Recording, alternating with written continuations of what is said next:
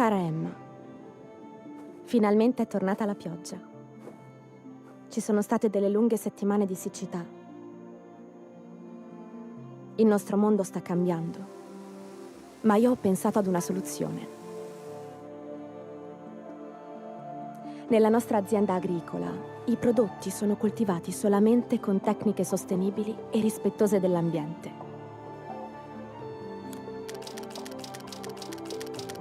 Consumano meno della metà dell'acqua e i frutti sono molto più sani. Sono quelli che mangiavo da bambina. Non vedo l'ora di vedere i tuoi occhi illuminarsi quando li assaggerai.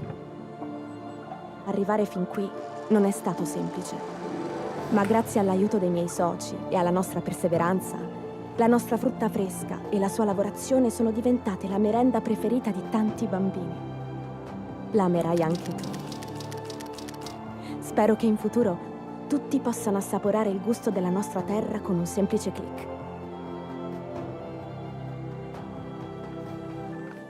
Manca poco al tuo arrivo. Non vedo l'ora di conoscerti. Amore mio.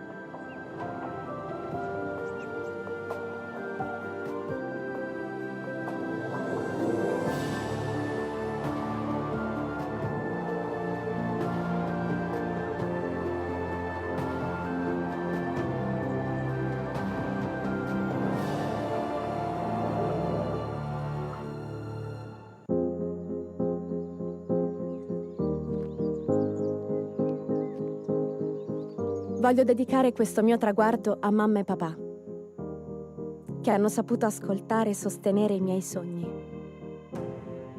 Lo dedico ai miei docenti, che mi hanno insegnato a coltivare la curiosità, allargando le mie conoscenze. Un traguardo che dedico anche a me, per non essermi mai arresa, anche quando sembrava tutto troppo difficile. E lo dedico anche alla mia terra, che mi ha vista crescere e mi ha fatto capire come rispettarla. Un grazie di cuore ai responsabili dell'azienda che mi hanno...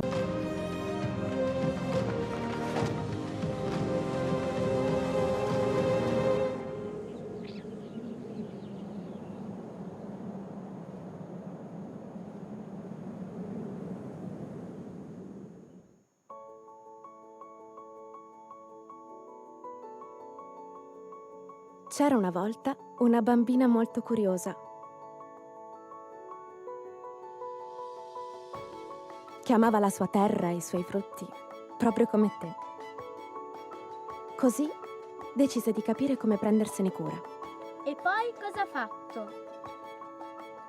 Ha recuperato un luogo abbandonato, facendolo vivere di nuovo, come una volta.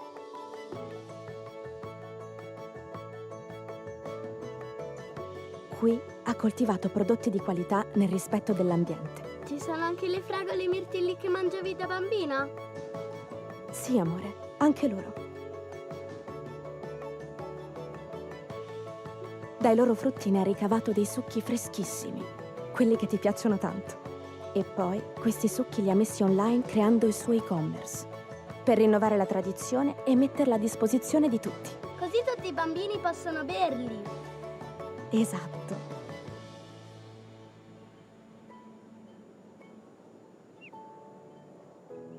E lo ha fatto per sostenere la sua terra e chi la lavora, pensando al futuro di chi la abiterà, come te.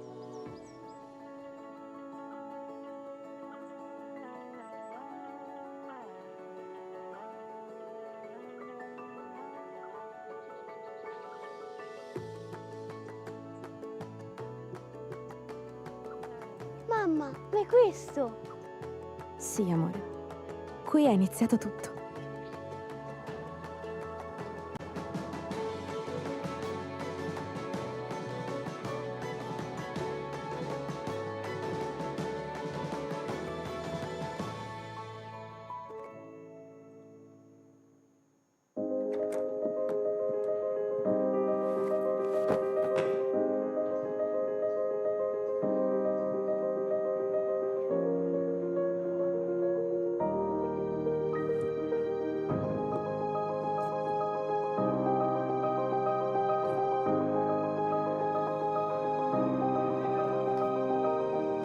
Matteo è il mio migliore amico.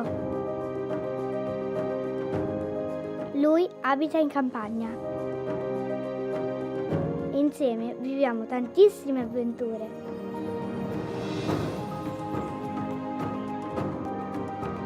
Oggi siamo andati nel vigneto della sua famiglia, in mezzo a 1000 grappoli d'uva. PS, ho preso una foglia di vite per ricordarmi questa giornata. Agnese, la mamma di Matteo, è preoccupata perché non piove da tante settimane. Ad un certo punto ho sentito un profumo, quello della marmellata di zucca del signor Giorgio. È dolcissima!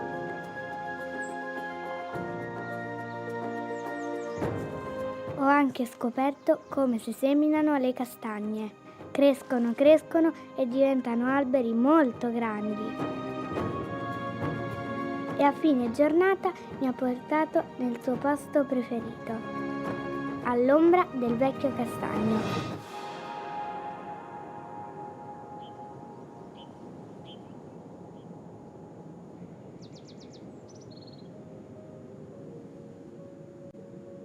Caro diario, io e Matteo abbiamo fatto una promessa. Ci prenderemo sempre cura di questo posto. Croce sul cuore.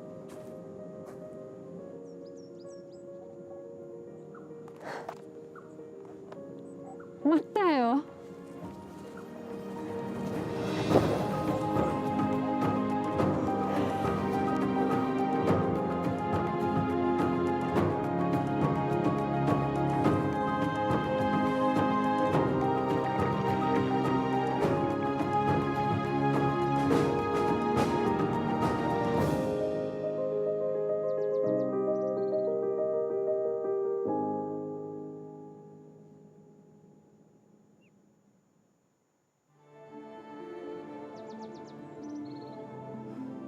Cara Emma, finalmente è tornata la pioggia. Ci sono state delle lunghe settimane di siccità. Il nostro mondo sta cambiando, ma io ho pensato ad una soluzione. Nella nostra azienda agricola, i prodotti sono coltivati solamente con tecniche sostenibili e rispettose dell'ambiente.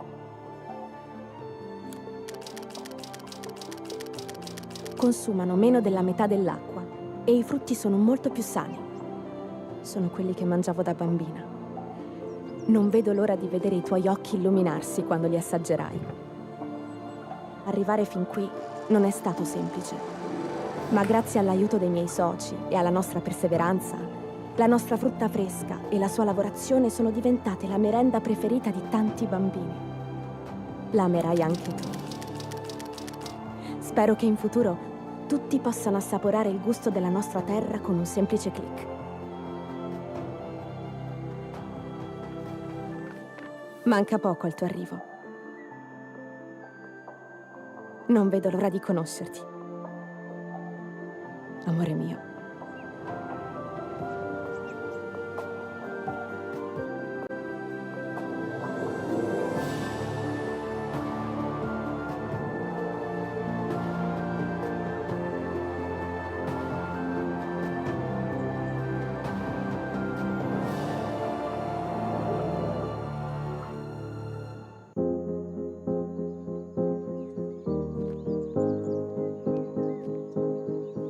Voglio dedicare questo mio traguardo a mamma e papà, che hanno saputo ascoltare e sostenere i miei sogni.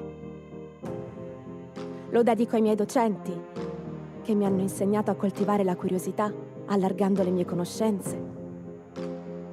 Un traguardo che dedico anche a me, per non essermi mai arresa, anche quando sembrava tutto troppo difficile. E lo dedico anche alla mia terra, che mi ha vista crescere e mi ha fatto capire come rispettarla. Un grazie di cuore ai responsabili dell'azienda che mi hanno ospitato durante la stesura della tesi e che mi hanno fatto toccare con mano le difficoltà e le soddisfazioni di chi lavora la terra perché produca i suoi frutti. Questo è l'ultimo passo del mio percorso di studi. E davanti a me se ne apre un altro, con tanti altri passi da compiere. Io sono pronta. Ci metterò tutta me stessa.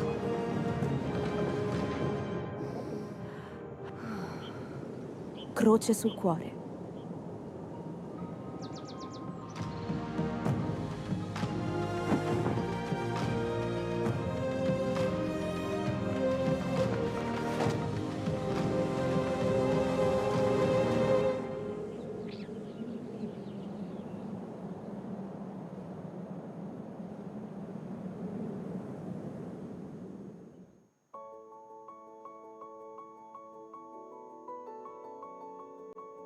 C'era una volta una bambina molto curiosa che amava la sua terra e i suoi frutti, proprio come te. Così decise di capire come prendersene cura. E poi cosa ha fatto? Ha recuperato un luogo abbandonato, facendolo vivere di nuovo, come una volta.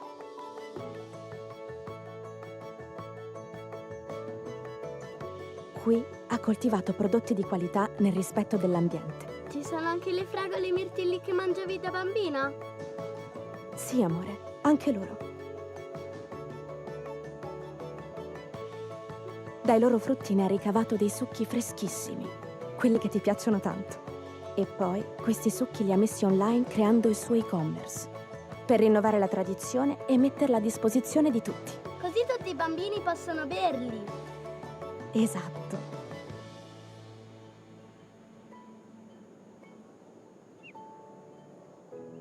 E lo ha fatto per sostenere la sua terra e chi la lavora,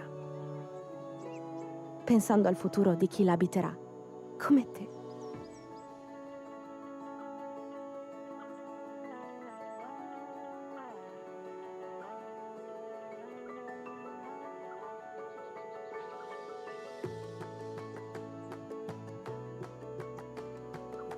Mamma, ma è questo?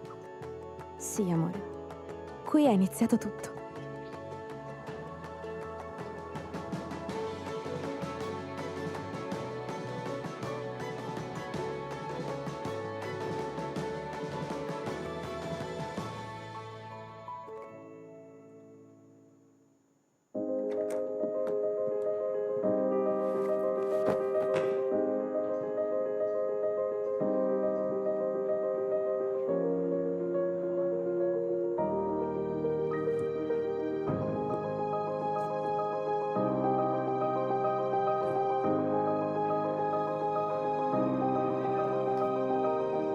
Matteo è il mio migliore amico.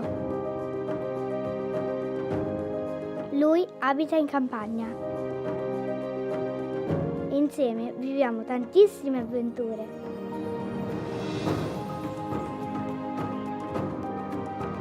Oggi siamo andati nel vigneto della sua famiglia, in mezzo a 1000 grappoli d'uva. PS, ho preso una foglia di vite per ricordarmi questa giornata. Agnese, la mamma di Matteo, è preoccupata perché non piove da tante settimane. Ad un certo punto ho sentito un profumo, quello della marmellata di zucca del signor Giorgio. È dolcissima!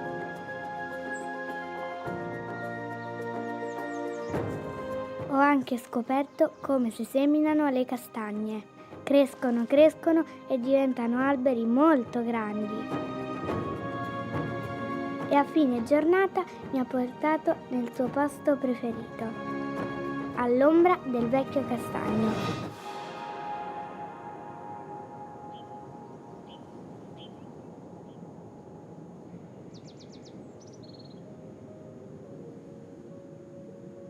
Caro diario, io e Matteo abbiamo fatto una promessa. Ci prenderemo sempre cura di questo posto. Croce sul cuore.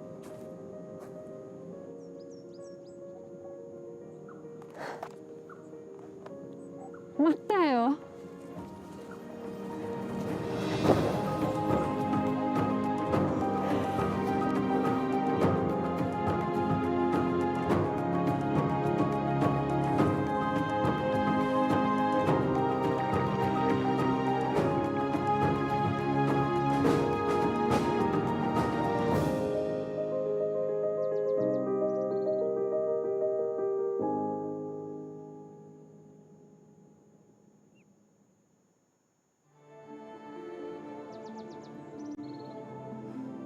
Cara Emma, finalmente è tornata la pioggia. Ci sono state delle lunghe settimane di siccità. Il nostro mondo sta cambiando, ma io ho pensato ad una soluzione. Nella nostra azienda agricola, i prodotti sono coltivati solamente con tecniche sostenibili e rispettose dell'ambiente. Consumano meno della metà dell'acqua e i frutti sono molto più sani. Sono quelli che mangiavo da bambina. Non vedo l'ora di vedere i tuoi occhi illuminarsi quando li assaggerai. Arrivare fin qui non è stato semplice, ma grazie all'aiuto dei miei soci e alla nostra perseveranza, la nostra frutta fresca e la sua lavorazione sono diventate la merenda preferita di tanti bambini.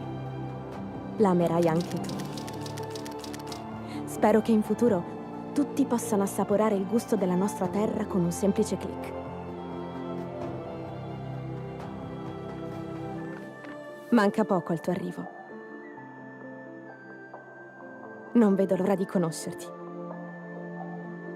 Amore mio.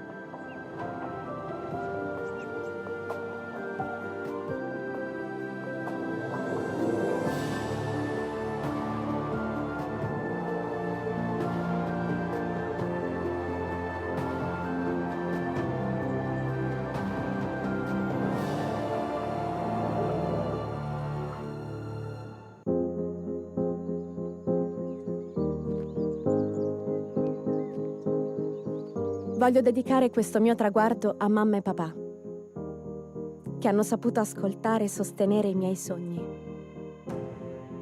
Lo dedico ai miei docenti, che mi hanno insegnato a coltivare la curiosità, allargando le mie conoscenze. Un traguardo che dedico anche a me, per non essermi mai arresa, anche quando sembrava tutto troppo difficile. E lo dedico anche alla mia terra,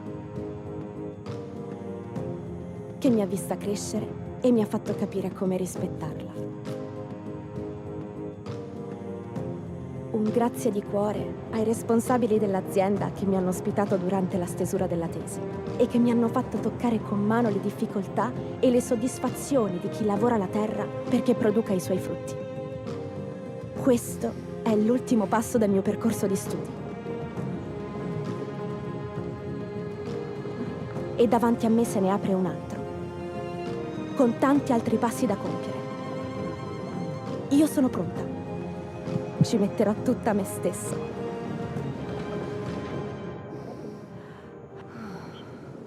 Croce sul cuore.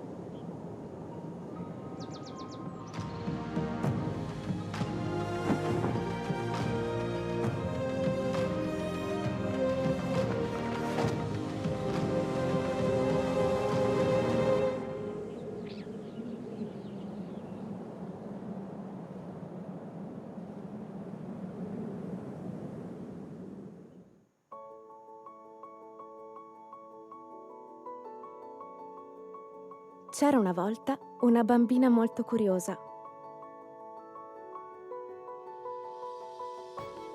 che amava la sua terra e i suoi frutti, proprio come te. Così decise di capire come prendersene cura. E poi cosa ha fatto? Ha recuperato un luogo abbandonato, facendolo vivere di nuovo, come una volta.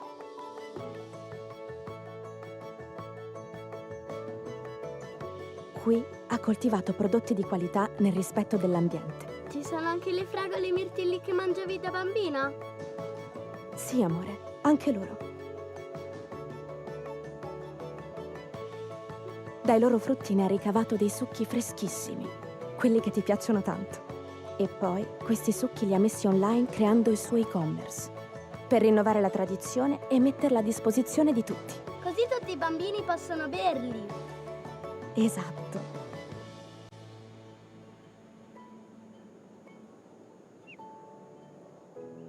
E lo ha fatto per sostenere la sua terra e chi la lavora, pensando al futuro di chi la abiterà, come te.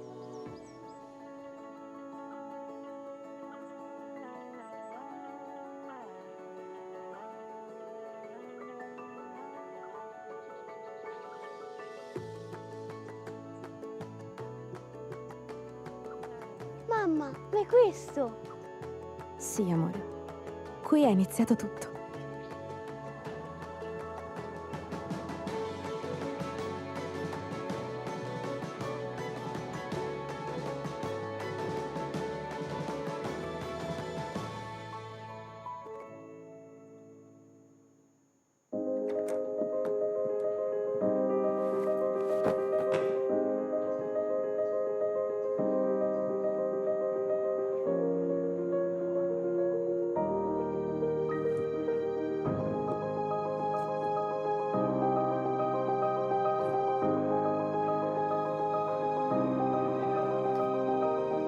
Matteo è il mio migliore amico.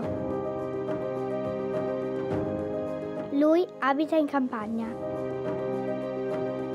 Insieme viviamo tantissime avventure.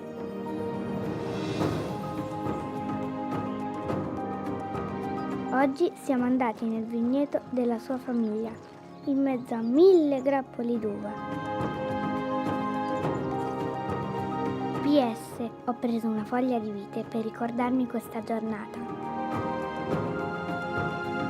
Agnese, la mamma di Matteo, è preoccupata perché non piove da tante settimane.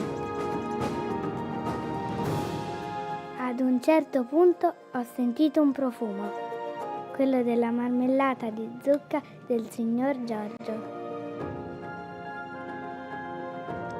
È dolcissima!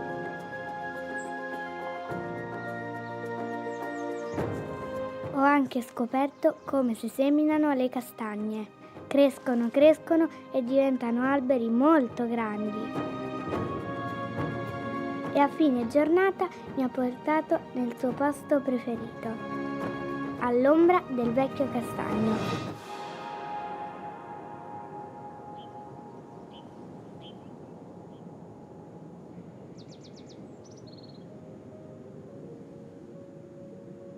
Caro diario, io e Matteo abbiamo fatto una promessa.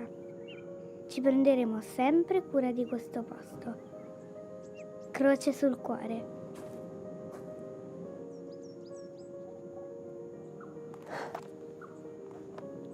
Matteo?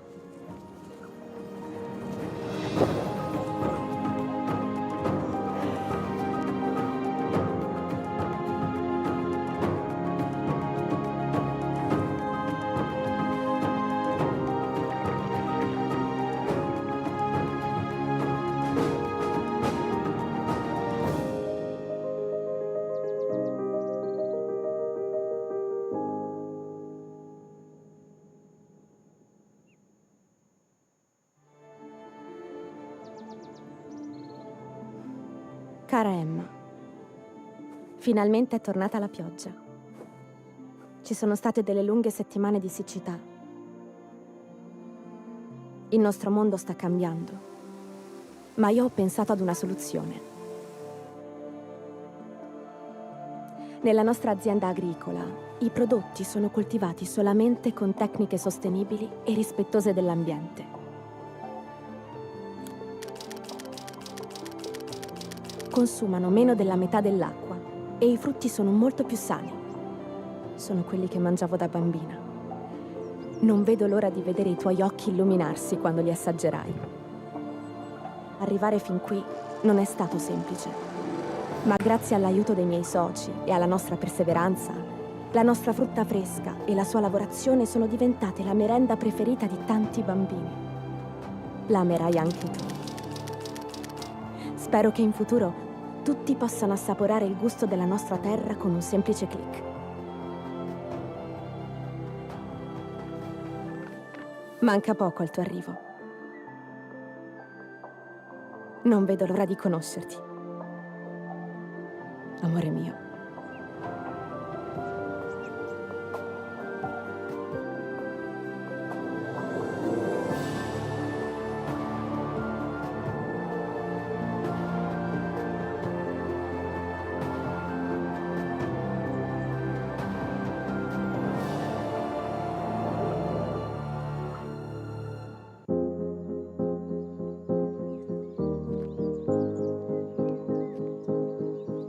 Voglio dedicare questo mio traguardo a mamma e papà, che hanno saputo ascoltare e sostenere i miei sogni. Lo dedico ai miei docenti, che mi hanno insegnato a coltivare la curiosità, allargando le mie conoscenze. Un traguardo che dedico anche a me, per non essermi mai arresa, anche quando sembrava tutto troppo difficile. E lo dedico anche alla mia terra, che mi ha vista crescere e mi ha fatto capire come rispettarla. Un grazie di cuore ai responsabili dell'azienda che mi hanno ospitato durante la stesura della tesi e che mi hanno fatto toccare con mano le difficoltà e le soddisfazioni di chi lavora la terra perché produca i suoi frutti. Questo è l'ultimo passo del mio percorso di studi. E davanti a me se ne apre un altro, con tanti altri passi da compiere. Io sono pronta. Ci metterò tutta me stessa.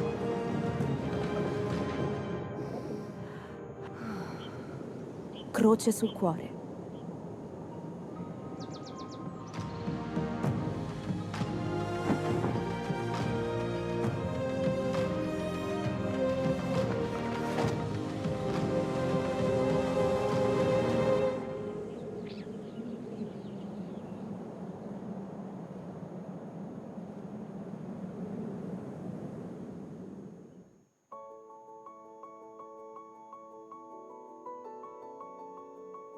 C'era una volta una bambina molto curiosa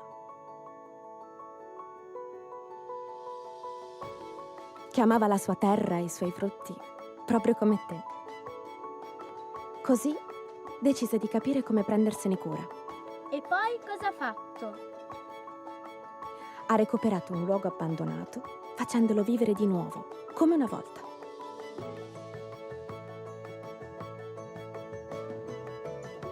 Qui ha coltivato prodotti di qualità nel rispetto dell'ambiente. Ci sono anche le fragole e i mirtilli che mangiavi da bambina?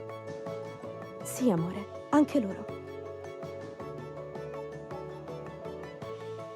Dai loro frutti ne ha ricavato dei succhi freschissimi, quelli che ti piacciono tanto.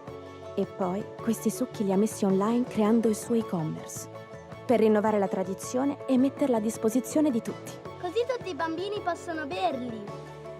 Esatto.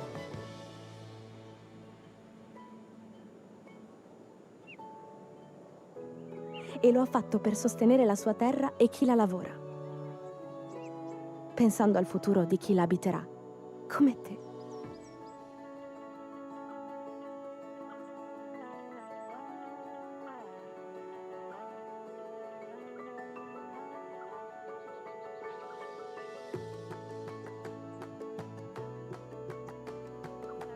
Mamma, ma è questo? Sì, amore. Qui è iniziato tutto.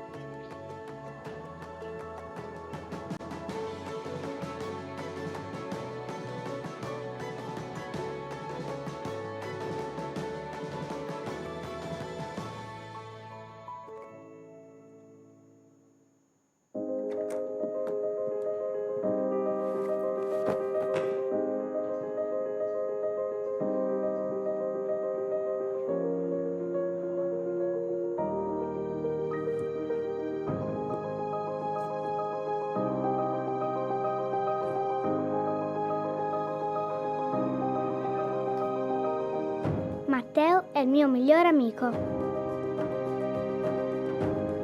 Lui abita in campagna. Insieme viviamo tantissime avventure.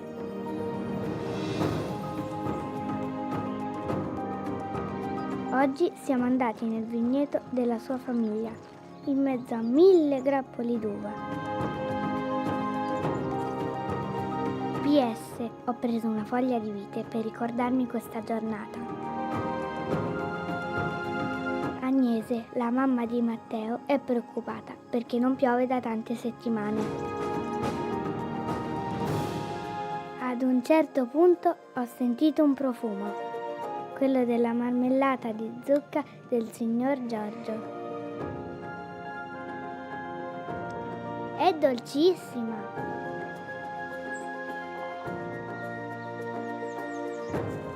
Ho anche scoperto come si seminano le castagne. Crescono, crescono e diventano alberi molto grandi. E a fine giornata mi ha portato nel suo posto preferito, all'ombra del vecchio castagno.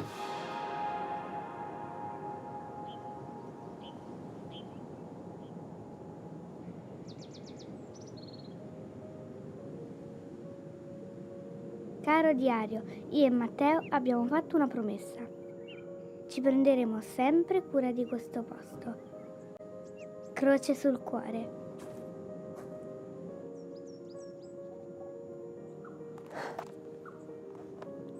Matteo?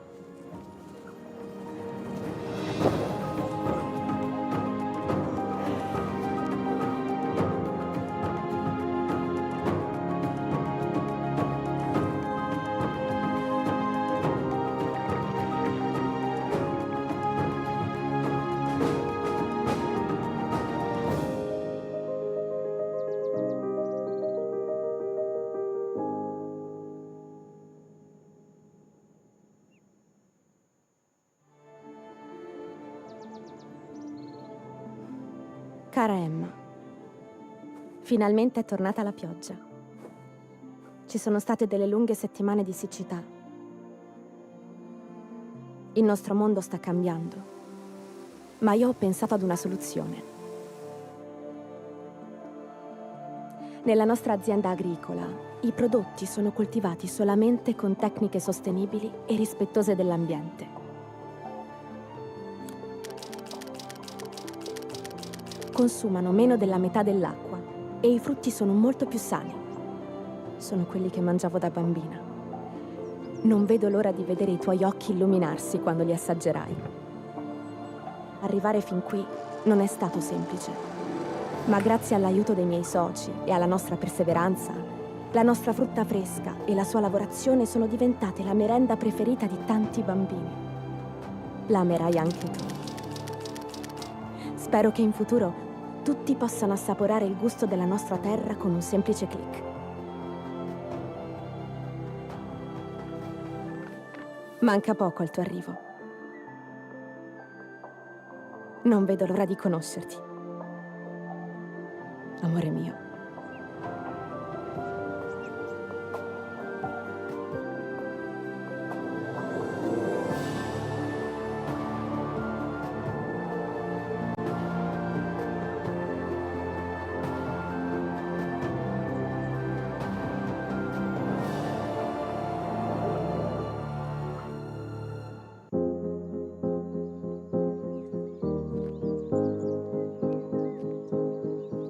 Voglio dedicare questo mio traguardo a mamma e papà, che hanno saputo ascoltare e sostenere i miei sogni.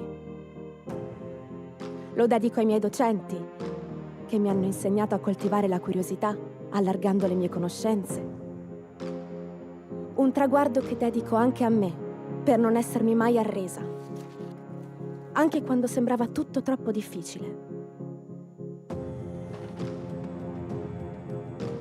E lo dedico anche alla mia terra, che mi ha vista crescere e mi ha fatto capire come rispettarla. Un Un grazie di cuore ai responsabili dell'azienda che mi hanno ospitato durante la stesura della tesi e che mi hanno fatto toccare con mano le difficoltà e le soddisfazioni di chi lavora la terra perché produca i suoi frutti.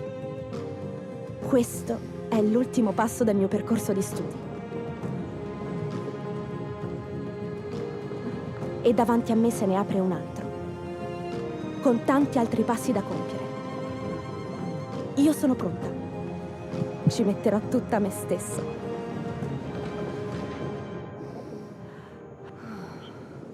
Croce sul cuore.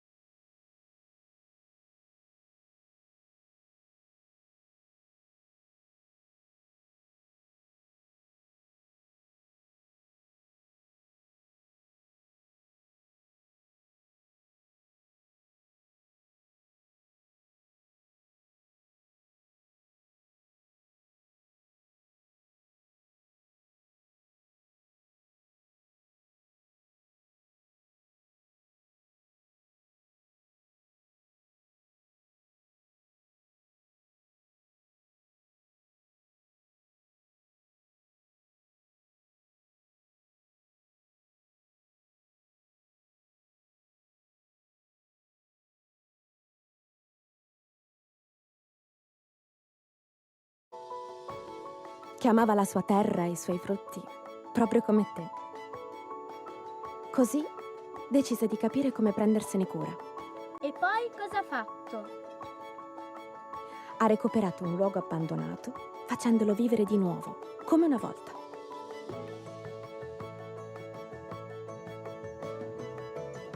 Qui ha coltivato prodotti di qualità nel rispetto dell'ambiente. Ci sono anche le fragole e i mirtilli che mangiavi da bambina? Sì, amore, anche loro. Dai loro frutti ne ha ricavato dei succhi freschissimi, quelli che ti piacciono tanto. E poi questi succhi li ha messi online creando il suo e-commerce, per rinnovare la tradizione e metterla a disposizione di tutti. Così tutti i bambini possono berli. Esatto.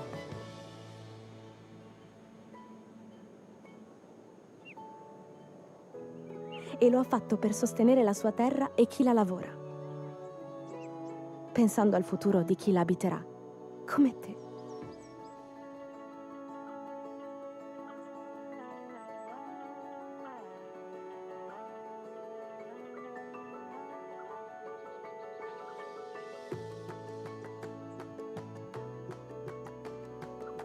Mamma, ma è questo? Sì, amore. Qui è iniziato tutto.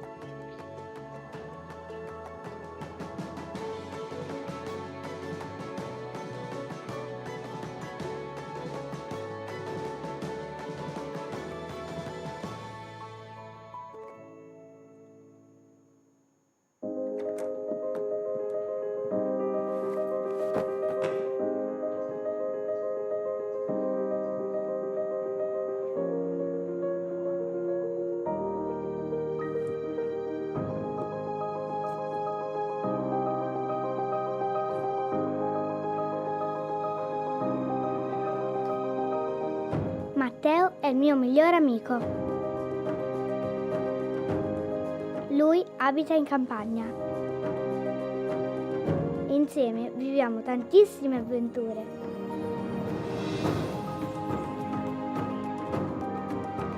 Oggi siamo andati nel vigneto della sua famiglia, in mezzo a 1000 grappoli d'uva. PS, ho preso una foglia di vite per ricordarmi questa giornata.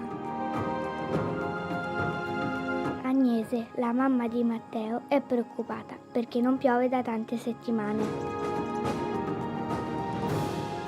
Ad un certo punto ho sentito un profumo, quello della marmellata di zucca del signor Giorgio.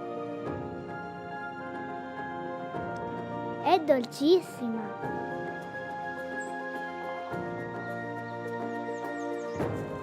Ho anche scoperto come si seminano le castagne. Crescono, crescono e diventano alberi molto grandi. E a fine giornata mi ha portato nel suo posto preferito, all'ombra del vecchio castagno.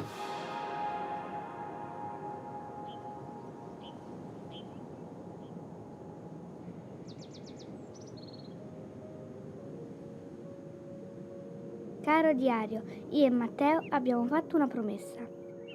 Ci prenderemo sempre cura di questo posto.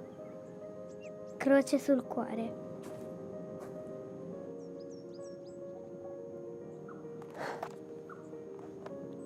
Matteo!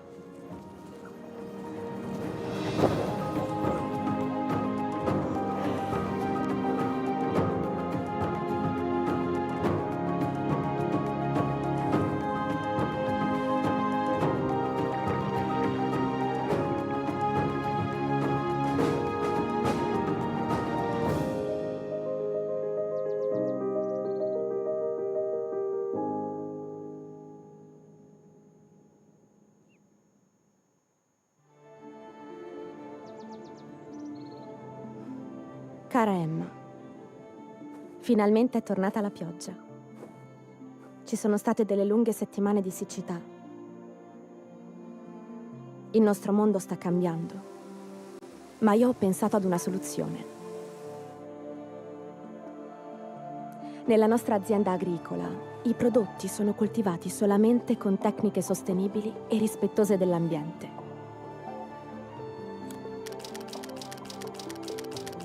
consumano meno della metà dell'acqua e i frutti sono molto più sani. Sono quelli che mangiavo da bambina. Non vedo l'ora di vedere i tuoi occhi illuminarsi quando li assaggerai. Arrivare fin qui non è stato semplice, ma grazie all'aiuto dei miei soci e alla nostra perseveranza, la nostra frutta fresca e la sua lavorazione sono diventate la merenda preferita di tanti bambini. La amerai anche tu. Spero che in futuro tutti possano assaporare il gusto della nostra terra con un semplice click. Manca poco al tuo arrivo. Non vedo l'ora di conoscerti. Amore mio.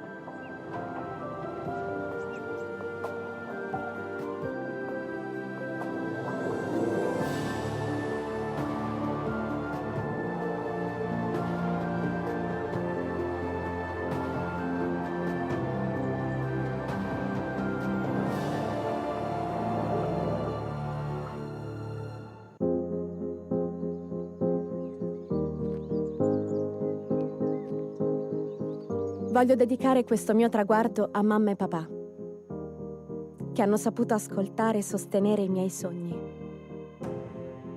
Lo dedico ai miei docenti, che mi hanno insegnato a coltivare la curiosità, allargando le mie conoscenze. Un traguardo che dedico anche a me, per non essermi mai arresa, proprio come te.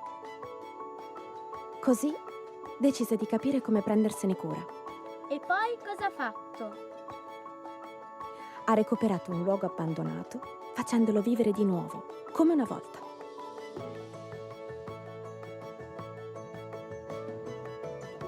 Qui ha coltivato prodotti di qualità nel rispetto dell'ambiente. Ci sono anche le fragole e i mirtilli che mangiavi da bambina? Sì, amore, anche loro.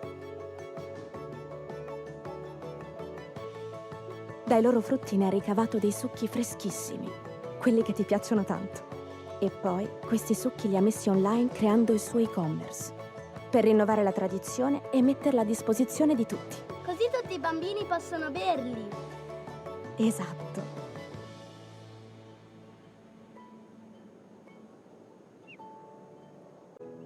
E lo ha fatto per sostenere la sua terra e chi la lavora, pensando al futuro di chi la abiterà, come te.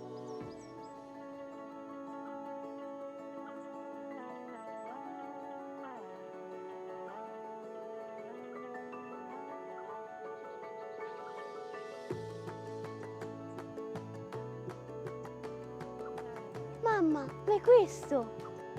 Sì, amore. Qui è iniziato tutto.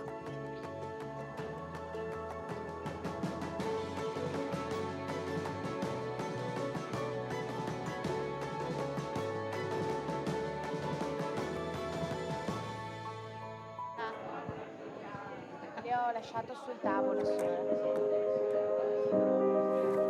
Signori, vi chiediamo di accomodarvi perché fra 3 minuti iniziamo. Vi chiediamo di accomodarvi, grazie. Stiamo per iniziare. Grazie mille.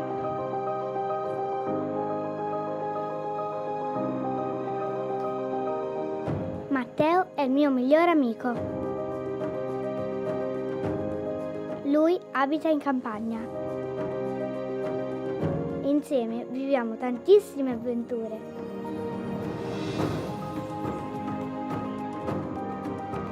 Oggi siamo andati nel vigneto della sua famiglia, in mezzo a 1000 grappoli d'uva. PS, ho preso una foglia di vite per ricordarmi questa giornata. Agnese, la mamma di Matteo, è preoccupata perché non piove da tante settimane.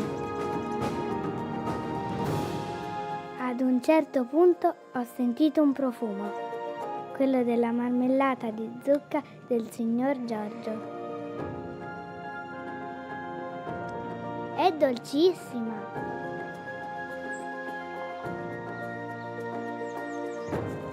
Ho anche scoperto come si seminano le castagne. Crescono e diventano alberi molto grandi. E a fine giornata mi ha portato nel suo posto preferito. all'ombra del vecchio castagno.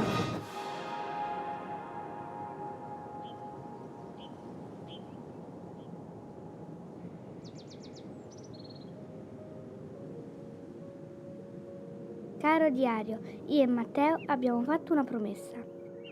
Ci prenderemo sempre cura di questo posto. Croce sul cuore.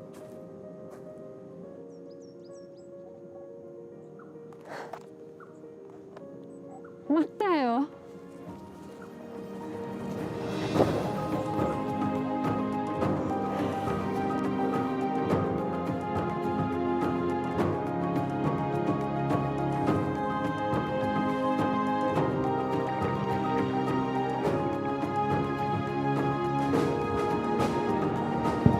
Se ci accomodiamo iniziamo i lavori.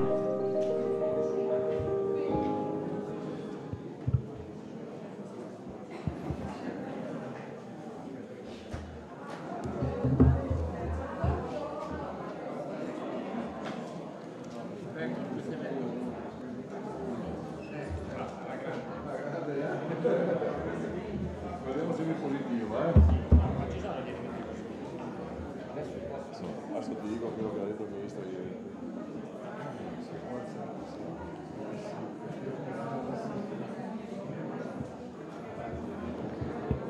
Allora, se siamo pronti, io inizierei, vi chiederei silenzio, se no non riusciamo a partire.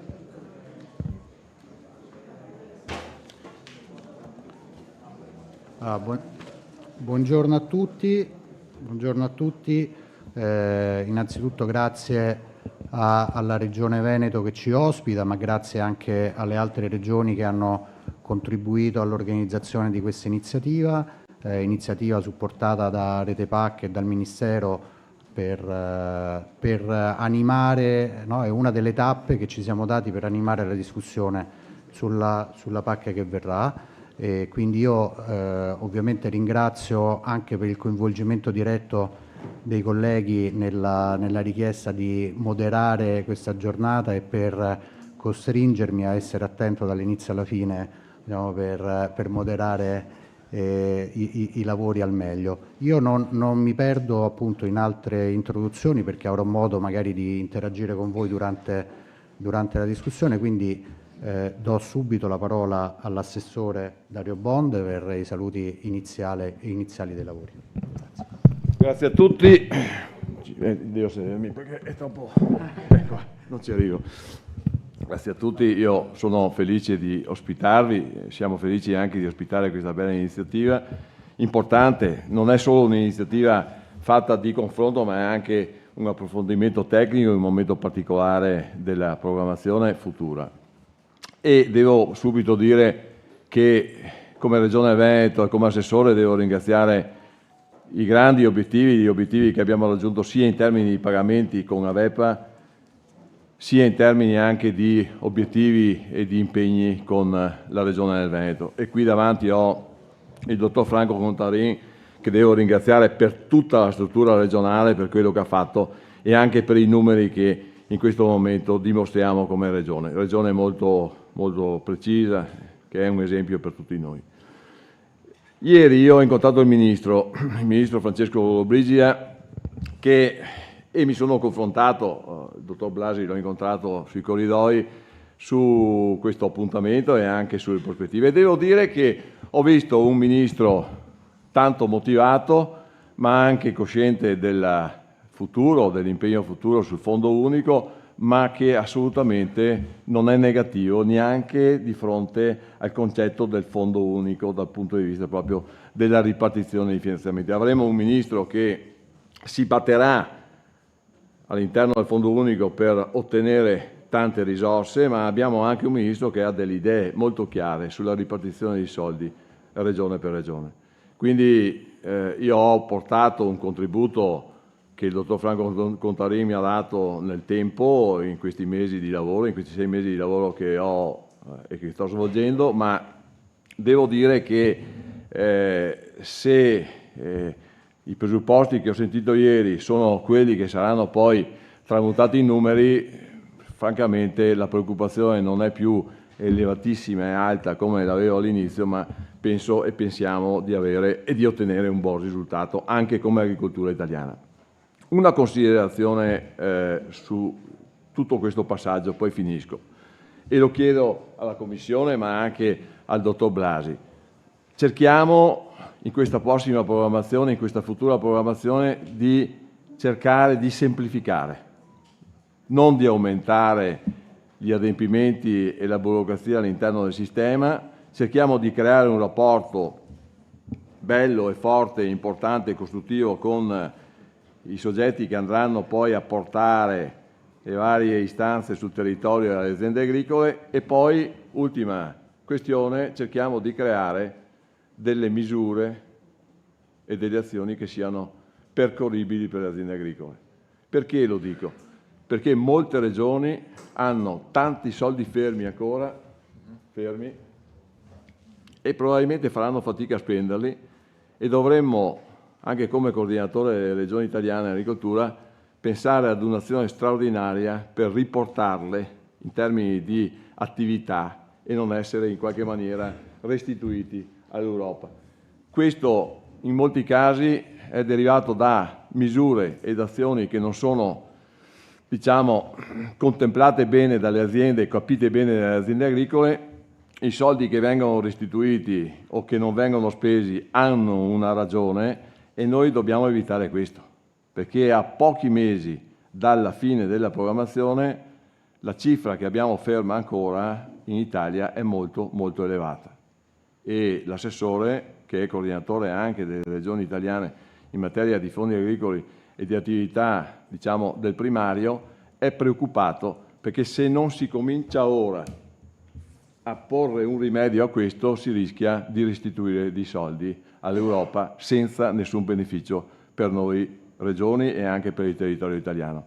Ecco, su questo obiettivo il lavoro di oggi, non solo del Fondo Unico, ma anche delle azioni necessarie per un'agricoltura del futuro che è in 5 anni, in 3 anni, cambiata completamente, o comunque ha degli obiettivi diversi.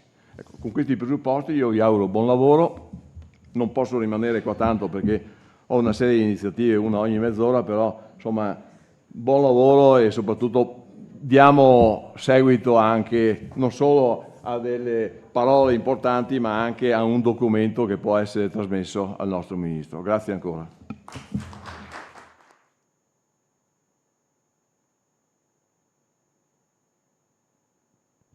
Grazie Assessore, grazie anche di alcuni spunti che già nascono, diciamo, per il dibattito che verrà. Io do subito la parola a Andrea Incarnati, che è il nostro punto di riferimento in Commissione, diciamo, a cui teniamo particolarmente. Sì, allora, buongiorno a tutti. Ringrazio anche a nome della Commissione della DG Agri per questo invito. Siamo molto contenti di essere qui. Tra l'altro conosco praticamente tutti quanti, insomma abbiamo con tutti quanti sia a livello del Ministero ma delle regioni, anche con le regioni, tanta conoscenza reciproca, no? Anche tanta conoscenza comune degli aspetti, se vogliamo, più difficili, più problematici. Quindi ringrazio chiaramente in primis la Regione Veneto per ospitarci in questo evento e tutte le altre 4 regioni del nord-est per aver partecipato all'organizzazione. È un evento che si prepara ad essere molto concreto, mi sembra, e questa è una cosa molto buona. Ci sono tutta una serie di questioni che verranno adesso portate dalle varie regioni, più o meno tecniche, insomma, però sono tutte questioni importanti, devo dire, ed è importante che si approfondiscano questi aspetti in questi mesi, perché poi lo vedremo, i tempi sono molto brevi. Il piano unico pone molte opportunità, secondo me, però per coglierle appieno, ecco, bisogna lavorare e approfondire certi aspetti. Quindi buon lavoro a tutti quanti e ridò la parola al Presidente. Io la passo immediatamente a Giuseppe Blasi, diciamo, che non ha bisogno di presentazioni per i suoi saluti. Mi è vecchio, come me. Grazie, buongiorno. Intanto è un piacere rivedere un mare di colleghi con cui che praticamente ha avuto la possibilità e la fortuna, per me è una fortuna, di lavorare insieme per tanto tempo. Insomma, siamo cresciuti insieme, ormai siamo anche un pezzo avanti, però come diceva Andrea è un elemento fondamentale, quello della conoscenza, la fiducia reciproca e la possibilità di confrontarsi in maniera franca con tutti quanti noi. Sono convinto anch'io che oggi è un giorno particolarmente importante perché potremmo diciamo, segnare alcuni aspetti fondamentali dei tempi e delle cose che dobbiamo fare da qui in avanti. Io approfitto della presenza dell'assessore per lanciare alcuni messaggi, perché lui l'ha fatto, anche perché oltre a essere il responsabile della regione che ci ospita è anche il coordinatore di tutte le regioni. E se noi volessimo arrivare, e questo è quello che ci chiede la Commissione, ad una partenza precisa il 1° di gennaio 2028, noi in un anno dobbiamo fare un mare di cose che vedranno diciamo, attribuito al coordinamento degli assessori delle responsabilità altissime, perché poi ci sono dei momenti di tutto il processo costruttivo di una programmazione che sono scanditi da passaggi fondamentali. E il passaggio dei passaggi, le forche caudine, è il riparto dei soldi. No? Tu hai fatto riferimento ad un messaggio che avete condiviso a livello di ministro, è una cosa su cui sicuramente la Commissione ci dirà, perché la volta scorsa siamo andati lunghi proprio perché non riuscivamo a raggiungere l'accordo, e l'accordo l'abbiamo fatto addirittura in 2 tornate. Un primo pezzo sul primo pilastro e il secondo, quello più doloroso, sul secondo pilastro. Siamo arrivati praticamente a luglio del 2022 e dovevamo mandare il piano per essere approvato entro il 31 dicembre del 2022, quindi eravamo proprio impiccati. Allora, questo vuol dire che, fermo restando che a Bruxelles si chiude il negoziato sul quadro finanziario, perché se non c'è il quid di che parliamo di criteri, ma i criteri insomma se non vengono calati i numeri non servono a niente. Però se questo processo si dovesse chiudere, noi entro il primo semestre del prossimo anno, quindi entro un anno, dobbiamo fare l'accordo sui soldi, per forza, perché se non ci sono deroghe o dobbiamo poter presentare il nostro pezzo di piano dentro al piano alla Commissione, perché se non c'è la presentazione a regolamentazione, diciamo a proposte di oggi, non c'è la possibilità di far partire i pagamenti della PAC, quindi deve essere il piano presentato, quindi piano presentato vuol dire con accordo sui soldi fatto, perché altrimenti non presenti niente. E questa fase è una fase complicatissima, sia per noi tecnici ministeriali che faremo, diciamo, daremo gli elementi al Ministro per fare la proposta, ma anche per guidare diciamo una composizione dei vari interessi che è sempre stata molto complicata e difficoltosa, quindi tanto buon lavoro su questo aspetto.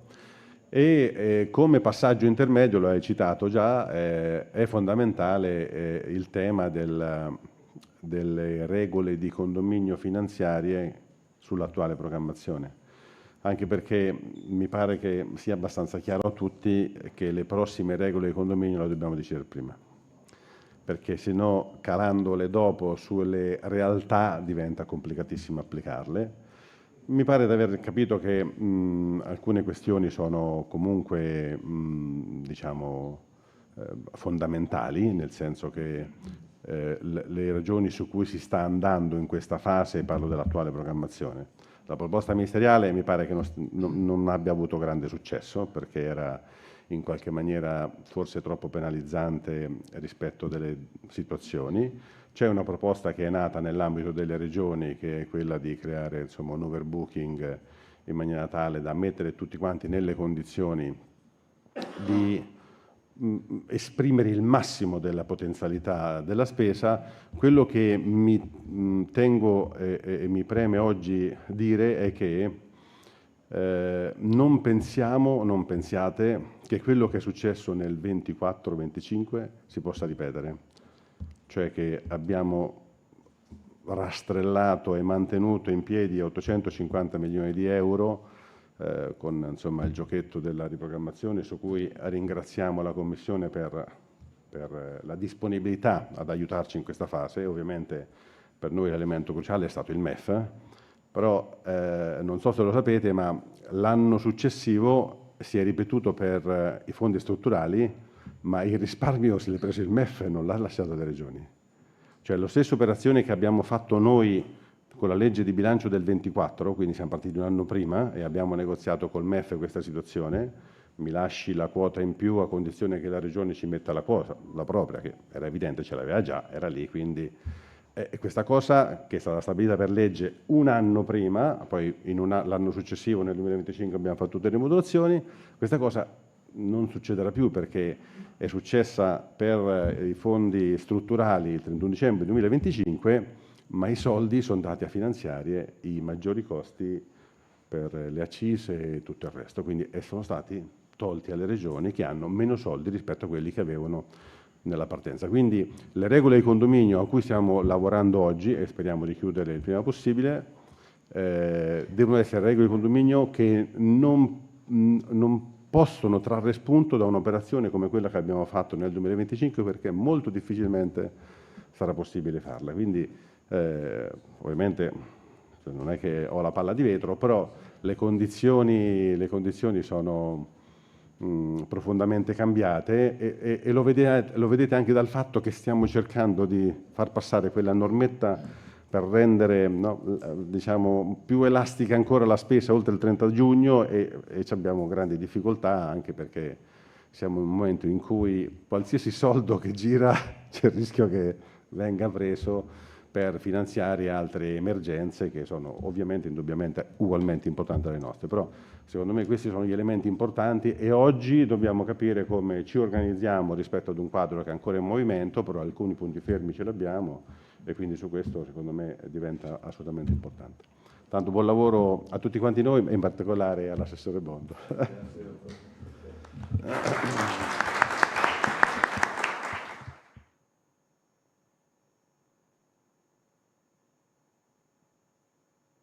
Perfetto, grazie all'assessore, a Andrea Incarnati e a Giuseppe Blasi per la loro apertura dei lavori che ha diciamo, già qualcosa di più di saluto istituzionale e questo credo che apra in termini positivi i lavori di oggi. Io inizierei invece adesso i lavori veri e propri della giornata invitando qui la mia collega Barbara Bimbati della sede del CREA di Padova per un'introduzione ai lavori che in qualche maniera vuole rappresentare il fatto che la politica agricola di cui parliamo evidentemente risponde a dei fabbisogni di settore, risponde a dei fabbisogni territoriali e questi fabbisogni in qualche maniera devono essere letti e analizzati, così come la nostra politica agricola deve essere anche capace di cogliere gli aspetti positivi su cui lavorare per un rilancio del settore importante. E quindi era importante tracciare gli elementi comuni e anche le diversità che caratterizzano le regioni del nord-est, anche per aprire una discussione che poi si basi su quello che caratterizza i territori su cui oggi stiamo lavorando. Quindi invito Barbara al tavolo per la presentazione. Come volete, potete stare qui oppure come vi piace. Forse potete.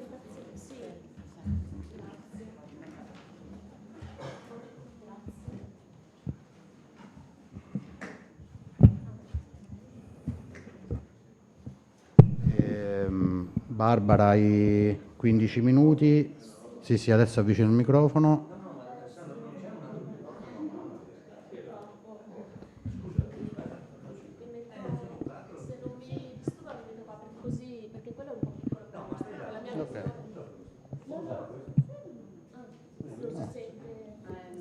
Ok, Barbara, hai 15 minuti, se sfori ti faccio dei segni di reprimenda. È chiuso il microfono. Io non l'ho aperto, l'ho preso e basta. Sono tecnico. Consentitemi, lo dico a Barbara e non lo ricordo per tutti quanti quelli che interverranno dopo, abbiamo tempi stretti, tanti interventi, quindi richiamerò ai tempi di tutti quanti. Consentitemi anche una moderazione informale, siamo una comunità di pratica che oramai, come diceva anche Giuseppe, ci conosciamo da tanti anni e quindi sarò abbastanza informale nel passaggio della parola tra i vari colleghi. Vai Barbara. Buongiorno a tutti. Allora, innanzitutto questa, diciamo... Ah, sì, scusate. È una... sì. Ecco, grazie.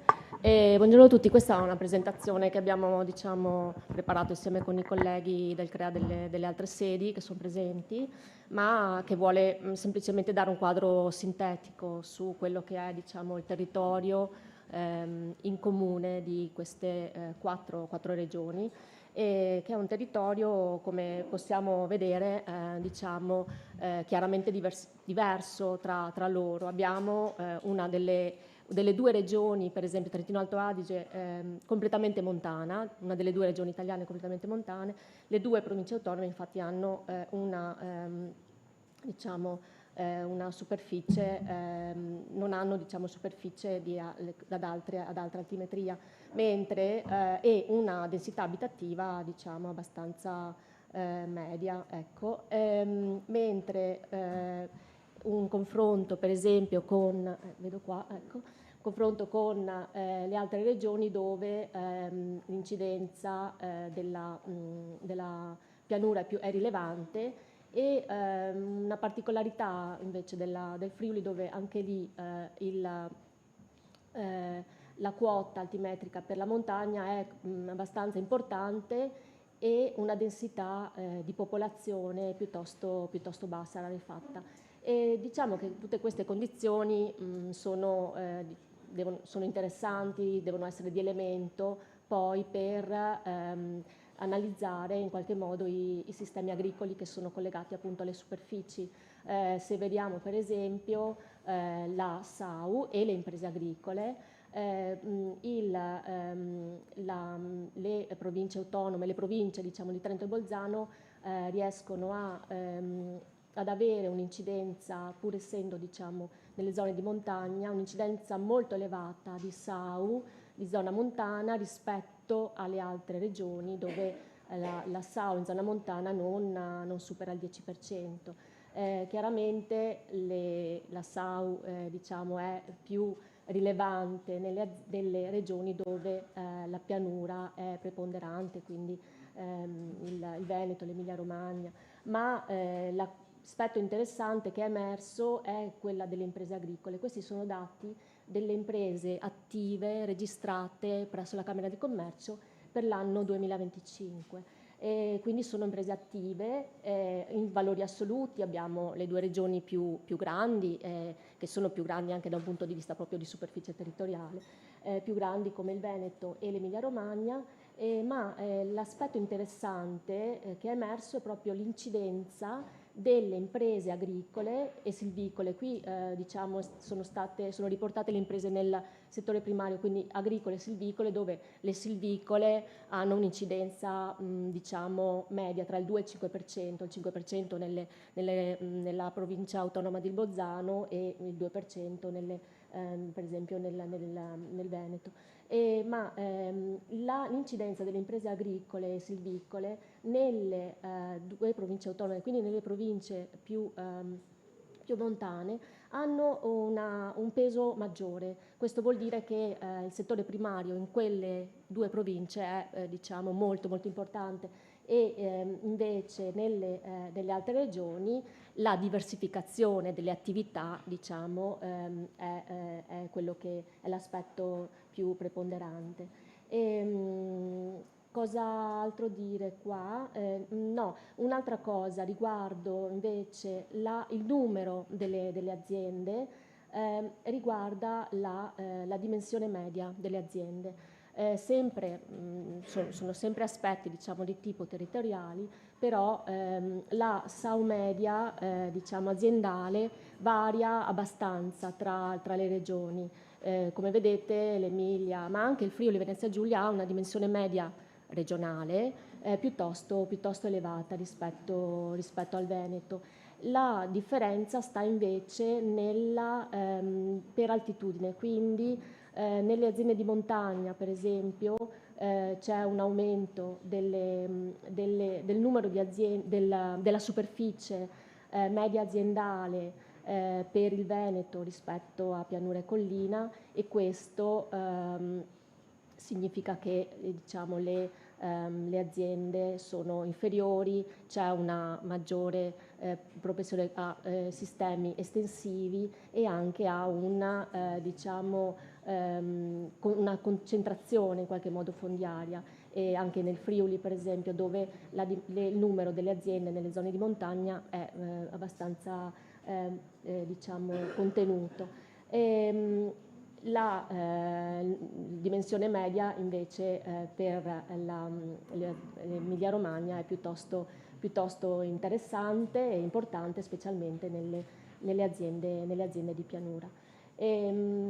Per quanto riguarda l'aspetto dei settori, i settori produttivi, chiaramente questo non è un confronto tra regioni, cioè nel senso che hanno dimensioni anche molto diverse, quindi non è che si vuole, però è invece cogliere quegli aspetti peculiari che ogni regione, ogni provincia autonoma può dare. E come vediamo ogni territorio ha le proprie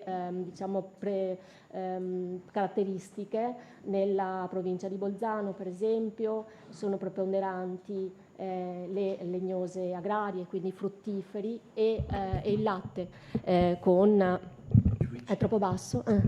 Con quindi settori che predispongono anche a delle filiere piuttosto interessanti, come quella del latte per esempio, o nel Trentino dove anche prevale per esempio l'aspetto anche del vitivinicolo, Nelle altre, l'Emilia Romagna è quella che sembra avere una distribuzione, diciamo, più organica, nel senso più equilibrata, anche se come per il Veneto la produzione, diciamo, zootecnica è veramente importante, sia per quanto riguarda la carne e il latte, nel Veneto soprattutto la carne e il vitivinicolo. Il Friuli Venezia Giulia anche questo ha degli aspetti, dei settori piuttosto un po' più concentrati, come il vitivinicolo, molto importante, e la carne e le colture estensive. Quello che è interessante anche è al di là, diciamo, dei settori delle produzioni, quello che è invece le produzioni agricole caratteristiche, e quindi per esempio da uno studio, il rapporto di Ismea, di Fondazione Qualivita sulle indicazioni geografiche, emerge che il 54% del valore della produzione diciamo, per le indicazioni geografiche è prodotto nelle regioni del nord-est. Quindi e questo è anche una produzione, diciamo, un valore che è in aumento, quindi è rilevato anche in aumento del 24 rispetto all'anno 2023, quindi anno su anno. E abbiamo, diciamo, ogni regione apporta un proprio numero interessante di prodotti, sia per quanto riguarda il cibo, sia per quanto riguarda il vino, quindi distribuiti, e anche un'interessante presenza degli operatori di filiera, quindi produttori e trasformatori, molto più diciamo, incidenti, come nel Trentino Alto Adige per esempio.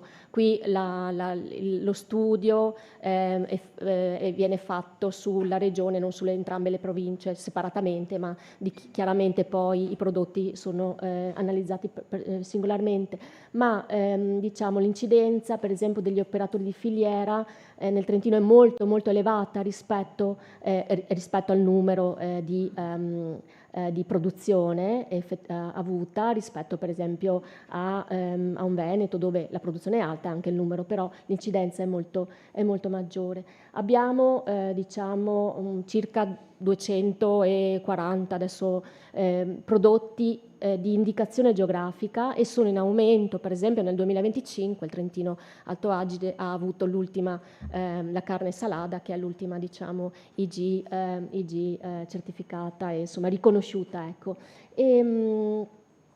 Quindi questi sono aspetti, anche questi molto da tenere in considerazione per caratterizzare le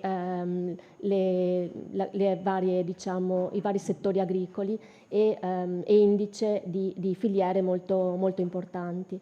Per quanto riguarda, diciamo, invece l'aspetto del sostegno allo sviluppo rurale mediante i complementi di sviluppo, ecco, questo è stato un confronto per capire come, diciamo, le regioni si sono mosse. Devo dire che effettivamente l'incidenza maggiore per tutte è sicuramente negli investimenti alle aziende agricole, nelle infrastrutture, compreso anche, considerando anche come investimento diciamo, gli interventi sull'insediamento ai giovani e l'avvio alle imprese. Quindi quasi tutte le regioni hanno il maggiore contributo proprio un sostegno agli investimenti nelle aziende agricole.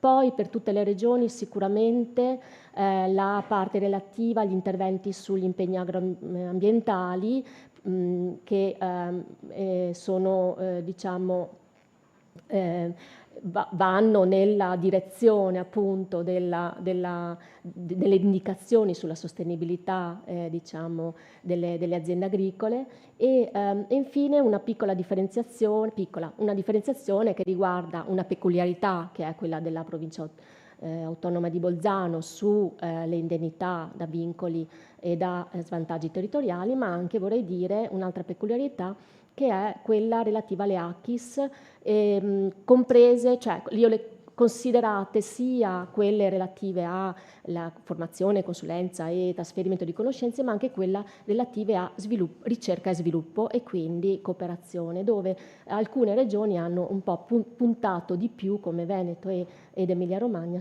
anche su questi interventi. Ecco, io sono stata molto veloce, sintetica, perché era una, diciamo, presentazione generica, ma vi lascio poi alle vostre discussioni. Grazie.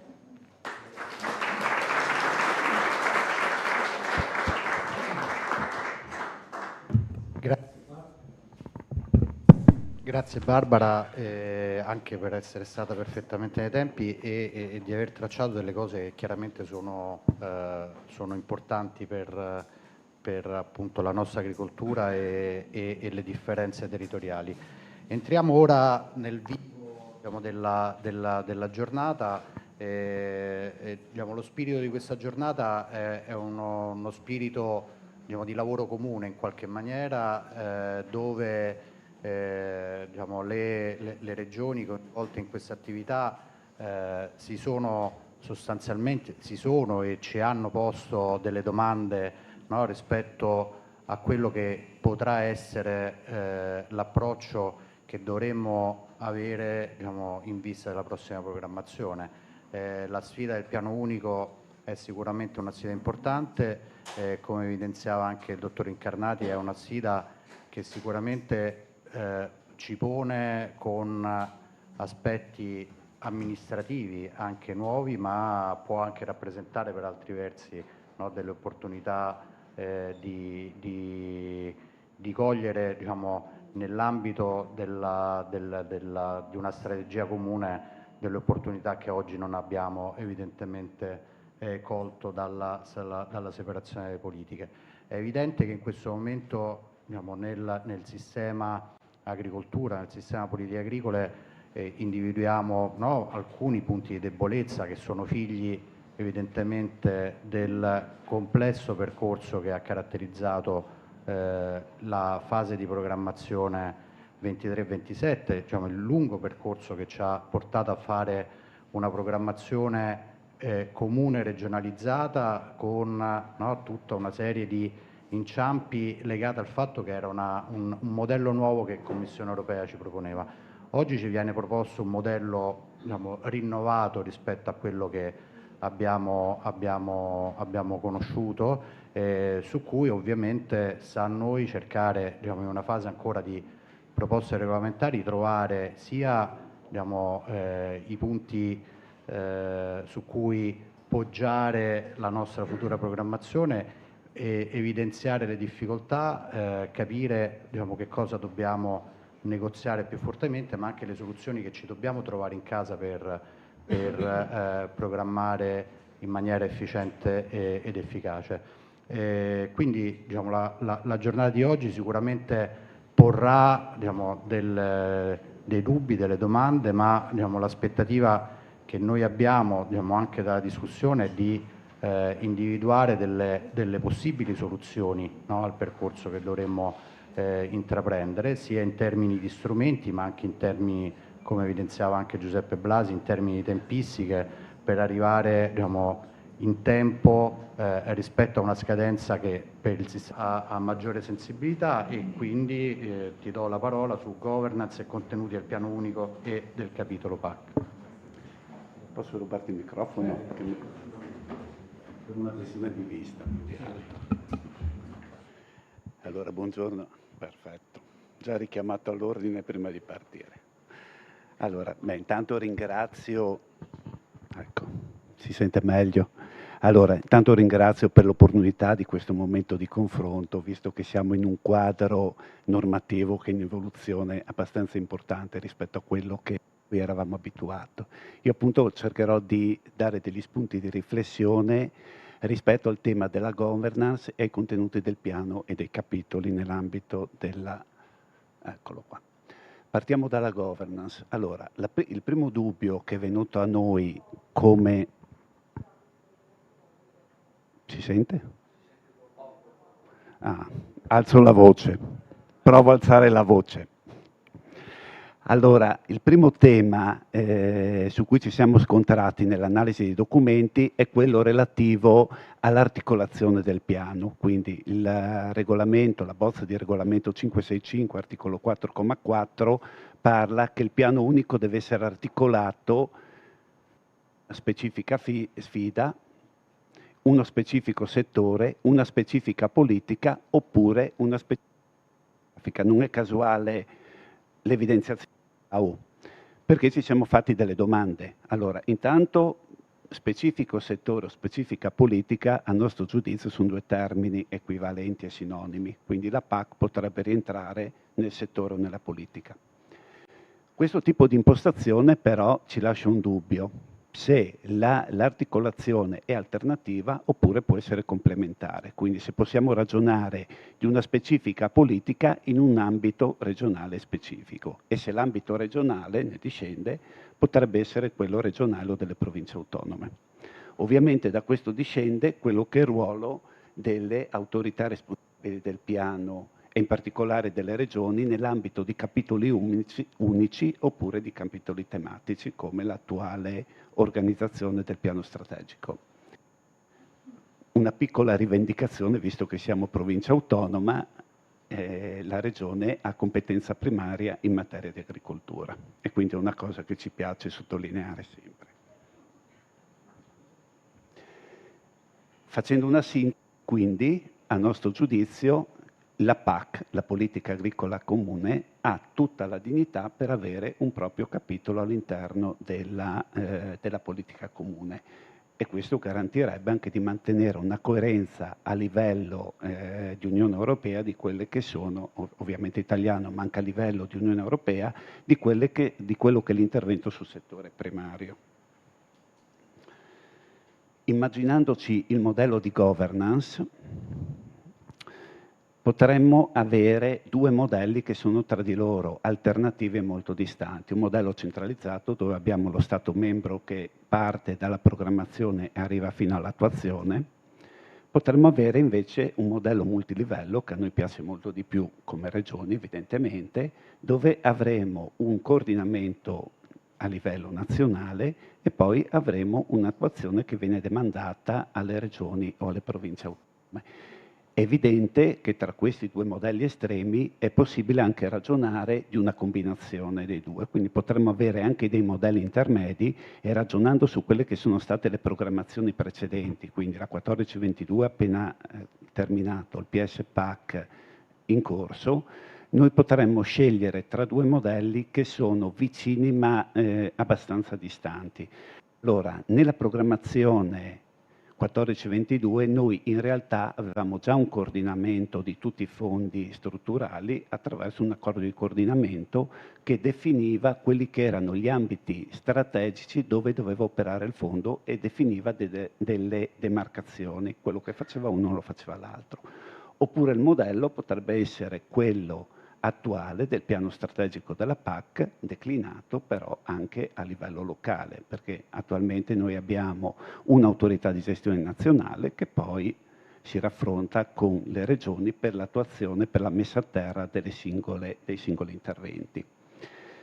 Nascono però due dubbi. Allora, dai regolamenti è evidente che ogni autorità di gestione responsabile di un capitolo o di più capitoli ha un'interlocuzione diretta con la Commissione. Nel caso di un approccio multilivello bisognerebbe capire se rimane questa interlocuzione. Noi come Regione apprezziamo molto questo filo diretto in realtà, perché insomma ci permette anche di lavorare meglio e di avere una maggiore efficacia. E un'ultima cosa che a noi ha destato un po' di preoccupazione, perché non l'abbiamo capita semplicemente, allora dell'articolo 35, dove si parla di PAC, di politica agricola comunitaria, ma anche nel regolamento nella bozza di regolamento 560 dedicato alla PAC, noi troviamo 3 interventi che per noi sono strategici, che sono il leader, che è l'ACHIS e la cooperazione, che sono inseriti nella PAC, ma non si capisce dove stia la governance, se stia all'interno della PAC oppure se stia da qualche altra parte, penso alla coesione per quello che riguarda il leader, ad esempio. Ci sarebbe un altro tema che è già stato sollevato correttamente dal MASAF e che per noi è strategico, che è quello legato all'agroindustria, che di fatto è sparito dalla programmazione e dalla PAC. L'agroindustria sappiamo che è la testa che poi guida tutta la filiera, quindi diciamo che non è una cosa marginale. Sarebbe ovviamente chiarita. Abbiamo fatto un ragionamento sui contenuti del piano. Allora, parliamo di un piano che è generale, che mette insieme una serie di fondi in un'unica cornice, però fondi con delle caratteristiche proprie. Fondo sociale e i fondi agricoli hanno dei target molto diversi, come pure il FESR. Abbiamo dei target molto diversi, quindi una cornice unitaria con regole specifiche. Le due cose possono dialogare, però dovremmo avere una struttura dove abbiamo, scusate che ogni tanto parte, un quadro generale che resta molto alto e poi un'attuazione che viene declinata nei capitoli tematici. E questi due sistemi devono dialogare in maniera molto stretta, altrimenti rischiamo di creare un piano che è più complicato di quello attuale. Perché adesso noi ragioniamo su una politica tematica, quando iniziamo a metterla assieme le cose insomma si articolano. Rispetto al quadro generale bisognerà capire quali sono le parti comuni che sono trasversali a tutte le programmazioni, mentre per quando andiamo a ragionare di capitoli tematici, la struttura che noi ci immaginiamo è quella aderente al piano di sviluppo rurale 14-20, oppure una declinazione di quello che è l'attuale struttura del piano strategico della PAC, però con delle linee molto semplificate. Ragionando infatti di elementi trasversali, è evidente che il piano unico prevede degli elementi che sono comuni e trasversali all'interno del piano, all'interno dei capitoli e all'interno dei singoli interventi. Parliamo però di fondi molto distanti tra di loro. E quindi questo è un tema molto rilevante. Nel caso in cui, lo diamo quasi per scontato in realtà dall'interlocuzione anche con le altre regioni, ci sia la possibilità di avere un capitolo dedicato alla politica agricola comunitaria e per superare alcune criticità che abbiamo già vissuto, secondo noi è strategico avere un quadro generale molto alto, quindi le regole declinate in maniera alta, magari anche a livello di Stato membro, e poi la declinazione per la parte attuativa rimandata alle regioni e alle province autonome. Evidente però che non ci può essere nella parte alta un livello di dettaglio che poi ingabbia tutto il sistema, soprattutto nelle fasi di revisione del piano. una provocazione. Noi sappiamo che tra la politica agricola comunitaria e le regole degli altri fondi noi abbiamo spesso delle regole molto più stringenti, penso alla congruità della spesa. Secondo me questa potrebbe essere un'opportunità anche per portare a fattor comune quelle che sono le regole trasversali. Parliamo di un piano unico, quindi insomma dovremmo alzare il livello per tutti. Una domanda alla Commissione invece, ma questa insomma è scontata. Noi abbiamo sempre avuto una interlocuzione diretta e molto proficua, devo dire, con la Commissione e con la nostra DG, però in questo caso avremo delle interlocuzioni o ci saranno delle interlocuzioni tra le varie, con prospettive diverse e anche tempi di attuazione diversi. Quindi bisognerebbe capire a che punto siamo, se ci sono queste interlocuzioni, a che punto sono per definire questi elementi comuni. Livello di dettaglio, è la stessa cosa che ho detto prima. Quindi il tema centrale è il livello di dettaglio che la Commissione si aspetta nell'approvazione del piano. Se il piano è unico e quindi la complessità aumenta, io mi aspetto che il piano abbia dei contenuti strategici abbastanza alti e poi demandi gli elementi attuativi a livello locale, attraverso delle regole condivise evidentemente. Quindi la domanda sempre per la Commissione è qual è il dettaglio informativo che la Commissione si aspetta per l'approvazione del piano. Per questo un elemento dirimente, iniziando a far convergere interessi diversi. Ecco, questo è un altro, quasi terminato, questo è un altro punto che ci ha posto qualche perplessità, perché nell'incontro di Torino diciamo che c'è stata la sollecitazione da parte della Commissione a andare avanti, però gli interlocutori principali, oltre al MASAF, erano ovviamente le regioni, però le regioni non hanno ancora all'interno della bozza di piano un ruolo ben definito, nel senso che l'articolo 52, se non ricordo male, no, non è il 52, l'articolo che definisce il partenariato mette le regioni a livello di tutti gli altri portatori di interesse. Noi sappiamo benissimo che un partenariato che parte dal basso raccoglie le esigenze del territorio, che poi al centro, però se non è chiaro il ruolo delle regioni e le regioni non hanno un ruolo attivo, raccolgono delle esigenze e poi magari non sono capaci di dare delle risposte perché a livello centrale ci sono altre esigenze. Un'altra contraddizione che secondo noi ci sono nei documenti, qui parliamo degli organismi pagatori. Noi siamo uno Stato in cui abbiamo N organismi pagatori e un organismo di coordinamento. Diciamo che l'articolo 52 della proposta, sempre del 565, definisce che declina che gli Stati membri tendono a portare per ogni regione un unico organismo di pagamento. Avendo un unico organismo pagatore ci sono due riflessioni. Allora, l'organismo pagatore può delegare alcune funzioni, però significa che sarà chiamato a svolgere la sua funzione anche per gli altri fondi.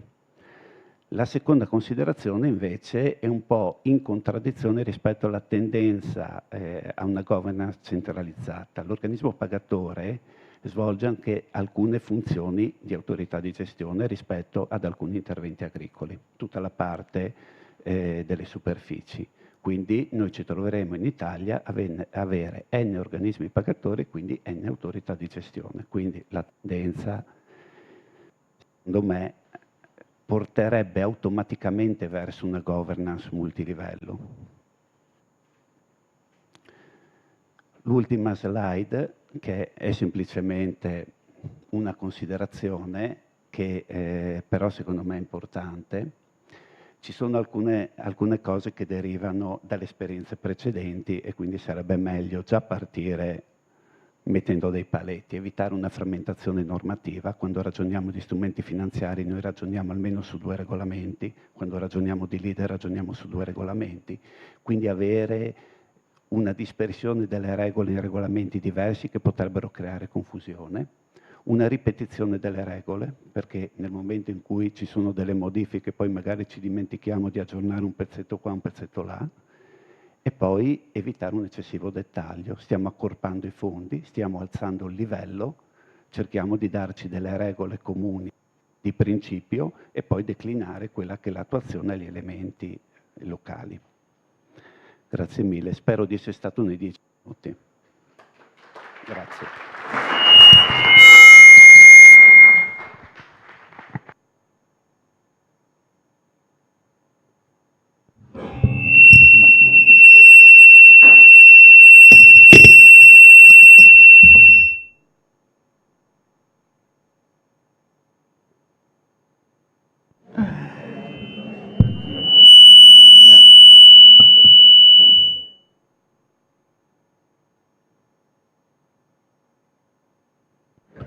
Quello sembra spento. Niente.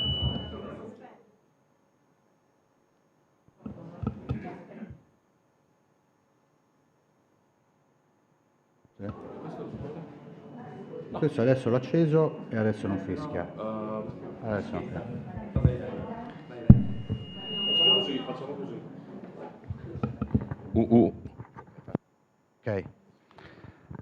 Perfetto, grazie Gabriele, sei stato perfettamente nei tempi e direi, io non riprendo per intero le cose che hai detto perché ripeterei, alcune delle cose ovviamente ce le teniamo per la discussione, forse qualcuna per qualche risposta che Andrea proverà a dare, ma la mia impressione da alcuni temi lanciati è evidentemente che noi dobbiamo ricercare sicuramente alcune risposte a livello comunitario o comunque corretta interpretazione che possiamo dare al dettato regolamentare, ma dobbiamo anche costruire evidentemente una nostra posizione su dove vogliamo andare. Mi sembra già abbastanza chiaro, per questo poi lo lasciamo anche per la discussione successiva, che il desiderato dal sistema nazionale è quello di avere innanzitutto un capitolo settoriale, in qualche maniera, dove evidentemente abbiamo però la necessità di chiarire, e questo probabilmente è un elemento di risposta in parte regolamentare e in parte anche di chiarimento nostro nazionale, qual è poi il modello di governance interno, cioè quel modello di governance multilivello faceva riferimento. Ci sono poi ovviamente tutte le problematiche evidenziate che vanno poi a cascata, e l'elemento che colgo è quello legato evidentemente alla semplificazione nelle caratteristiche del piano, del capitolo settoriale che andiamo a scrivere, elemento su cui abbiamo discusso tanto sia nella fase di programmazione precedente che nella fase di attuazione e di modifica del piano, e quello sicuramente è un elemento altrettanto di nostra condivisione, perché sappiamo quanti attore protagonista della scrittura del vecchio piano, che tutte le dettagli che abbiamo riportato nel piano le abbiamo voluto noi stessi riportare all'interno del piano di modifica più snello e più, invece poi ci siamo ritrovati come vincolo fondamentale. L'altro elemento che riprendo, non riprendo quelli quelli legati ai singoli interventi perché ne parleremo sicuramente più avanti, è quello della fase di programmazione, e anche qui io sicuramente colgo l'elemento regolamentare che tratta il livello regionale come un pezzo del partenariato. Noi ovviamente a livello nazionale dobbiamo confermare e costruire un ruolo importante che hanno nelle regioni nella fase programmatoria, tutte le cose già detto prima, ma che poi abbiamo, che Gabriella ha rappresentato perfettamente. Prendo questi spunti e ridiscuteremo, ci saranno probabilmente altri, ma intanto riprendo queste tre cose. Chiamo Franco Contarin per parlare di roadmap, tempi e gestione del piano unico e del capitolo PAC, quindi che qui già nel titolo l'idea di un capitolo PAC è ben definita. Vado. Buongiorno a tutti anche da parte mia e grazie dell'opportunità. Prima di spingermi sul primo punto a me affidato, chiarisco una cosa. perché potrebbe sembrare, come dire, anticipo il tema per giustificarmi quasi, ma non è così, non è una giustificazione, ma per spiegare. Abbiamo condiviso con i colleghi, Gabriele, Silvia, Andrea, tutti quelli che interverranno e altri colleghi che hanno partecipato a una fase preparatoria all'incontro, abbiamo condiviso, cercato di sintetizzare in un documento vari punti, vari dubbi, vari quesiti, varie ipotesi, varie proposte che oggi formuleremo insieme e discuteremo insieme con voi, come diceva Alessandro. Ovviamente poi abbiamo cercato di dividere e dire bene, allora 10 minuti ciascuno, vediamo di non tediare, ma di sottolineare alcuni di questi elementi, in modo tale che poi gli interventi che seguiranno da parte di Andrea e da parte dei colleghi del Ministero, oltre a Giuseppe, possano non replicare, non fare un contraddittorio, ma come dire, rimbalzare altre informazioni, altre riflessioni e in questo modo rendere proficuo il confronto. Dove voglio arrivare? A dire che sicuramente io potrei ripetere delle cose di Gabriele e a mia volta potrei anticipare alcuni elementi che verranno magari più estesamente chiariti da chi mi seguirà.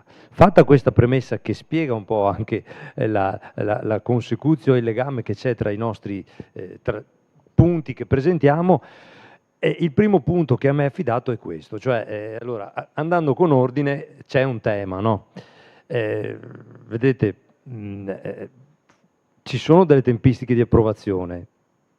Quali sono? La Commissione ha delineato, ha prefigurato già nei propri programmi di attività che fa ogni anno, ci ha già detto quali sono le scadenze. Ovviamente l'occasione è ghiotta per avere da Andrea un po' il polso della situazione, per capire poi dai colleghi del Ministero che partecipano alle attività di supporto, di confronto, Consiglio dei Ministri, Commissione, parte tecnica, qual è lo stato. Perché è importante lavorare sia anzitempo, ma con una certa certezza, perché altrimenti possiamo fare anche dei semilavorati che gettiamo via o che riconfezioniamo, però sarebbe utile. E quindi, ad esempio, fine 2006 per avere l'approvazione, teoricamente, cioè se tutto va bene, del quadro finanziario e del pacchetto legislativo. Andiamo avanti. Gabriele ci ha, come dire, portati nel magico mondo del fondo unico e del piano unico, soprattutto per quanto ci riguarda. Bene, dalla lettura abbiamo ricavato questo. Ci sono due date, una conclamata, 1° gennaio 28, non dico altro, una dedotta giugno circa 27. Ma allora, giugno 27 avete capito per cosa? Bisogna mandare le proposte. Poi sono bozze, sono proposte notificate, cosa sono? Boh, lo dico io. Quindi ci servirebbe capire questo, ma capire soprattutto, stante che il 1° gennaio 2028 è dopodomani, ok? Ma in questo dopodomani cosa ci potremmo prefigurare? Cioè, quale potrebbe essere un percorso di fasi e quindi anche di modalità e quindi di tempi, a mo' proprio di scaletta, di cronoprogramma per arrivare a stare dentro quei tempi, no? Perché li diamo per ineludibili, perché sennò cosa domandiamo in domanda unica 2028? Cosa domandano gli agricoltori? E quindi per arrivare a gestire l'approvazione dei documenti. Ci sarebbe utile condividere delle scalette, che poi non è detto che abbiano, come dire, una posizione precisa nel calendario, ma come si fa sempre, no? Se sappiamo cosa dobbiamo fare, riusciamo a gestire anche le varianti sulla tempistica. Al fine di evitare il rischio che la redazione del capitolo blocchi tutti gli altri, eccolo qua, 4 capitoli, no? Diceva Gabriele, c'è un capitolo PAC, ce ne saranno poi gli altri, ci sarà quello della pesca e quello della coesione. Allora, a giugno 27, in un mondo ideale è pronto tutto. Nel mondo ideale. Siccome noi siamo esperti del mondo non ideale, allora ci siamo detti, osteria, attenzione perché noi siamo, come dire, scusate, siamo i più sfigati, perché noi veramente il 1° gennaio 28 siamo in mutande, perché non abbiamo alternativa. Rispetto ai colleghi della coesione, dove sappiamo che loro hanno delle inerzie molto interessanti, che però noi non ci possiamo permettere. Quindi, e qui gioco forza la Commissione, si può pensare che di un piano si approva un capitolo e dopo si approva un altro capitolo o cosa si fa? Boh, avanti, perché sì, noi ci facciamo delle ipotesi ma non sappiamo bene. Ecco. Poi a casa nostra, allora c'è il tema di costruire questo piano e come dire, qua diamo una botta alla botte, una al cerchio, passando al cerchio o alla botte, non lo so.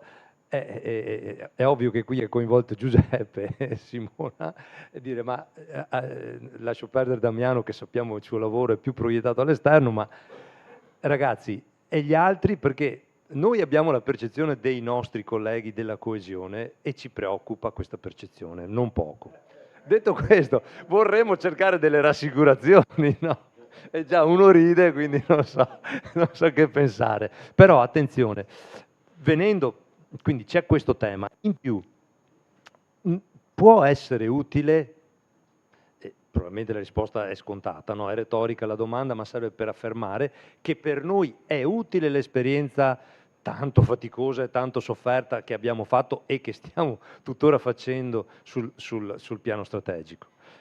È utilissima, in qualche modo ci rende anche più consapevoli che c'è un problema di definizione poi all'interno dei capitoli di architettura degli interventi, di definizione chiara sin da subito nel bene e nel male, cioè noi regioni, come dire, o meglio, noi tecnici delle regioni, vediamolo così, ci fidiamo tanto dei nostri assessori e loro giustamente rivendicano il profilo politico e istituzionale ed è fuori discussione.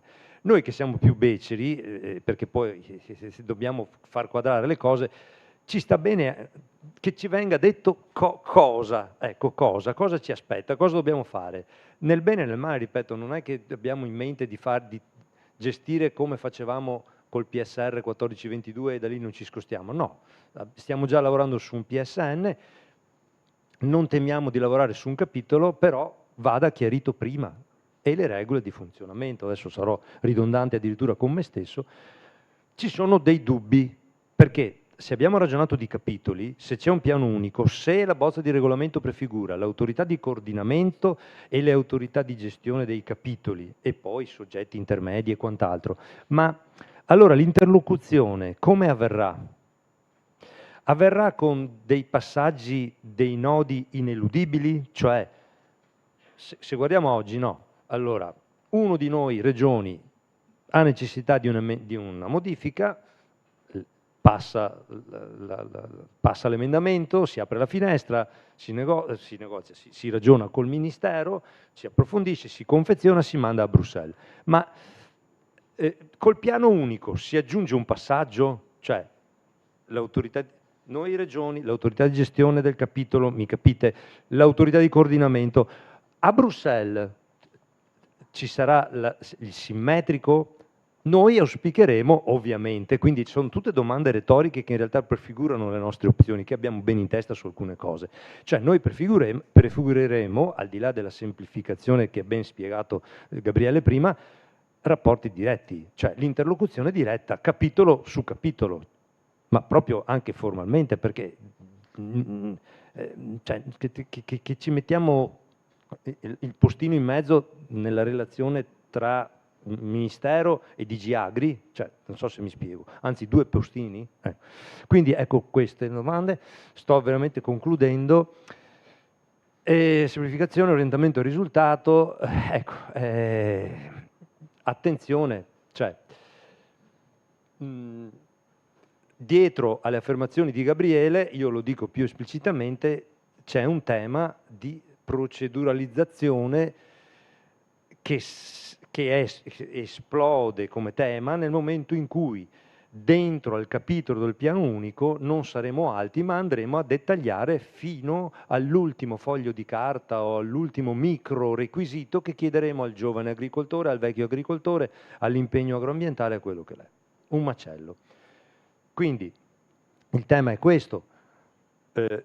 non solo in fase di stesura iniziale, ma in fase di gestione e di fisiologica modifica. Almeno, scusatemi la battuta, cambierà anche il governo degli Stati Uniti, il Presidente degli Stati Uniti, ma a prescindere dall'aspetto colorito che possiamo cogliere, è indubbio che siamo entrati in un'era di dinamicità impensabile fino a prima del Covid, no? Con tutte le conseguenze del caso. Allora, è impensabile di avere 8 mesi, che è già una performance positiva, per fare una modifica. E quindi bisognerebbe, per questo dico, che anche la gestione delle modifiche e l'istruttoria e il negoziato conseguente si focalizzassero su quegli aspetti che sono determinanti rispetto ai target che dobbiamo perseguire, perché lì si gioca l'efficacia del piano. L'efficacia del piano non si gioca sul fatto che noi in Veneto, e non so se i colleghi dell'Emilia Romagna, ma magari in Abruzzo no, al giovane agricoltore gli chiediamo di dimostrare che è IAP. Perché l'obiettivo è: portami un giovane che sia qualificabile come agricoltore, e ne voglio aumentare la percentuale perché abbiamo pochi giovani.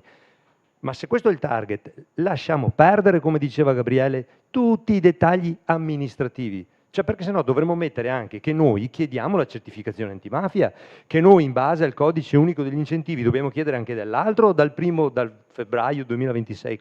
Cos'è? Ma questo non lo mettiamo dentro al piano, ok? Quindi io dico che il fatto che io chiedo in Veneto, perché l'assessore Bondo lo pretende, lo vuole, il fatto che il giovane sia IAP è una scelta amministrativa, analogamente come al fatto che chiedo la carta d'identità, va bene? E non lo devo certo scrivere come requisito, e non lo devo negoziare con N funzionari della Commissione che si devono interfacciare con N funzionari regionali, con buona pace dei tempi e della tempestività della gestione delle modifiche. Scusami Alessandro, tutti i salmi finiscono in gloria, no? Ecco, vabbè, cosa dire? Allora, per carità, cerchiamo sempre il bicchiere pieno, mezzo pieno, più pieno, non so come dirlo. Potrebbe essere interessante il nuovo sistema, però non me ne voglia la dottoressa Berletti, non me ne voglia Beatrice che è qua persa da qualche parte. Potrebbe essere interessante il nuovo sistema di verifica della performance, non lo so. Cerchiamo che sia qualcosa di non so che aggettivo usare, utile, comprensibile, gestibile, non lo so, perché com'è quello attuale, o se è peggio dell'attuale, è veramente lavoro buttato. Bon. E programmazione regionale. Ah, vabbè, ok, è una chiosa rispetto a quello che diceva Gabriele. Il ruolo degli organismi pagatori. Ecco qua è interessante. La PR no, la performance l'abbiamo spostata sugli organismi pagatori. Allora, che sono bravissimi a fare il loro mestiere. Però, abbiamo staccato un percorso dalle autorità di gestione e l'abbiamo affidato a loro. Gabriele sottolineava che addirittura sembra che la bozza di regolamento vada ancora più oltre, ma mi viene da dire, a ognuno il mestiere suo di questi tempi soprattutto. Se invece vogliamo un po' così, provare, buttiamoci là perché abbiamo tempo da perdere, sì, possiamo inventarci le cose, ma come vedete, come vede il Ministero, come vede anche soprattutto la Commissione Europea, non questa cosa qui, lo spostamento in sé che ci può anche stare, ma ha prodotto quello che vi aspettavate, perché dal nostro punto di vista di autorità di gestione, di regioni, no, perché l'autorità di gestione partecipa alla programmazione, è lo strumento di programmazione ed è in grado di interpretare un numero, sa cos'è l'output, sa anche dove cercarlo magari l'output, perché succede anche questo, abbiamo visto, no, col sistema di monitoraggio, ottimo lavoro, dispendio di energia eccetera, poi sputa fuori delle robe che sono fuochi d'artificio. Attenzione a questo, perché non è detto che sia tutto neutro, che si possa fare tutto, perché dobbiamo lavorare. È vero che c'è il 1° gennaio 28, poi ci sarà il 31 dicembre, no, anzi il 30 ottobre, alle regole attuali del 2035, ok? Perché bisogna chiudere tutto là. E Giuseppe, regole di condominio, cioè l'hai già evocato tu in premessa, nel saluto Giuseppe Blasi l'ha richiamato, certamente va chiarito, le regole di condominio sono da chiarire prima tra i capitoli, gestione comune, e all'interno anche del capitolo, perché l'hai detto efficacemente tu, io da regione lo ribadisco, certo mi sta scomodo che emerga una regola dopo che io ho già fatto delle attività che dovevo fare.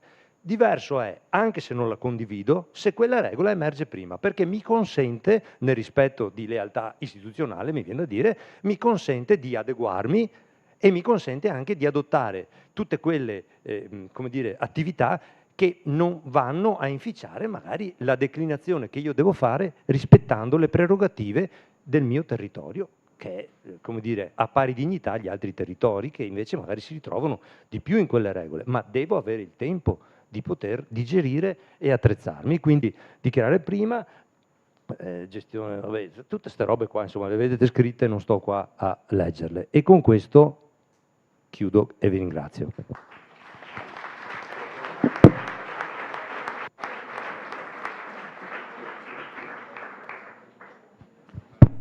Grazie. Io non capisco se questo va a tratti, a me ho l'impressione che vada a tratti, scusatemi se non si sente perfettamente. Ovviamente diciamo, le domande le lascio, le risposte alle domande le lascio a Andrea, a Giuseppe in parte, però io colgo uno spunto che credo importante, in parte lo lanciava anche Giuseppe Blasi nell'introduzione, oltre alle regole di condominio, diciamo, ma sul tempo che non dobbiamo perdere anche a livello nazionale, no? Noi nella scorsa programmazione abbiamo perso molto tempo a discutere di risorse finanziarie, ma abbiamo anche perso molto tempo nell'attesa che alcune cose regolatorie si definissero a aspettare, diciamo, di calendarizzare le nostre attività e quindi diciamo, ci sono delle cose rispetto a una slide che Franco ha presentato a cui aggiungerei prima ancora dell'architettura degli interventi le scelte strategiche che noi dobbiamo assumere, no? Nel momento in cui ci indirizziamo, no? Nella direzione di un capitolo PAC, di una via di quel genere, è chiaro che evidentemente abbiamo in testa anche delle scelte strategiche da mettere a terra a livello nazionale e regionale su cui sono preliminari ancora, no, all'architettura degli interventi, ma anche il lavoro degli interventi va anticipato. Se la scadenza è giugno 26, indipendentemente dalle domande, no, su come presenteremo, come approveremo il programma, noi dobbiamo arrivare il più possibile pronti e quindi costruiamo un calendario comune e iniziamo a definire le caratteristiche che queste cose che dobbiamo mettere in campo dovranno avere e l'altra cosa che la prendo anche come provocazione al gruppo Rete PAC, a Bea e ai miei colleghi che lavorano in questo senso, ragioniamo, no, sul nuovo sistema della performance, studiamo quello che è stato l'esperienza NRR, sappiamo quello che è stato di negativo e di complesso ci siamo confrontati in questo momento, studiamolo da subito e arriviamo nel momento del confronto della Commissione anche con delle proposte concrete ci garantiscono poi l'efficienza nella gestione. E vado da Luca D'Ambrosio della provincia autonoma di Bolzano, diciamo, cito il titolo di intervento: gestione finanziaria e performance, obiettivo rurale, investimenti per infrastrutture e agroindustria, quindi abbiamo elementi generali ma anche un po' puntuali, diciamo, nella tua relazione. Vai, prego. Vai Luca. Un cordiale buongiorno a tutti voi da parte mia, grazie per l'invito, è un onore poter parlare qui. Come ha spiegato Franco Contarin, sono stati un po' distribuiti tra noi relatori gli argomenti da affrontare. Io adesso sarò l'autore di alcune di queste pilloline che abbiamo elaborato tutti insieme. Alcuni temi sono già stati un po' affrontati dai miei predecessori, cercherò di non ripetermi e andare veloce anche per recuperare il tempo. E sostanzialmente sulle mie slide troverete alcune domande che sono state elaborate dal gruppo e che sono punti che non ci sono ancora molto chiari, che non abbiamo capito o che vorremmo approfondire. Per quanto riguarda la gestione finanziaria di questo piano unico e della performance, le domande che ci siamo posti nel gruppo sono diverse. Un aspetto è come verrà gestita l'aspetto finanziario e dopo che sarà approvato il piano, come sarà possibile travasare dei fondi da un capitolo all'altro o se sarà possibile un travaso solo all'interno di determinati capitoli. E un altro aspetto che è emerso nella discussione, che è una domanda che ci siamo posti, è se questi travasi possono esserci a livello nazionale o anche regionale. Ci sono poi alcuni interventi che attualmente non hanno risorse allocate, quali ad esempio i Leader Akis. Quali margini di manovra hanno gli Stati membri in questo caso e quanti margini di manovra hanno le regioni all'interno delle competenze che possono avere. C'è un principio di non arretramento rispetto a quello che era già stato diciamo, previsto nelle precedenti dotazioni e vorremmo capire se è così, se è valido questo principio. Per quanto riguarda la transizione da questa programmazione alla successiva, il gruppo si pone la domanda sul fatto se sarà possibile avere dei meccanismi un po' più semplici rispetto al passato.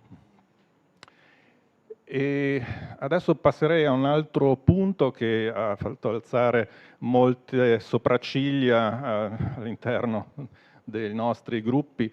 Nel regolamento del Fondo Unico all'articolo 16 c'è questo punto che sembrerebbe fissare una regola N+1 e questo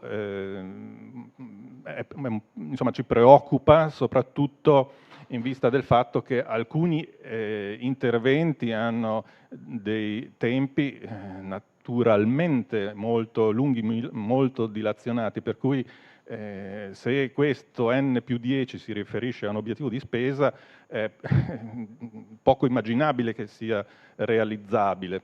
Questa regola dell'N+10 riguarda che cosa? Il risultato, i target, i milestones o appunto la spesa? Perché se riguarda la spesa, per quanto riguarda gli investimenti, va ripensata, va riconsiderata. E questo obiettivo di spesa viene verificato a livello complessivo o per il singolo capitolo o per una politica e questi traguardi e queste milestones, questi obiettivi intermedi vengono fissati a livello dello Stato o a livello della Regione? Questi sono punti che vorremmo capire. L'obiettivo rurale, questo è un altro tema. Allora, il concetto è stato introdotto da una lettera della Presidente della Commissione del 9 novembre al Presidente del Parlamento, dove nella lettera e nell'allegato al punto 1 si definisce l'obiettivo rurale e si propongono degli emendamenti ad alcuni articoli del piano e in particolare sembra che il 10% delle risorse non allocate debbano essere destinate a questo obiettivo rurale. Vorremmo capire bene che cosa è e come viene poi operativamente definito, declinato questo obiettivo rurale. Un argomento che alla nostra provincia, ma penso anche alle altre, sta molto a cuore, è un argomento che è stato già accennato e che vorrei sottolineare. Per gli investimenti e le infrastrutture dell'agroindustria noi abbiamo attivato, come appunto molti altri di voi, degli interventi che sono proprio strategici per la nostra provincia, però all'articolo 13, dove si parla di questi sostegni per gli investimenti a favore degli agricoltori, si parla appunto espressamente di agricoltori e noi vorremmo un po' approfondire o capire meglio qual è il concetto di beneficiario, perché se guardiamo le definizioni, nell'articolo 4 del piano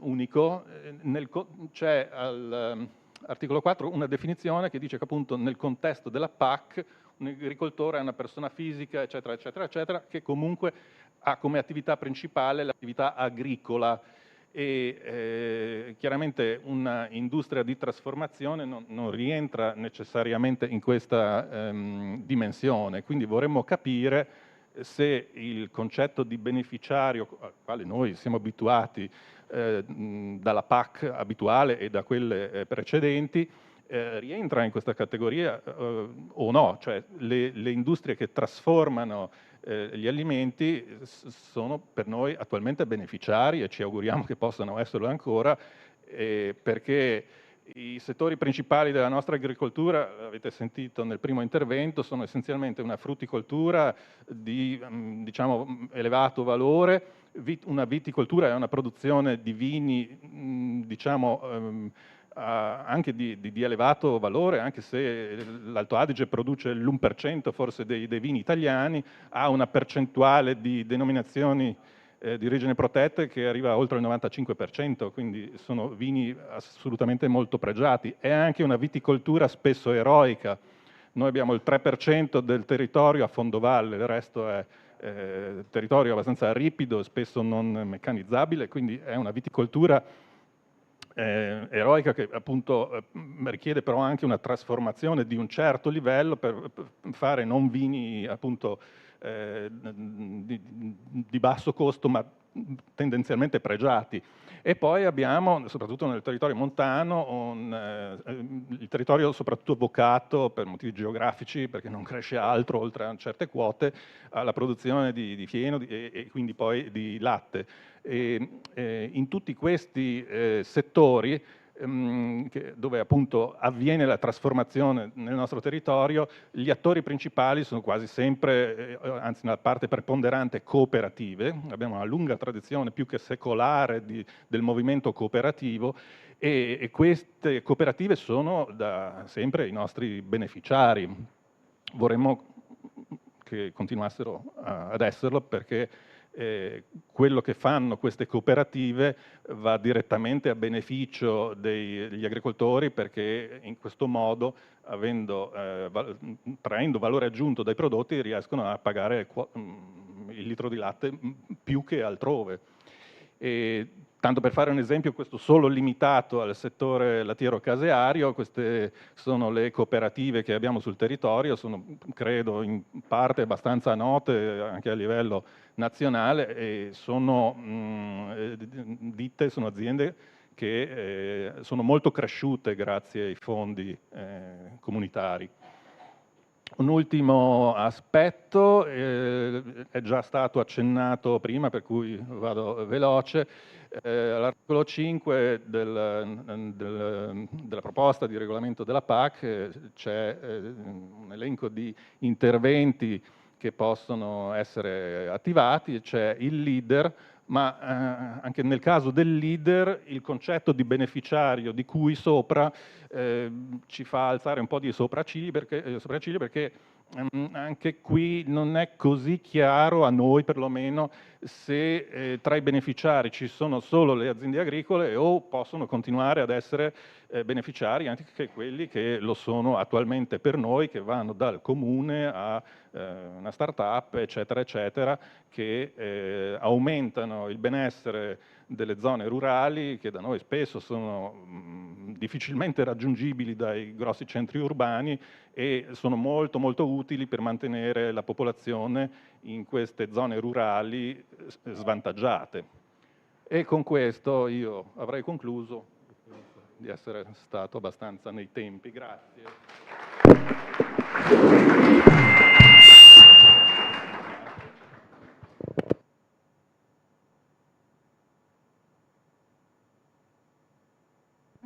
Ci riprovo, ok, però niente.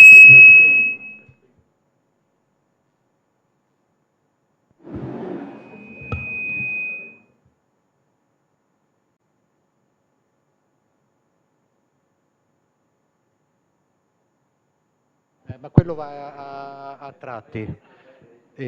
No, allora vado con questo e poi lo passa Andrea, diciamo. Non rubo troppo, diciamo, di commento, diciamo, alcune cose appunto sono evidentemente quesiti, sicuramente ci sono due temi che almeno io provo a interpretare. Sicuramente sulla parte trasformazione e commercializzazione in questo momento il regolamento è abbastanza chiaro e credo che altrettanto però è un elemento di negoziazione che si sta portando avanti, no, per avere, diciamo, l'ampliamento oltre il settore agricolo dei beneficiari, però la lettura del regolamento se la devo fare è molto stringente, diciamo, è netta. Per quanto riguarda l'IDER, altrettanto penso che, diciamo, la Commissione negli ultimi anni ci ha portato a non fare investimenti in agricoltura sull'IDER, ma che, diciamo, in cui il settore agricolo e rurale traesse beneficio, e non mi sembra che la lettura del regolamento mi porti a un'interpretazione diversa, però è giusto interpretarla nella maniera migliore. E, diciamo, altrettanto forse, diciamo, una delle discussioni che va fatta è quanto leghiamo, no, quegli interventi che oggi non hanno un budget dedicato, quindi l'IDER, ACHIS, no, con il target rurale, quanto questo è riservabile o meno, no, nella discussione anche con gli altri organismi di coordinamento nazionale a questo intervento o meno. Credo che un pezzo importante sia anche nelle raccomandazioni che verranno dalla Commissione europea e dal mio punto di vista, diciamo, porto il mio punto di vista, pensare che le commissioni che vengono da DG Agri siano soltanto, diciamo, riportabili alla PAC può essere un rischio, no? Diciamo, io credo che le raccomandazioni debbano essere il più possibile comuni, per cui, diciamo, le raccomandazioni che DG Agri fa, diciamo, sulla PAC poi devono essere anche raccomandazioni che il resto della Commissione fa, diciamo, su dove la politica si deve orientare rispetto a delle priorità. Se rimangono solo priorità della PAC, il rischio è che è solo la PAC a dover intervenire su certi ambiti di intervento. Andrea Merz, architettura degli interventi PAC, cofinanziamento e strumenti per la gestione del rischio. Anche qui, diciamo, un mix di cose generali e focus. Grazie, buongiorno a tutti. Alcune cose, come detto i colleghi, già trattate nelle precedenti presentazioni. Cerco di andare veloce, quindi mi sa che non è la mia, però questa.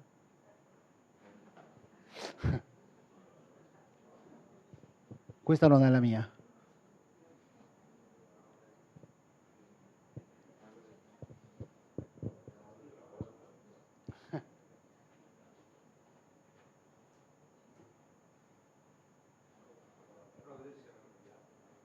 No, no.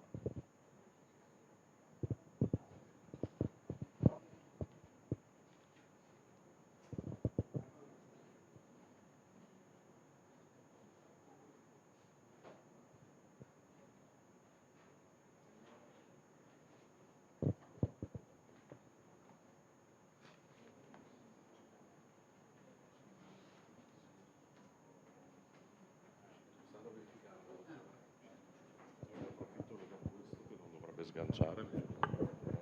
1, 2, 3.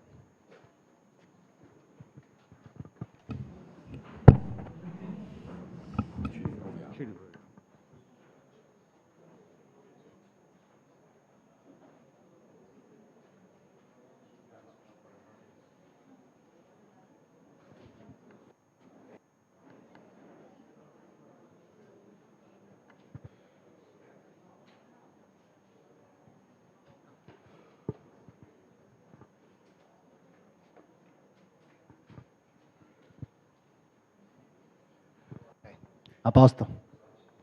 Allora, la presentazione si articolerà in 3 punti, quindi l'architettura degli interventi PAC, la gestione delle quote di cofinanziamento e strumenti di gestione del rischio.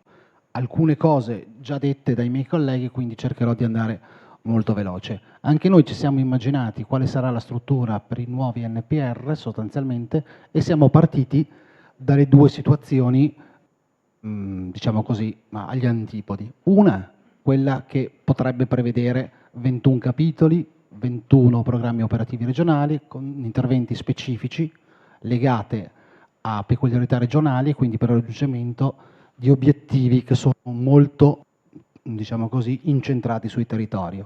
Dall'altra parte invece la soluzione, diciamo così, capitoli, 4 politiche nazionali e in questo caso prevarrebbe l'efficienza, quindi la capacità amministrativa, la capacità di spesa, mentre nell'altro caso l'efficacia. Ovviamente non va. Nessuna delle due è una soluzione percorribile e scusate ma non è un problema mio, e quindi ci siamo immaginati sostanzialmente di andare a portare avanti una soluzione intermedia nella quale sostanzialmente si fa riferimento a quello che già avviene per la programmazione in corso e quindi una complementarietà e un mix delle due situazioni rappresentate. Ho messo anch'io in questa slide il discorso legato alle infrastrutture, trasformazione e leader, infrastrutture che penso, oltre al discorso legato alla viabilità e quant'altro, implichi anche il discorso legato all'acqua, perché visto e considerato il cambiamento climatico, immagino che la resilienza sia una degli argomenti, delle tematiche più importanti da affrontare. Quindi, per quanto riguarda infrastrutture, compresa l'idrico, la trasformazione, non pare vi siano dei riferimenti normativi e neanche la copertura finanziaria. Mentre per quanto riguarda leader, innovazione, quindi partenariati europei per l'innovazione e quant'altro, esiste una parte normativa, ma non esiste una copertura finanziaria. Quindi ci poniamo la domanda, ci siamo posti la domanda, questi fondi possiamo andarli a pescare sulle politiche di coesione? Possiamo pensare che tutti questi interventi siano finanziati da fondi derivanti dalle politiche di coesione? Altra cosa che chiesti è stata quella relativa al ruolo dell'autorità di gestione, ma già i miei colleghi l'hanno accennata. Avremo un'autorità di gestione unica nazionale e quelle regionali, provinciali, saranno considerate alla stregua di organismi intermedi, come succede nel FEAMP ad esempio, oppure potrebbero avere un ruolo diverso. Comunque, ancorché le soluzioni siano ancora in divenire, ovviamente tutto quello che lì è rappresentato deve essere interconnesso, complementarità, unità di regole, perché altrimenti, o che se quest'anno in questa programmazione siamo tutti in difficoltà con la spesa, nella prossima programmazione non so cosa potrà succedere.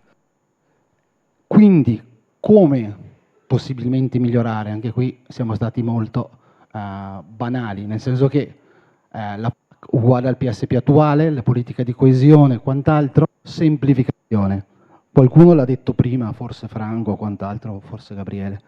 È anacronistico pensare che dovremmo ripetere la situazione di Plua che ci sta uccidendo tutti, perché altrimenti penso che non otterremo nessun tipo di risultato a favore, come diceva l'assessore, degli imprenditori agricoli che sono i beneficiari della PAC.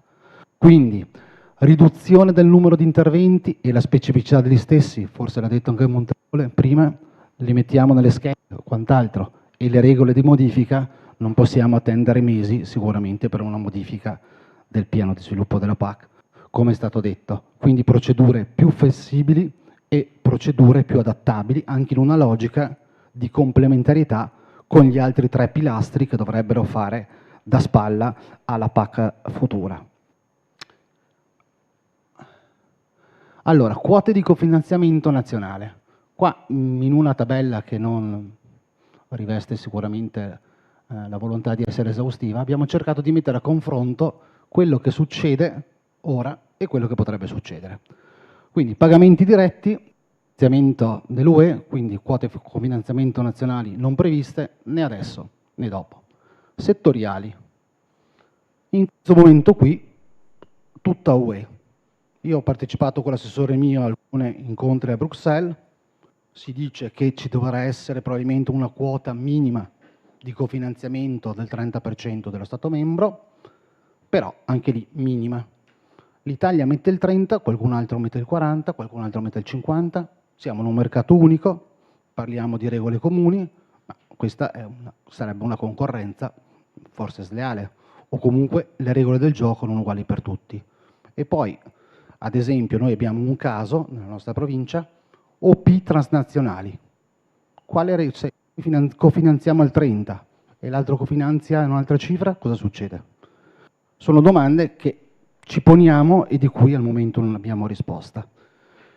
Andando avanti, sviluppo rurale, 40-60, proponiamo questa anche per la prossima programmazione, sulle misure nazionali. Sulle misure regionali, possibilità di introdurre delle quote medie nazionali, forse sarebbe il caso, anche per massimizzare la complementarietà con i vari pilastri, i vari strumenti all'interno del fondo unico. Poi c'è l'ultima, interventi agricoli previsti nel fondo di coesione. Ovviamente in questa programmazione non sono previsti, nella prossima sì, ma cosa facciamo? Manteniamo le quote previste per gli interventi di sviluppo rurale? E in questo caso quali sarebbero le regole per una rendicontazione? Teniamo presente che partiamo da una situazione tale per cui per i PNRR la partecipazione finanziaria nazionale è suddivisa in 3 categorie, va dal 15% per le regioni meno sviluppate, il 40% per quelle in transizione e il 50%, se non ricordo male, per quelle, diciamo così, più performanti, più evolute. Vado avanti ancora.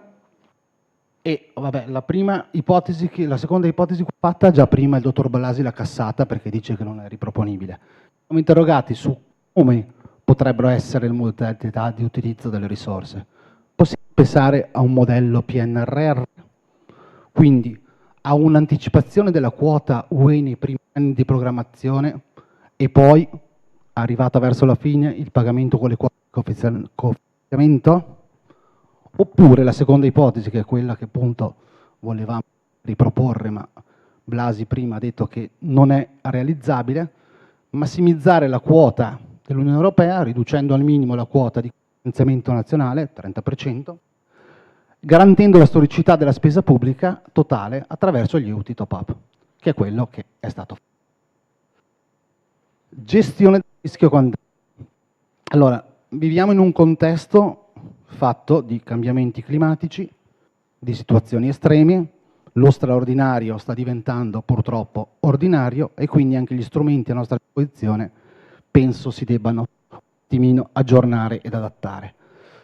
Da alcuni dati che abbiamo recepito in bibliografia abbiamo riscontrato che le perdite per catastrofi climatiche ammontano a 320 miliardi di euro su scala globale a livello mondiale nel 2025 e oltre il 60% dei danni non è coperto dai sistemi assicurativi. Vado un attimo a memoria, noi assicuriamo circa 9 miliardi di euro della produzione lorda vendibile su un potenziale di 40, quindi siamo a circa il 25%. È vero che la proposta comunitaria ci fornisce degli strumenti, diciamo così, molto variegati e quant'altro, che però tante volte mal si adattano al nostro sistema nazionale, prodotto dalle filiere che hanno poco valore aggiunto. Quindi in questi casi come possiamo cercare di intervenire per far sì che non ci sia una disaffezione verso questo strumento? Possiamo prevedere anche magari degli strumenti di riassicurazione tale per cui, diciamo così, alla fine l'imprenditore agricolo è chiamato dalle compagnie a pagare un premio più basso perché il rischio viene comunque condiviso su aree, non al sistema nazionale probabilmente, bisogna pensare a un sistema europeo e quant'altro, e può magari il fondo di solidarietà, che è stato recentemente incrementato da 3 a 6 miliardi di euro, contribuire per far sì che questi modelli di riassicurazione vengano in qualche modo sviluppati e possano dare dei vantaggi agli imprenditori agricoli? L'altra questione che buttiamo sul tavolo è quella di dire: ma una corretta gestione del rischio, magari al pari anche di adesione dei fondi di stabilizzazione del reddito, i cosiddetti TST, possono in qualche modo certificare la capacità di quell'azienda agricola di avere un rating migliore quando va ad accedere al credito? Può beneficiarne? Può allora la Commissione europea, questa programmazione, aiutare a far sì, e siamo in un momento storico, geopolitico, dove probabilmente l'accesso al credito è uno dei fattori più limitanti dello sviluppo, aiutare a dare delle garanzie alle imprese agricole? Poi mi sa che questa è l'ultima. Abbiamo cercato di mettere in questa slide le sfide e le strategie per la gestione del rischio. Quindi partiamo dalla parte sinistra, abbiamo le criticità correnti, quindi abbiamo una sorta di frammentazione, diciamo così, di norme che non sono sovrapponibili, e quindi soglie, aliquote, franchigie differenti e quant'altro. Abbiamo una burocrazia standard, con standard amministrativi complessi, che minano la credibilità, perché comunque piani culturali, uso aggiuntivo del suolo, PIAO, altre cose così, e il risultato finale è un ritardo nei pagamenti, quindi una disaffezione verso questi strumenti di assicurazione e gestione del rischio. Potremmo pensare che per alcune filiere, magari le più semplici, quelle a meno valore aggiunto, a più basso valore aggiunto, ci sia la possibilità di effettuare delle polizze smart basate su dei costi euro ettaro, basate su delle polizze index o quant'altro. Nello stesso tempo dobbiamo provare in tutti i modi ad armonizzare le regole, per delle regole complementari a tutti gli strumenti, anche perché in questo fondo unico la complementarietà penso sia uno degli argomenti più dirimenti. E poi anche a livello di governance. Possiamo pensare, adesso magari io parlo di quello che succede nella nostra provincia, che ci sia una gestione collettiva, quindi che ci siano dei condifesa che sottoscrivano direttamente le polizze in nome e per conto degli agricoltori, e quindi anche per la pubblica amministrazione le eventuali contribuzioni sia possibile darla ad un soggetto unico, invece che impegnare, fare migliaia e migliaia di impegni ad ogni singolo beneficiario agricoltore. E anche in questo frangente in cui la presenza di liquidità per le aziende diventa uno degli elementi più caratterizzanti, è possibile accorciare magari la filiera in qualche modo e far sì che anche gli organismi pagatori regionali possano, pur mantenendo la misura, una scala nazionale, essere quelli che vanno a pagare? Opportunità evolutive, poi mi taccio. E abbiamo l'Agricat, un fondo che è comunque una dotazione importante. Allora, come idea, possiamo pensare che questo da un fondo ex post diventi uno strumento di prevenzione e quindi che magari si occupi di difesa attiva? Non so, buttiamo lì delle cifre, prendiamo 300 milioni da Agricat, ne aggiungiamo 100 da Cassa Depositi e Prestiti, ne aggiungiamo 300 da un altro fondo, abbiamo un capitale di 1 miliardo. Possiamo pensare di fare cosa? Se guardo la mia provincia, la mia regione, magari impianti antibrina per i frutteti. Se guardo altre regioni italiane, magari possiamo fare dei piani di maggiore efficienza nell'utilizzo idrico e quindi magari tante calamità derivanti dalla siccità potrebbero in qualche modo essere evitate. Altra cosa, fondi mutualistici. Allora, noi abbiamo l'esempio che ne abbiamo portati avanti alcuni nella nostra provincia.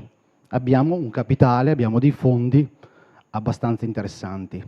Ci sono però, quando non vengono utilizzati, dei vincoli molto stringenti, nel senso che si possono investire solo magari in titoli di Stato, in strumenti finanziari a poco rischio, ed è giusto.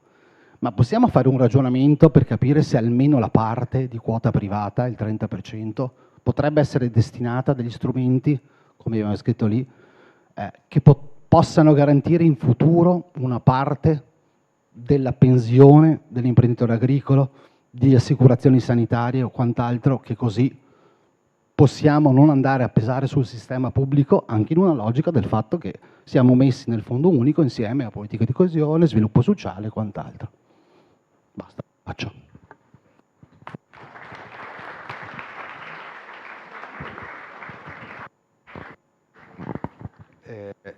Andrea, diciamo pochissimi commenti, diciamo innanzitutto ovviamente iniziano a esserci anche spunti di discussione su come orientiamo gli interventi e quindi evidentemente diciamo, spunti su cui dobbiamo lavorare nel prossimo futuro.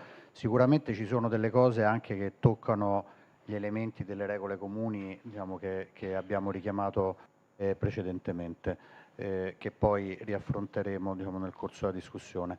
Vado da Silvia Lorenzini che ci parlerà di interventi settoriali, Regione Emilia-Romagna ovviamente, interventi settoriali, condizionalità, deregolamentazione, DNSH e opzioni semplificate di costo, un sacco di cose belle e operative. Sì, infatti io me ne aspettavo una sola, poi invece i dubbi erano tanti e io ho raccolto, ho fatto no? gli argomenti residui. Allora, questo. Ovviamente brevissima nota metodologica, anch'io come i colleghi mi sono concentrata su alcuni aspetti, diciamo alcuni di interesse specifico del nostro territorio e per questo che ho scelto di parlare sostanzialmente degli interventi settoriali, invece gli altri temi io li raggrupperei quasi tutti sotto il cappello della semplificazione perché diciamo in modo diverso toccano il tema della semplificazione. Ovviamente il metodo è sempre quello, individuazione di eventuali criticità e cerchiamo quindi di porre dei quesiti e di trovare risposte assieme al fine di poter già in qualche modo prevenire potenziali impatti che avremo poi nelle fasi attuative. Allora, gli interventi settoriali, parlo di questo perché sicuramente possiamo forse dire con certezza che gli interventi settoriali sono stati uno degli ambiti, diciamo, di sviluppo delle politiche agricole di successo. Io ovunque sono stata, insomma, sugli interventi settoriali c'è una fiducia totale, assoluta, perché hanno risposto effettivamente alle esigenze dei produttori, hanno risposto agli obiettivi di aggregazione dell'offerta, hanno risposto agli obiettivi di riposizionamento degli agricoltori nella catena del valore. Quindi partiamo da una situazione in cui dice, ostia, gli interventi settoriali funzionano, infatti li disfiamo. Non proprio, vedo Andrea, però, insomma, raccolgo e parlo degli interventi settoriali perché in realtà in questo periodo ho raccolto dal mio territorio un grido di aiuto molto forte da parte delle organizzazioni di produttori e dalle associazioni di organizzazioni di produttori, grido fortissimo che mi sono domandata se era in realtà un procurato allarme o se effettivamente fossero degli elementi di fondamento nelle preoccupazioni estese che le nostre organizzazioni stanno vivendo in questa fase. Qual è il tema più critico? Il tema più critico è che il valore dell'OCM è stata la sua standardizzazione e le regole comuni, cioè in qualche modo il fatto che fosse un intervento adattivo, cioè quindi che seguisse quello che era lo sviluppo del settore produttivo attraverso la parametrizzazione del contributo al valore della produzione commercializzata, ha in qualche modo dato sicurezza di espansione al settore ed è stato l'elemento chiave avere la certezza del contributo. Questo ha permesso loro di muoversi, diciamo, in una condizione anche di efficienza nella costruzione dei programmi operativi. Ricordiamoci che sono interventi complessi dal punto di vista della costruzione della programmazione, cioè non è l'intervento settoriale che punta al singolo investimento, sono in realtà programmi operativi pluriennali che si sviluppano quindi in un arco di vita piuttosto lungo e che devono avere caratteristiche che devono trovare certezza nel quadro delle risorse. Quindi ovviamente l'elemento più critico che ha procurato, diciamo, questa tensione nel livello delle organizzazioni dei produttori è l'ingresso della quota di cofinanziamento nazionale. cosa che paradossalmente potrebbe essere una delle opportunità invece del regolamento, no? Dice addirittura minimo 30%, per cui vuol dire che teoricamente saremo nella condizione di poter avere più risorse delle attuali. Il problema è che ovviamente entriamo ora non più dentro a un budget adattivo, come dicevo prima, ma siamo in realtà dentro al fondo unico, per cui a quel punto il finanziamento degli interventi settoriali dipende da due elementi, la quota comunitaria e la quota nazionale. Quota comunitaria e nazionale che ovviamente, essendo legate intrinsecamente, pesano in termini strutturali sulle scelte dello Stato membro. Quindi ci troviamo dentro una rinazionalizzazione degli interventi settoriali che sono dentro il quadro delle organizzazioni comuni di mercato. Una contraddizione quasi in essere da questo punto di vista. Come diceva poi prima il collega Merz, senza pensare ai programmi transnazionali, no? Alle difficoltà operative che possono esserci nell'attuazione dei programmi transnazionali a fronte di finanziamenti differenti. Il vero dubbio comunque rimane nella capacità allo stato attuale di capire, di avere certezza del finanziamento del programma operativo, perché rimane ovviamente vincolato al valore della produzione commercializzata, però occorre capire in quali termini e in quale spazio delle linee di bilancio ci sarà la possibilità di estendere sia la quota comunitaria che nazionale in caso di espansione dell'intervento settoriale. Quindi questo è un po' il punto. Il punto ovviamente riguarda anche il periodo di transizione, perché essendo questi dei programmi poliennali, la grande domanda è come entreremo in transizione, come facciamo ad entrare in transizione su un assetto che è decisamente diverso, quindi come ci viene garantita la continuità del programma operativo. Quindi i 3 punti che vedete come messaggio chiave, non li ripeto, insomma, comunque sono già stati in qualche modo ricordati nel corso della presentazione. L'ultimo punto che voglio ricordare è che anche la fase attuativa ha una sua rilevanza dentro agli interventi settoriali. La fase attuativa faccio riferimento alle deroghe previste per la fatturazione comune e faccio riferimento a quella che è oltretutto un'opportunità dell'attuale regolamento che vede un'intensità dell'aiuto estesa fino al 75% del totale delle spese ammesse, ma che di fatto può tradursi rispetto alle precedenti regole in un'ulteriore incertezza effettivamente dell'ammontare dei finanziamenti che arriveranno alle organizzazioni. Quindi questo è un po' il punto critico, spero di averlo rappresentato correttamente rispetto, diciamo, agli interventi settoriali. Oddio, qua.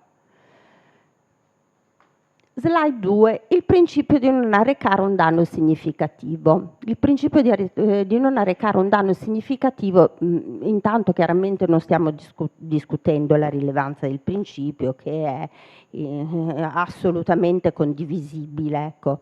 Il tema è la sua applicazione. Come effettivamente verrà applicato il principio del non arrecare danno significativo? In diversi modi potrebbe essere applicato. Il tema, diciamo, del PNRR è che ci incoraggi particolarmente. Dentro il PNRR il principio è stato applicato a livello di progetto. Questo ha voluto dire tradurre in termini coerenti un principio trasversale che è quasi di portata finanziaria perché lega, diciamo, tutta la gestione del fondo unico al singolo progetto, quasi come una valutazione di impatto sul progetto proprio puntualmente, con regole che in qualche modo si sono dovute costruire, quindi aggiungo che il tema più ovviamente anche io sono parte dell'amministrazione da un sacco di anni, so che cosa succede quando non sappiamo con correttezza cosa fare, diventiamo burocrati. Nell'incertezza noi aggraviamo il procedimento per metterci probabilmente in una sorta di tutela.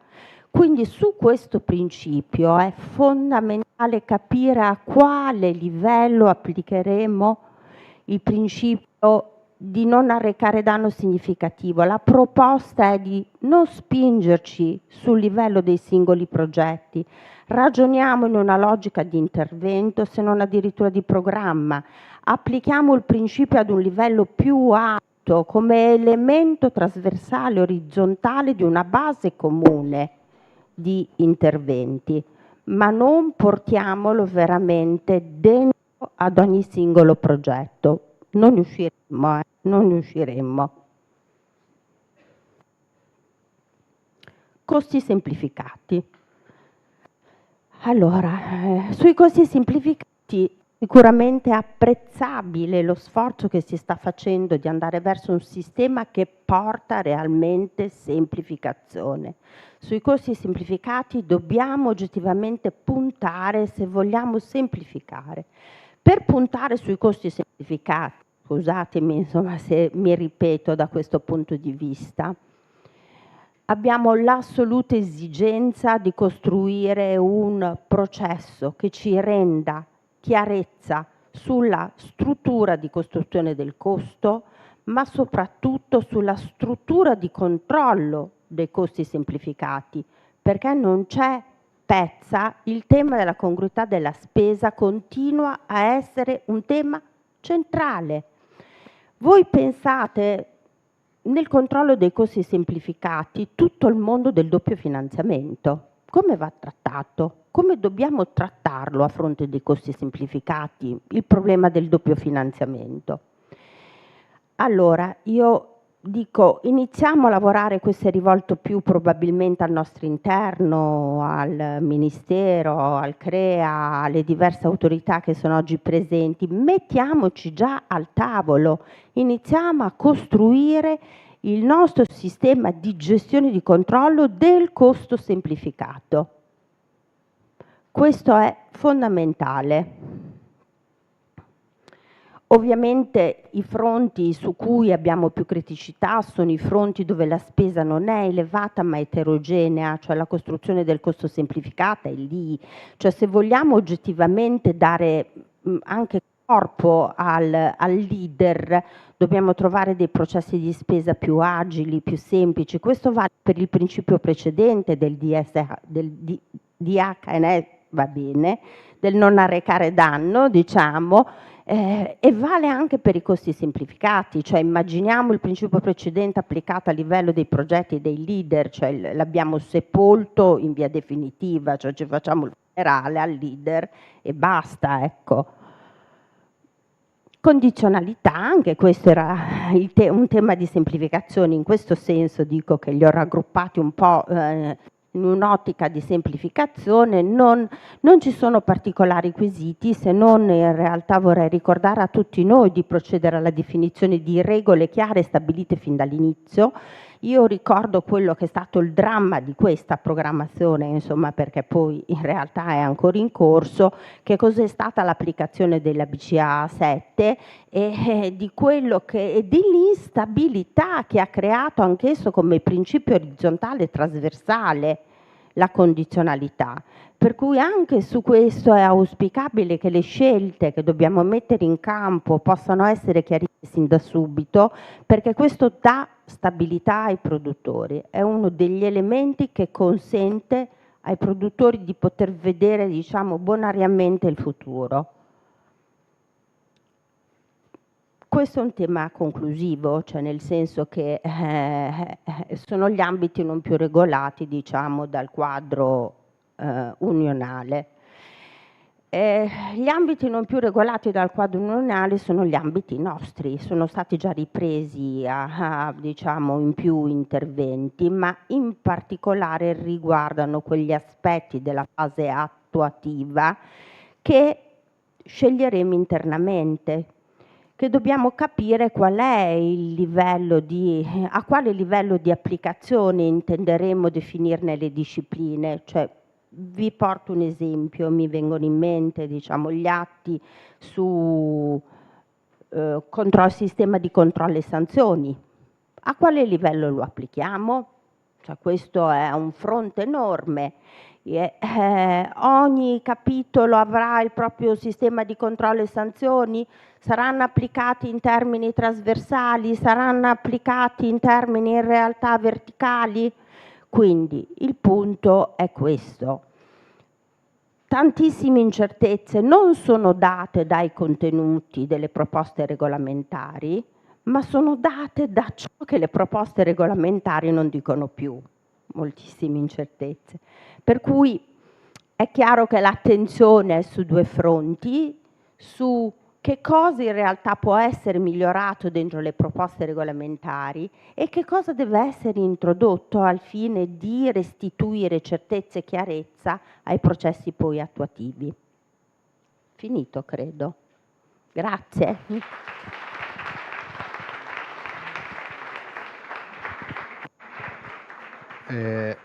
Grazie Silvia di numerosi spunti, diciamo, anche io credo, oltre che di quesiti, anche di lavoro nazionale, no, da fare.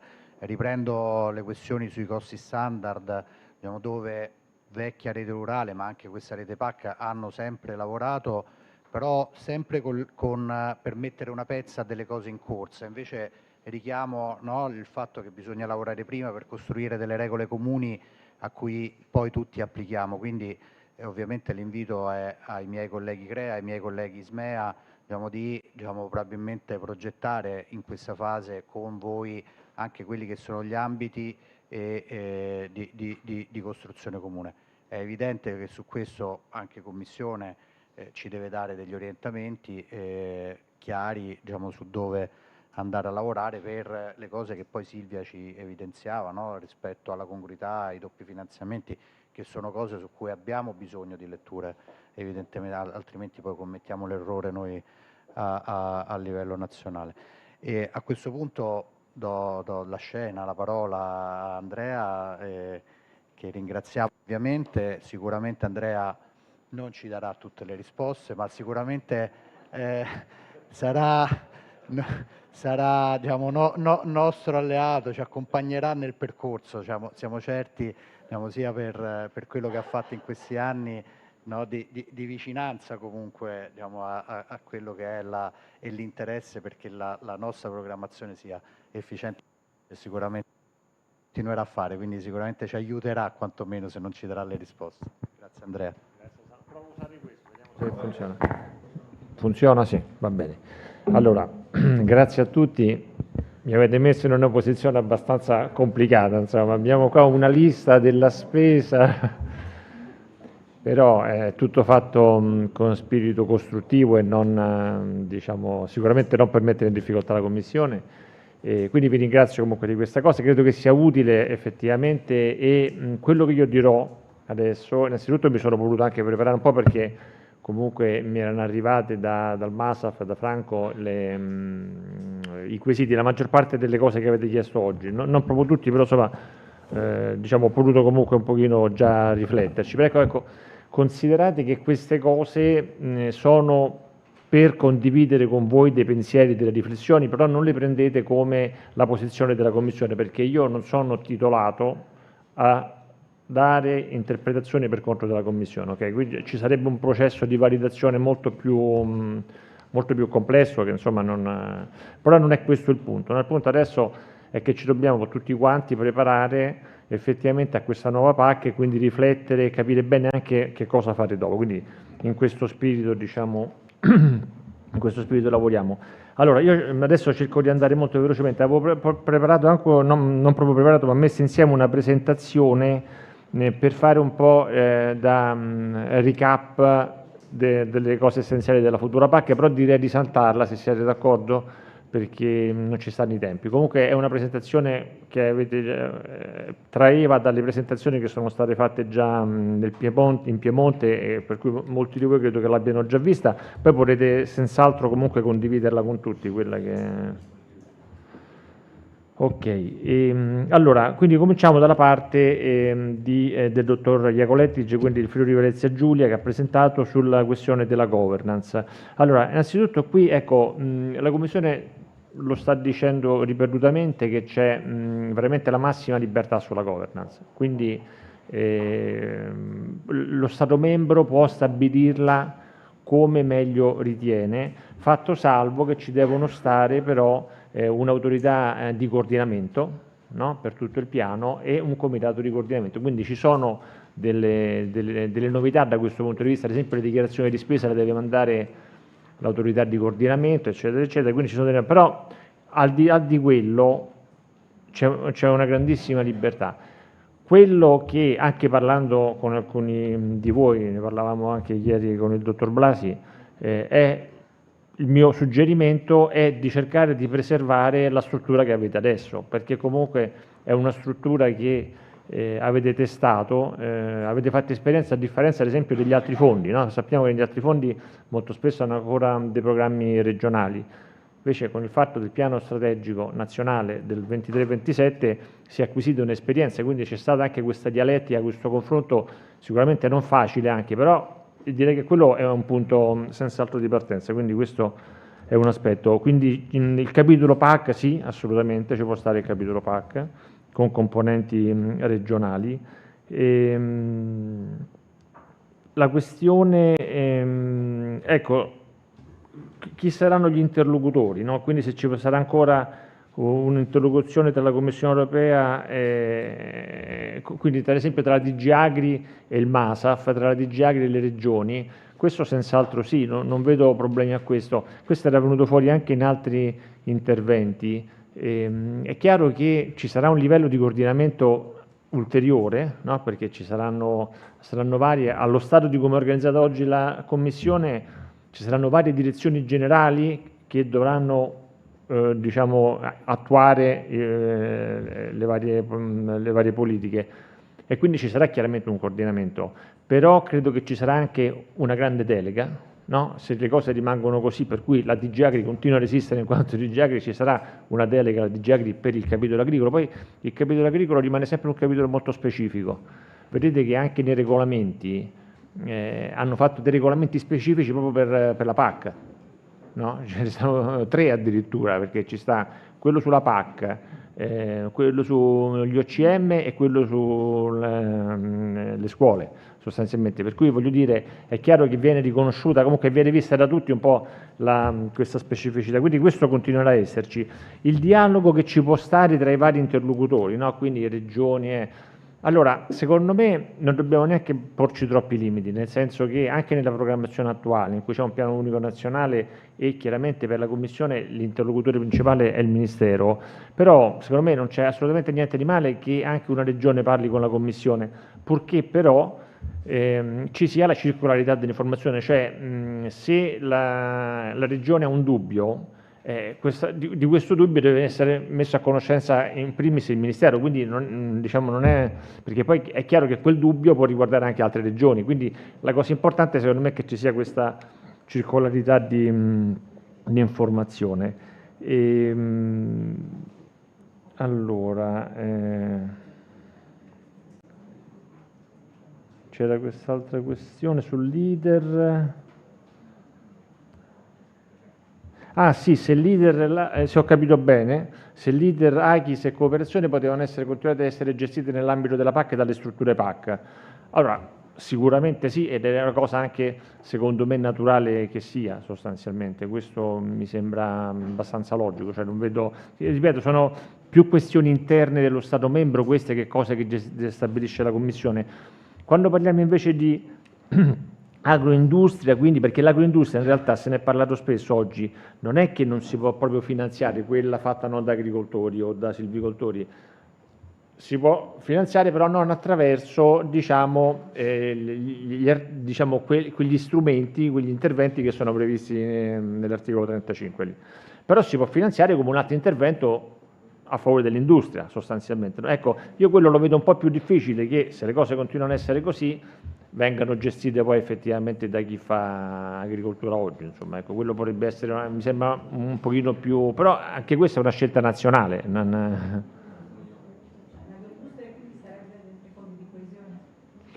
Allora, chi la gestisce? L'Italia potrebbe decidere chi la gestisce la coesione, quindi è una gestione, cioè comunque questa è una scelta italiana, però diciamo potrebbe succedere questo. Però vabbè, questo insomma non è comunque una cosa che impone sicuramente la Commissione. Ora poi sui contenuti del piano, allora il piano sarà strutturato sostanzialmente come tutti i programmi fino adesso. Quello che ci sarà di meno sarà la SWOT non sarà richiesta, però ci sarà sempre una questione di fabbisogni, interventi e quant'altro, insomma, quindi ci saranno poi delle disposizioni comuni sicuramente, mi sembra che questo era stato anche un quesito. Ora poi c'era anche la questione, se non sbaglio Gabriele, sul fatto se la definizione dei fabbisogni a livello regionale avesse senso o meno. Io direi proprio di sì. Questi d'altronde non dimentichiamoci che si chiamano piani di partenariato nazionale e regionale, per cui la componente regionale è comunque importante, però è pure vero che siamo in un contesto in cui tutto deve essere fatto entro certi tempi e in modo coordinato, per cui la sfida sono soprattutto i tempi. Cioè non ci stanno 3 anni perché tutte le regioni si facciano le loro analisi, poi discutano con il Ministero, ci sta poco tempo, per cui bisogna trovare insomma, un modo agile per fare questa cosa. Quindi sulle disposizioni trasversali sì, è la cosa che ha più senso, insomma tutto ciò che è comune a vari interventi ha senso metterlo nelle disposizioni trasversali. Ora poi ecco, sarà veramente un programma più sintetico, quindi il capitolo PAC sarà veramente più sintetico rispetto a quello che è oggi il PS, perché ha un impatto veramente molto grande, quindi tutti i criteri di ammissibilità. Allora ce ne sono alcuni che sono nel regolamento, quindi quelli vanno specificati, cioè uno deve dare conto del fatto che se c'è un criterio di ammissibilità nel regolamento, quello si applica a quell'intervento. Ma quelli in più, qualcuno prima parlava Franco credo del certificato antimafia ad esempio, quello lo devo mettere, no? E poi, allora supponiamo non lo metto, però se non lo metto e poi comunque lo devo controllare e viene un audit e mi trova che l'ho controllato male, mi fa una rettifica finanziaria sostanzialmente. Allora, questi sono tutti aspetti che vanno chiariti. A mio parere tutti questi i requisiti di ammissibilità di dettaglio non sono necessari, però questa è chiaramente una cosa che va verificata con la Commissione, quindi, perché questo è un aspetto cruciale sia per quanto riguarda quali elementi ci vanno messi, sia per quanto riguarda cosa succede in quelli che non ci metto se viene un audit che fa me li controlla o non me li controlla, no? Perché questo timore che c'è dietro questa domanda che avete fatto, no? O anche il timore che c'è spesso dietro la proliferazione di testo nei programmi sono proprio gli audit, quindi è la paura che possa a un certo punto vedere un audit che dice vabbè tu questa cosa non la dovevi fare così, dice vabbè allora la metto nel programma che la faccio così nessuno mi può, cioè almeno l'aspettativa legittima, nessuno mi può dire che non lo dovevo fare, no?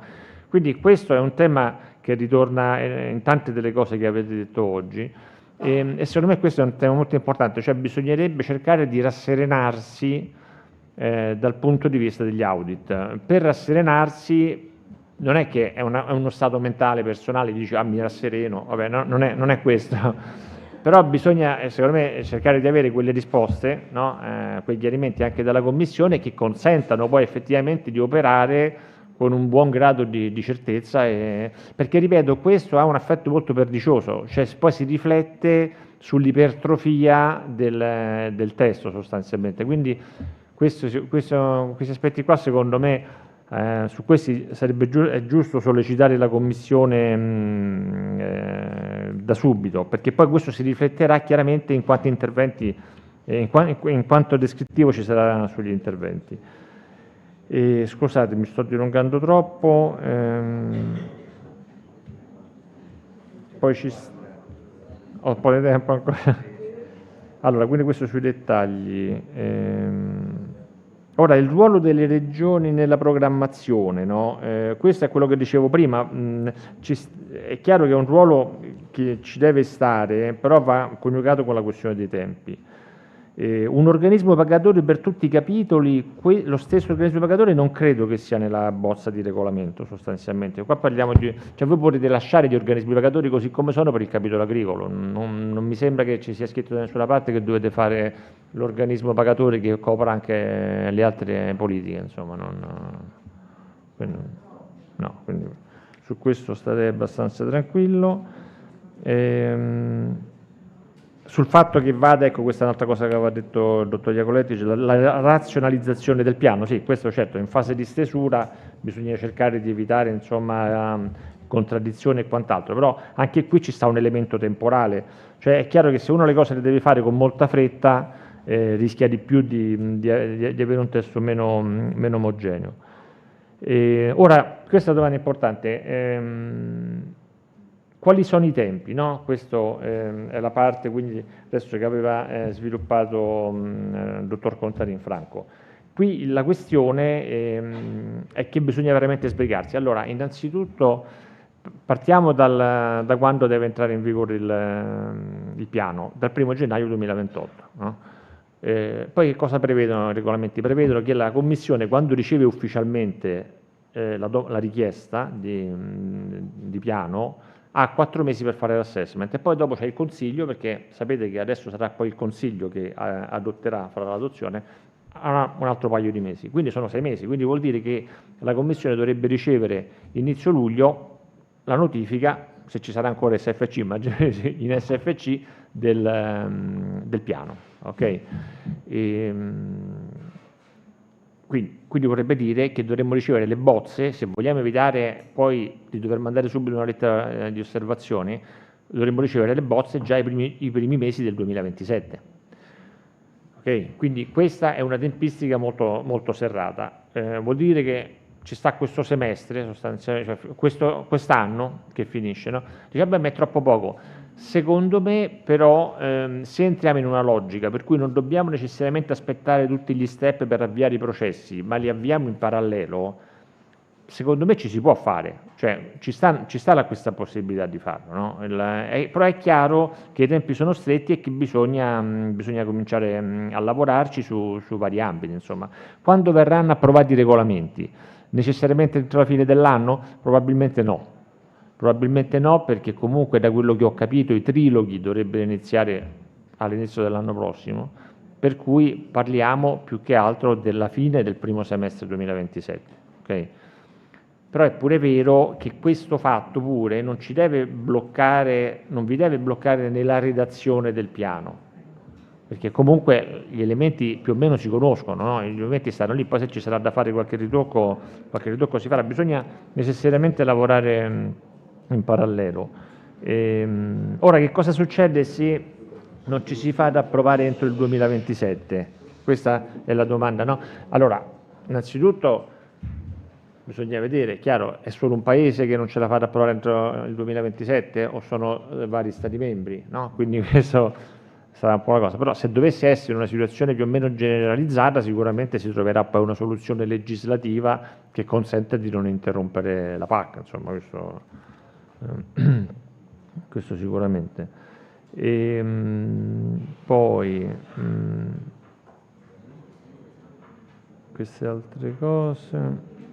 Quindi chi sarà l'interlocutore del piano? Io penso che per la parte agricola comunque la DG Agri sarà coinvolta, magari unitamente ad altre DG, però sicuramente avrà un ruolo di primo piano, questo l'abbiamo già detto.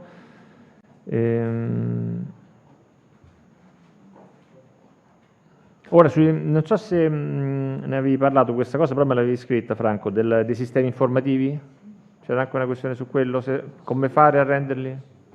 Vabbè, allora, sui sistemi informativi effettivamente è un punto critico questo qui, perché è chiaro che molto spesso i sistemi informativi vengono appaltati a società esterne. Allora dici, io come faccio a fare un appalto se non c'è ancora il regolamento che prevede certe cose adottato? Quindi questo è sicuramente un aspetto importante, critico, sul quale ecco, non so dare una risposta, però siamo sempre lì, dovremmo fare in modo che il 1° gennaio 2028 si possa partire. Poi gestione del piano, quindi Ok, quindi che cosa succede? Sarà più flessibile, sarà addirittura un piano unico. È comunque una sfida non da poco, per cui io dico anche l'Italia deve cercare di tenere conto di questa complessità che comunque un po' c'è perché si passa a un nuovo sistema, per fare cose un pochino più semplici, cioè fare meno cose. È chiaro che se io devo fare tanti interventi, ho anche più poi necessità di fare modifiche, insomma, per cui bisogna secondo me un po' contenere anche l'ambizione alla perfezione, se vogliamo. È chiaro che il territorio può avere tante necessità, ma le devo proprio soddisfare tutte? Se io le soddisfo tutte, è gestibile, poi riesco a starci nei tempi? Oppure mi dovrei più concentrare su quelle principali e che comunque mi consentano poi di operare nei tempi utili? Quindi secondo me questa è una riflessione importante che va fatta. E comunque i regolamenti, diciamo che dal punto di vista di questa flessibilità, prevedono già i futuri regolamenti perché anche lì ci sta un sistema di notifica in certi casi, un sistema di emendamento in altri, per cui secondo me già a livello poi regolamentare delle semplificazioni ci stanno da quel punto di vista. E la questione dei PLUA, no? È stato detto, è stata diciamo, un'esperienza molto faticosa quella con i PLUA. Cosa sarà adesso, no? Con questi invece output unit values, con questi target, eccetera, eccetera. Ora su questo devo dire, apprezzo molto il fatto che il Ministero si è mosso molto per tempo, quindi ha avvertito da subito l'urgenza di chiarire questo aspetto, di non avere sorprese sostanzialmente, no? Quindi il fatto di dire ok, io devo pianificare degli importi, che succede se poi ci sono degli scostamenti, quali sono le conseguenze? Ecco, questo è un aspetto molto importante e ci sono state anche delle riunioni anche a Bruxelles su questo aspetto, diverse cose credo che sono state chiarite e almeno per quella parte degli interventi che si basano sugli output, quindi supponiamo diciamo, quelli a superficie, ci sono state credo delle buone rassicurazioni in questo senso. Però rimane ancora da capire ad esempio per i target, per quegli interventi che sono basati sui target, e questo è estremamente importante effettivamente capire quali sono gli impatti e le conseguenze. Insomma, quindi immagino che su questo l'interlocuzione tra il Ministero e la Commissione continuerà. Regole di condominio, poi ecco pure accennava Franco, quello certo, quelle sono importanti, il punto è che da quello che capisco le regole di condominio su certe cose non si è riusciti comunque a definirle, no? Sulla questione ad esempio dell'N+2, però questo può creare dei grossi problemi. È chiaro che ci vuole anche molta ragionevolezza secondo me, cioè bisogna arrivare a qualche cosa che sia accettabile, però nessuno può pensare di non avere necessariamente nessuna conseguenza dall'utilizzo delle regole di condominio, perché se le regole di condominio hanno un effetto premiante o sanzionatorio, è chiaro che uno si può trovare a essere premiato o a essere sanzionato, però è pure vero, ma può un condominio stare senza un regolamento di condominio? Non mi sembra, insomma. Cioè, quindi voglio dire, è anche secondo me un aspetto proprio di crescita dell'Italia in senso più di autonomia, di capacità di autogestirsi, insomma, adesso non c'è più la Commissione che ti dice tutto quello che devi fare, quindi ecco, c'è una necessità secondo me di pervenire a queste regole di condominio. Ora passerei alla parte del dottor D'Ambrosio. Di Luca diceva quale sarà la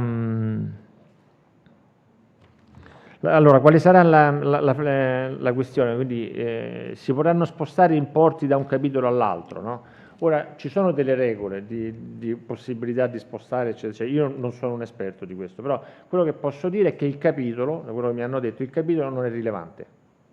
Cioè non è il fatto che stai in un capitolo o in un altro capitolo che lo può spostare o non spostare, non è quello, è più legato ai target, che, a quanto cambiano i target, che a dove l'hai messo nel piano, sostanzialmente. Okay? Quindi non è il fatto del capitolo di per sé, però è chiaro che se è legato ai target è molto probabile che quel target è pertinente allo stesso capitolo. Non so. Poi c'era un'altra questione, credo che era sul fatto anche se ci sono spostamenti tra regioni. Ora, come è nel PSN che cosa ci sta? C'è il fatto che noi abbiamo delle dotazioni nazionali sostanzialmente, non abbiamo dotazioni regionali, no? Quindi è chiaro che se tra spostamenti tra le varie regioni ci sta una compensazione, noi vediamo solo quello che eccede la compensazione, quindi sarà la stessa cosa, insomma. Diciamo che per quanto riguarda l'indicazione delle differenziazioni regionali, l'idea della Commissione è quella di limitarle il più possibile, proprio per evitare l'appesantimento. In alcuni casi potrebbe essere necessario, ad esempio nel caso dei target, però è tutto da verificare ancora, so che il MASAF lo sta studiando questa cosa, però in quei casi ad esempio potrebbe essere necessario pianificare per regione, per evitare impatti finanziari negativi nel caso in cui una regione magari non abbia raggiunto i suoi target e possano esserne penalizzate anche le altre. Quindi in alcuni casi potrebbe essere necessario, però l'idea è quella di evitare il più possibile di creare tutte queste distinzioni.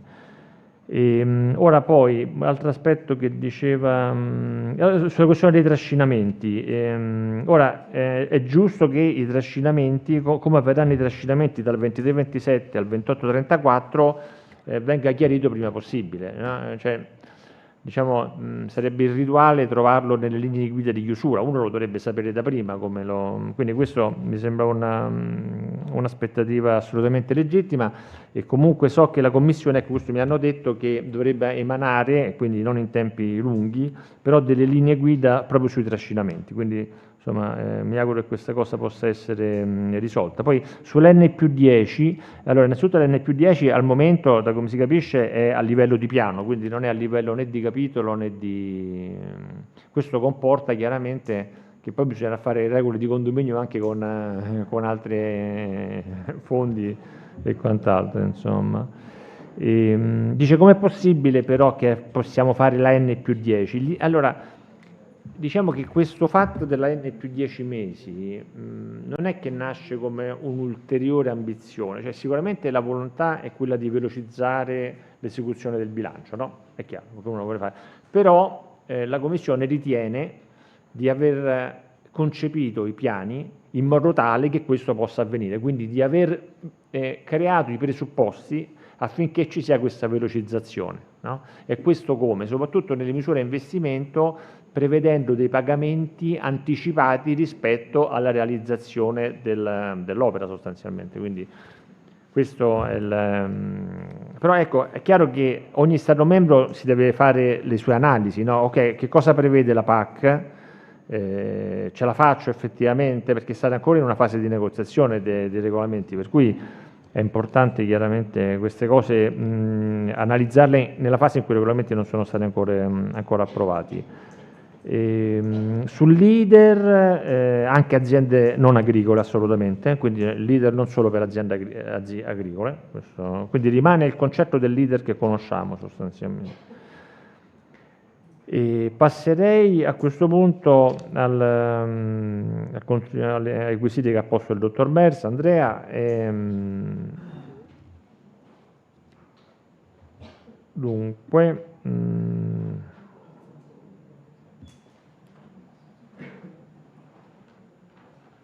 allora, mi sembra che hai chiesto, Andrea, se per il leader se si possa prendere dalla parte indivisa. No, in realtà si deve, perché non sta nel ring fencing effettivamente. Quindi se ho colto bene la domanda, quindi non essendo compresa nei 300 miliardi va presa necessariamente dall'altra parte la dotazione per il leader, questo se ho capito bene. Questa parte qui sulla semplificazione mi sembra di avere già detto, cioè la semplificazione è sacrosanta, però va fatta anche a livello nazionale e regionale, questo non ce lo dimentichiamo. La questione delle quote di cofinanziamento per i settoriali. Allora, io devo essere sincero, non sono assolutamente un esperto di settoriali, quindi voi mi potreste dire che per i settoriali ci sono degli aspetti che fanno sì che ci possa essere effettivamente un effetto distorsivo se uno Stato membro applica un tasso di cofinanziamento nazionale più alto o più basso, no? Io quello che posso dire è che però noi sappiamo che nello sviluppo rurale così avviene. E anche in Italia ci sono regioni che hanno tassi di cofinanziamento più bassi, altre hanno tassi di cofinanziamento più alto. Per cui, non lo so, sappiamo pure che in materia agricola si possono aggiungere soldi, ecco, per lo sviluppo rurale il top up si può mettere a piacimento sostanzialmente, no? Quindi alla fine voglio dire, questo effetto distorsivo dell'utilizzare fondi nazionali in aggiunta, in disparità tra uno Stato membro e l'altro, insomma, mi sembra che almeno per lo sviluppo rurale non si sia mai posto come problema. Adesso può darsi che per gli OCM sia così, questo, ecco, su questo mi devo fermare, insomma. Allora, scusate perché rischio di dimenticarmi qualcosa. Però eventualmente ditemelo, adesso ho dimenticato qualcosa. Diceva, ecco, anche il dottor Merz, la possibilità di modulare i tassi di cofinanziamento negli anni in modo da far assorbire più velocemente la quota dell'Unione nei primi anni e poi, insomma, mi sembra un po' un escamotage. Insomma, ecco, come diceva all'inizio il dottor Blasi, quello è stato veramente, quello dei tassi di cofinanziamento per i PSR, è stata una grande operazione, secondo me molto valida, perché effettivamente era utile in quella circostanza per i PSR, portata avanti, devo dire, bene, approfitto di tantissime regioni, però è stata veramente una misura eccezionale, è stata anche una cosa che ha creato molto lavoro, che si sarebbe voluto evitare, no? Quindi a quel punto io direi cerchiamo di evitare di trovarci in una condizione di affanno, anche perché poi il rischio sempre qual è? Che se io arrivo in affanno, che devo fare la spesa, c'è sempre un po' di rischio, voi mi direte che magari non è così, ma che vada comunque ad approvare progetti che magari tanto meritevoli non sono.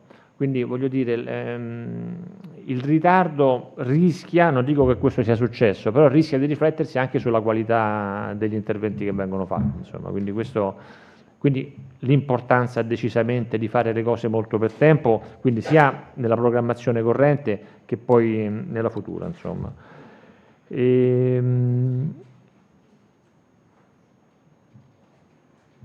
Allora, sulle catastrofi, no? Che riportava sempre il dottor Merz. Allora, appunto diceva che ci sono ad esempio alcuni agricoltori che non beneficiano delle assicurazioni perché magari per loro è troppo complesso, no? Quindi ne sono in qualche modo fuori. Allora, quell'aspetto lì va sicuramente risolto. So che ad esempio, magari non in Trentino, però ci sono nelle regioni del sud in cui non si trova neanche l'assicurazione che te la fa, cioè, no? C'è questo aspetto qua, per cui questi sono sicuramente aspetti importanti che vanno risolti. La questione della riassicurazione il Ministero la sta portando avanti, come richiesta che venga introdotta, e credo anche altri Stati membri. Poi come migliorare la capacità di credito delle aziende agricole, questo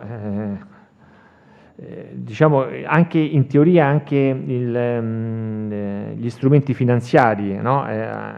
Potrebbero essere utilizzati a questo scopo. Si può dare una garanzia, questo può far migliorare, però anche lì bisogna trovare quegli strumenti che effettivamente funzionano, almeno per i PSR. Adesso sinceramente non so ancora per il PSN, però per i PSR ad esempio normalmente nella stragrande maggioranza dei casi le garanzie sotto gli strumenti finanziari, quelle del FEI, non hanno funzionato. Quindi questo è un vero peccato, perché non è che non ci fosse la necessità di questo credito, quindi bisogna trovare un pochino le cause che hanno ostacolato la buona attuazione di certi interventi.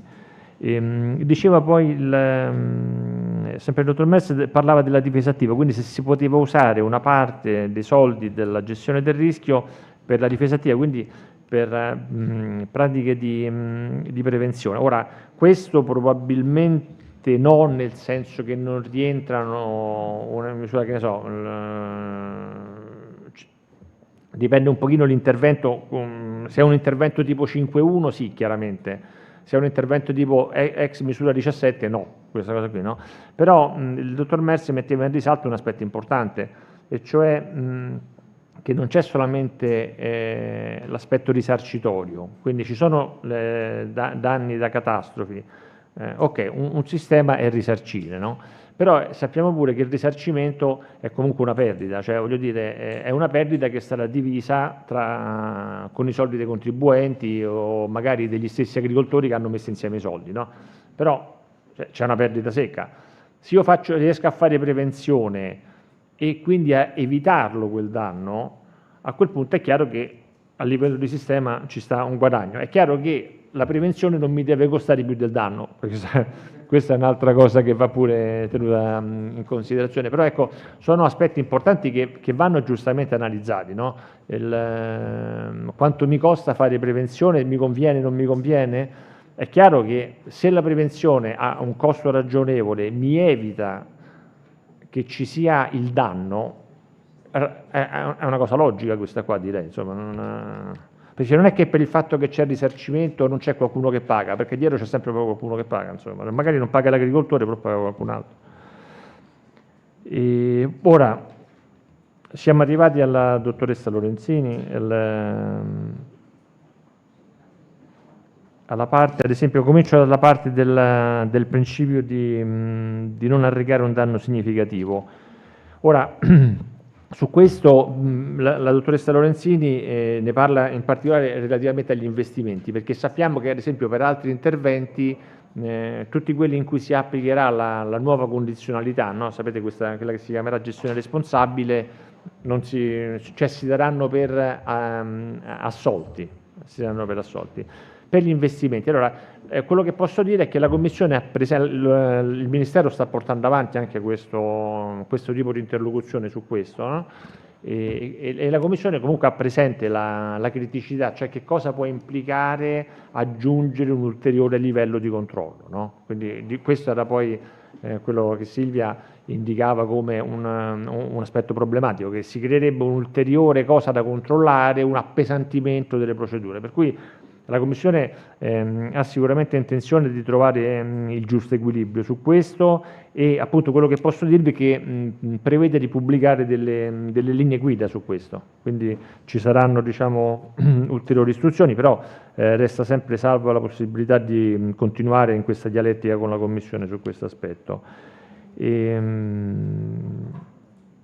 Ora, sul fatto che negli OCM adesso ci sono dei limiti, anche qui, diciamo, voglio dire, ammetto tutta la mia ignoranza in materia, però voglio dire, i limiti si stanno in tutti gli interventi, cioè nella logica programmatoria tu c'hai dei limiti.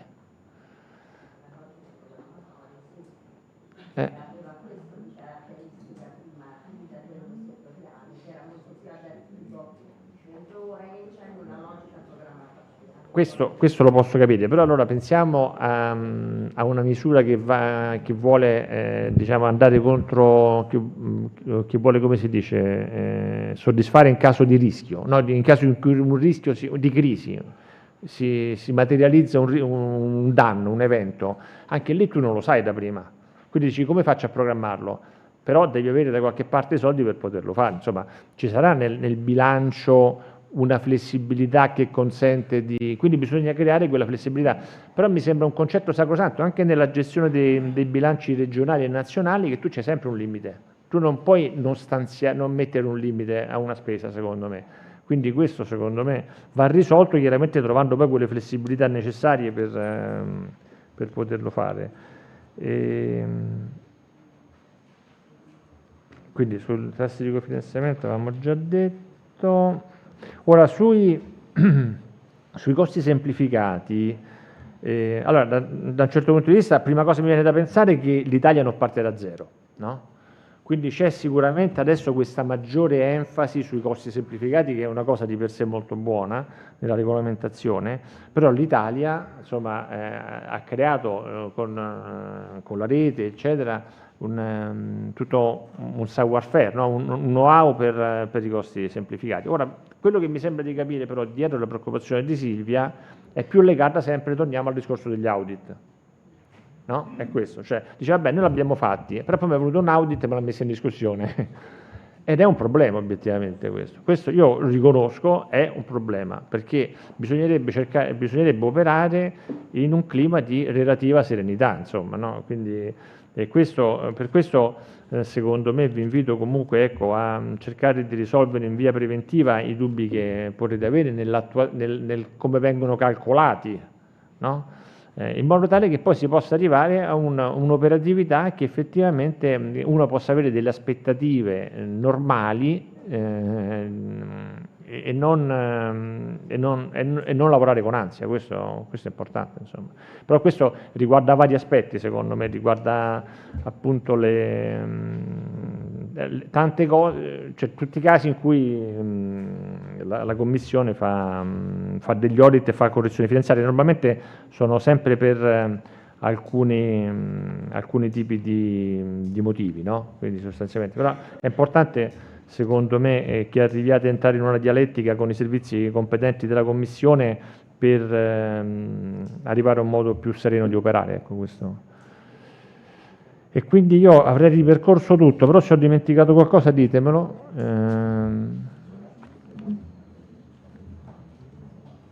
No, innanzitutto diciamo, secondo me ci vuole un applauso a Andrea per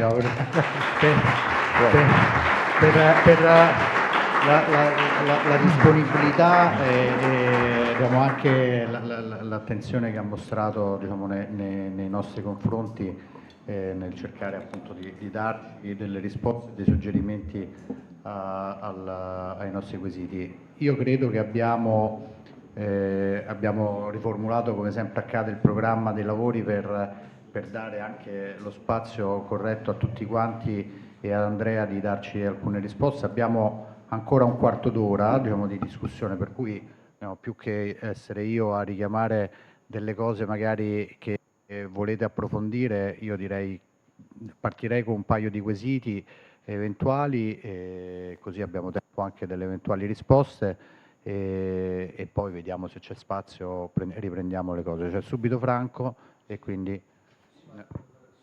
Sarò telegrafico, più che quesiti appunto ne abbiamo già posti, cioè, un suggerimento. Mi allaccio all'ultimo tema, costi semplificati. La logica, secondo me, ce l'hai suggerita tu, è sempre quella di anticipare.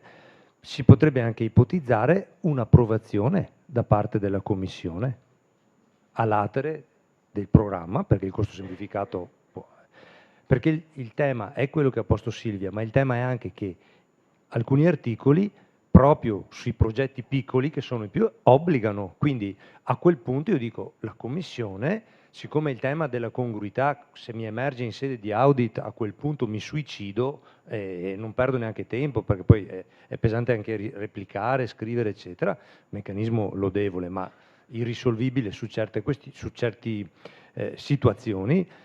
Potrebbe essere un suggerimento quello di sviluppare un documento, a quel punto viene col tempo, eccetera, viene valutato e viene approvato, e quindi non mi va, come dire, a creare proprio per evitare il crearsi di situazioni che a mio giudizio poi sono non risolvibili, anche perché vengono affidate poi alla sensibilità dei singoli, non dico lato commissione, dico lato anche nostro, perché abbiamo una filiera amministrativa lunga che passa tra soggetti istituzionali diversi, perché a quel punto poi tutta la vicenda dell'audit si vede anche noi coinvolti, come sai, autorità di gestione che magari abbiamo concepito questo standard, ma è in mano ai colleghi dell'organismo pagatore che hanno altre prerogative e altre responsabilità. Quindi in questa filiera qui se il tema emerge a valle è troppo tardi, o comunque finisce per assorbire energie e costi che non hanno senso. Ecco, volevo permettermi questo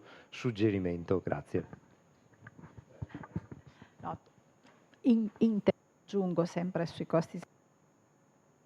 Abbiamo il problema che sono leader e sotto 400.000 euro addirittura per anche progetti in approccio ordinario. Non si sente. È vero che l'Italia ha un'esperienza, ma un'esperienza molto limitata a impianti di colture arboree e trattori e mieti trebbie.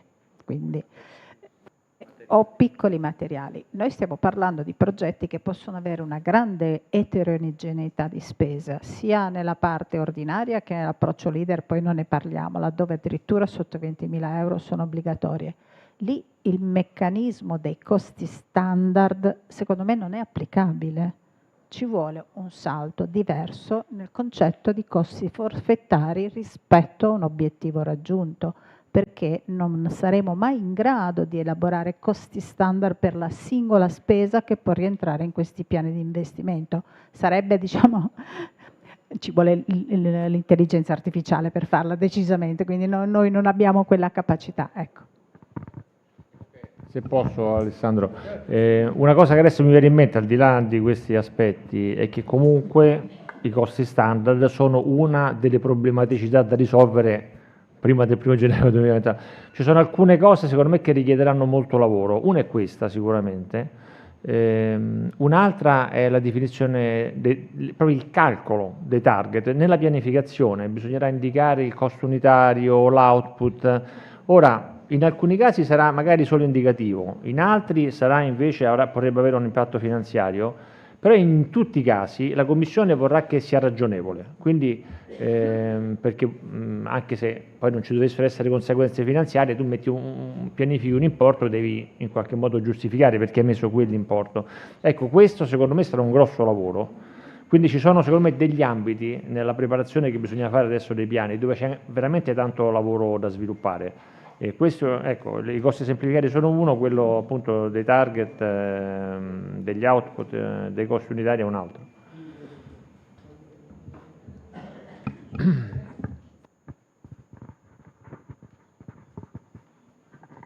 Abbiamo un po' di tempo, quindi qualcun altro può intervenire.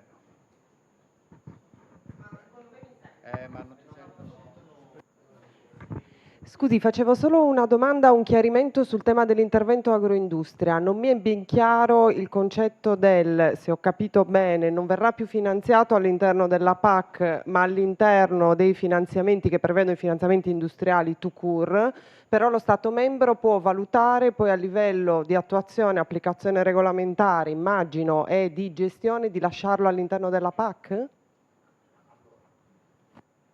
Cioè, secondo me dipende che cosa intendiamo per lasciarla all'interno della PAC. Perché, cioè, la PAC che cosa intendiamo? Allora, sicuramente non è tra gli interventi che sono previsti per la PAC, no? Questo non è. Però se riguarda comunque l'agricoltura, che lo chiamiamo PAC o non lo chiamiamo PAC, tutto sommato non ci cambia molto, no? Cioè, se noi diciamo che comunque un certo tipo di sostegno al trasformatore fa beneficiare il produttore primario, che poi è l'argomentazione principale che ha portato avanti il Ministero nelle interlocuzioni con la Commissione, ma che faceva anche Luca D'Ambrosio, no? Dice, noi abbiamo effettivamente delle strutture che raccolgono ad esempio il latte e che però garantiscono agli agricoltori il giusto margine sostanzialmente, per cui se io sostengo quelle aziende di trasformazione locali sto facendo un favore anche, cioè sto indirettamente incidendo sul produttore primario sostanzialmente, no? Allora, questo è sicuramente un argomento che il Ministero può continuare a portare avanti nell'interlocuzione, però è pure vero che non è che non lo puoi fare, lo puoi fare con altri soldi, esatto, sì. E quello che dicevo io, non so in un contesto del genere, se fosse industria, quindi se fosse considerato come un finanziamento all'industria, non so se poi verrebbe gestito dal MASAF, ad esempio, come intervento o da altri, questo non so, però... Vado in aiuto perché... Bravo. Vado in aiuto perché... aiuto a casa. No, perché lui non si può esporre più di tanto, logicamente, no? Invece noi possiamo dire, anche se siamo collegati, quindi ci ascoltano, è pericoloso, però possiamo dire le cose come stanno. Tra l'altro, seguendo tutti i lavori, sono stati 2 momenti di brusio sul tuo intervento, sì. No? Quello più grosso è sull'agroindustria, okay. Perché evidentemente è una cosa che sta proprio, non sta bene. Gli stessi argomenti che abbiamo proposto nella bilaterale con la Commissione per criticare una scelta del genere, che non ha senso, non ha senso. Quindi la Commissione dice, se sei impresa agricola ti prendi anche l'agroindustria. Se non sei impresa agricola, non prendi l'agroindustria, perché ce l'hai dentro l'OCM, ce l'hai nei vari interventi, ma devi essere beneficiario impresa agricola. Quindi ha preso la definizione degli aiuti di Stato, no? Quindi che per noi è sempre stata una roba il contrario, no? I primi interventi delle direttive sociostrutturali, l'866, adesso non mi ricordo qual è il regolamento, no? Era il valore aggiunto prodotto nel processo di trasformazione. Io do i soldi alla parte industriale se c'è un contratto di fornitura di materie prime, dimostri che lo paghi di più.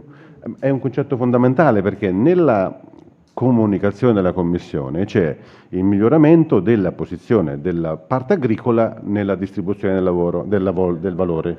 Se mi togli l'agroindustria, è proprio tecnicamente impossibile farlo. Tant'è vero, ad esempio, no, un problema contingente oggi, il mercato del latte. Il problema del latte che sta crollando e tutti gli accordi che si stanno facendo con la parte industriale è la condizione da parte dell'agricoltura di produrre un prodotto a qualità superiore e me lo paghi di più.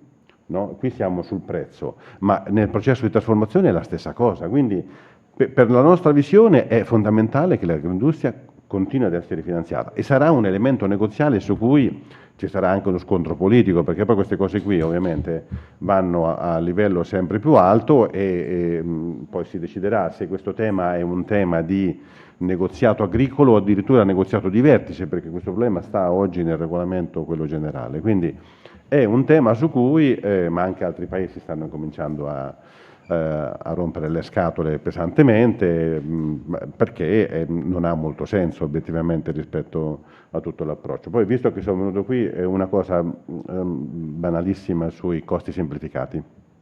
Allora, ho partecipato direttamente all'ultima esperienza sull'audit sull'OCM vino. Non sappiamo ancora come va a finire, quindi l'audit se ci salva o non ci salva. Però il problema è in parte dovuto a noi in questo caso, perché la nostra estrema variabilità nelle richieste, Zannollo lo sa benissimo, ha portato a differenziare l'aiuto con costi semplificati in campo, quindi per l'vigneto, incrementato del 5% come valore del contributo se dimostriamo che c'è una pendenza maggiore del 15%. Dico, ma tutto questo casino per un 5% in più? Ma perché l'abbiamo fatto? Cioè, se è un contributo del 40% in più nelle zone terrazzate, ma il 5% è un contributo minimale con uno sforzo amministrativo dietro mostruoso, perché devi dimostrare che c'è la pendenza del 15%. Ma chi l'ha pensata sta roba? Adesso non so quando è stata decisa, eccetera. Allora, però fortunatamente abbiamo toccato una materia su cui potevamo chiedere l'aiuto del pubblico da casa, anzi. Abbiamo chiamato il CREA, ci siamo fatti fare un'analisi, diciamo, ex post dei costi aggiuntivi su terreni in pendenza che si fanno facilmente perché trovi le fatture, eccetera, e con quella documentazione, quindi con una certificazione, che però non c'era, perché abbiamo semplicemente usato la buona fede, no? Poi è chiaro che solo il 15%, un 5% in più ci può stare, e come si è detto, in base a che? Chi te l'ha detto di fare così? E allora, diciamo, ci siamo giustificati in questa maniera e insomma sembra che questa giustificazione insomma sia stata accolta e quindi siamo noi che dobbiamo essere maturi a sufficienza per evitare che succedano i casini. Poi ci sono sempre dei problemi, perché la Silvia ha detto guarda, c'è il doppio finanziamento, è un problema grave, cioè sul leader, ma anche sui trattori, al di là dei accordi con banche dati, eccetera, sono talmente variabili che, cioè, ma sul leader è una roba assolutamente impensabile. Anche quello, l'elemento negoziale, ragazzi, mettetelo facoltativo, ma no, mettetelo facoltativo, lo volete introdurre, fatelo facoltativo, altrimenti ci facciamo del male. Questa è la nostra proposta, però siccome magari lui non lo voleva dire, io ho approfittato per dirlo. Oltre all'agroindustria non ci sono le infrastrutture, e in particolare, lo dicevano i colleghi, le infrastrutture irrigue. Quindi questa cosa o la fanno i GAL Voglio morire? Apro e chiudo parentesi, oppure ce la fanno coi soldi della coesione, ma la coesione ha i suoi problemi con le risorse, quindi dire vabbè stanno di là, ma stanno di là senza risorse ring fencing, senza risorse dedicate, queste cose non si fanno. Quindi o noi riusciamo a fare sia l'agroindustria ma anche tutto il tema delle infrastrutture, oppure facciamo dei passi indietro, facciamo solo finanziamenti diretti alle aziende per comprare piccole cose. La parte infrastrutturale è strategica.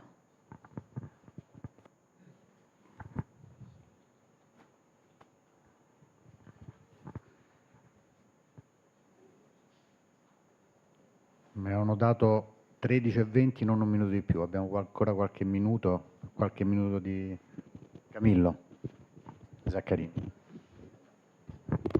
Non intervengo sui costi semplificati perché Ismea partecipa a scrivere tutti i testi e sì, sull'OCM abbiamo questo audit in realtà un po' più articolato, perché è il 3% di contributo in più per le aree montane e siamo lì, abbiamo cercato di risolvere il problema che il collega crea, ma ancora aspettiamo gli esiti. Allora, abbiamo un'analisi di cosa vorrebbe dire applicare cose semplificate, ad esempio agli investimenti delle aziende agricole, obbligatori sotto i 100.000 euro. Da una statistica tramite il nostro business plan online, che c'è anche la Regione Veneto, viene fuori una geografia d'Italia abbastanza articolata che porterebbe in Veneto addirittura il 40% dei finanziamenti potrebbero ricadere in questo meccanismo. E andremo nel sud Italia, in Basilicata, dove avremo il prossimo incontro, non vedo Restaino, non so se c'è, ma comunque andrebbe al 15%, al sud un 15% di investimenti stanno sotto i 100.000 sulla misura investimenti. Quindi è una forchetta in Italia fra 15 e 40 su questa misura e su altre, vi darò altre statistiche al prossimo incontro. Ma la domanda invece è a caro amico Andrea. Blasi lo sa che sono, diciamo, da tempo sollecito una soluzione che oggi fra le righe si è detta, cioè quella dello slittamento della PAC, perché è inutile che qui stiamo a correre e poi tutti sappiamo probabilmente che si slitterà. Siamo partiti con 2 anni dopo rispetto alla nell'altra programmazione, la 21-27 la PAC ha avuto uno slittamento di 2 anni. Ci sono tutti gli elementi per poter portare una proposta che dica congeliamo l'attuale sistema e proroghiamo. I soldi ce li hanno dati più di prima, quindi non c'è un vincolo, almeno annunciati. E quindi probabilmente anche lo slittamento comporta grosse complessità, però secondo me è l'opzione nel cassetto che dovremmo cominciare a ragionare, perché se arriva troppo tardi corriamo tutti e poi si rinvia. Quindi è una domanda a che punto sta, so che si parla di 1 anno o più. Un'ipotesi slittamento. Forse se ne parla in certi consessi nel Consiglio, forse se ne parla di questo, però la posizione della Commissione è che si inizia il 1° gennaio 2028 al momento, per cui non sono a conoscenza del fatto che la decisione abbia preso decisioni diverse.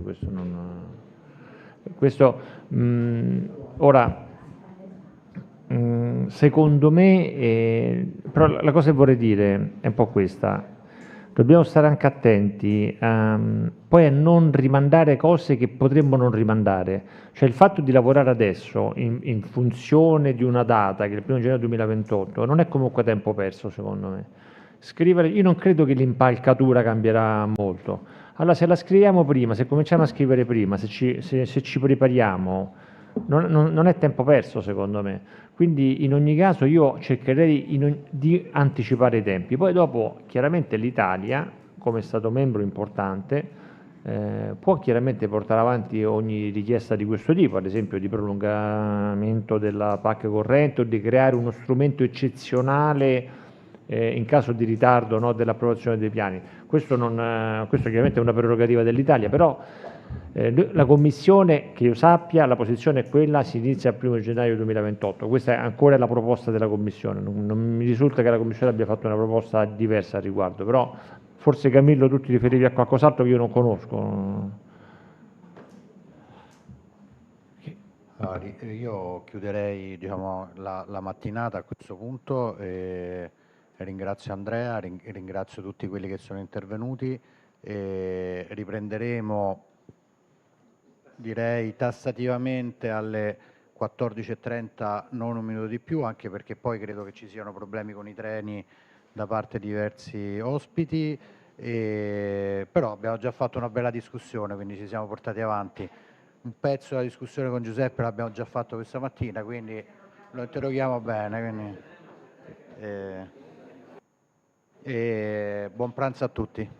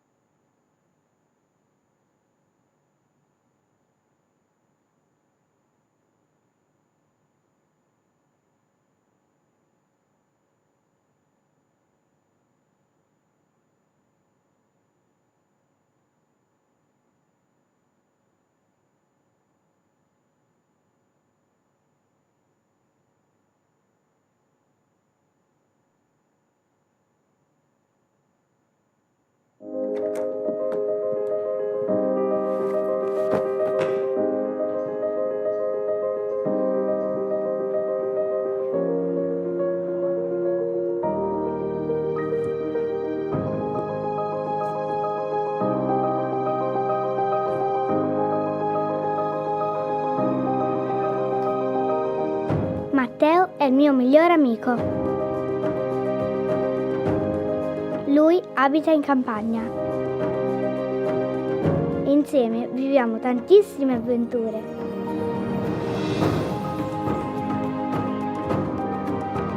Oggi siamo andati nel vigneto della sua famiglia, in mezzo a 1000 grappoli d'uva.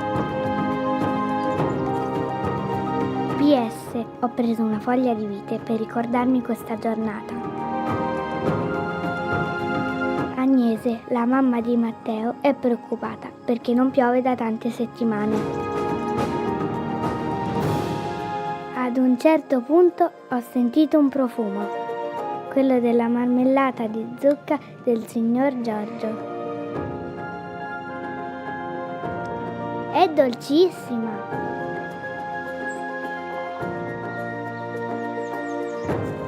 Ho anche scoperto come si seminano le castagne.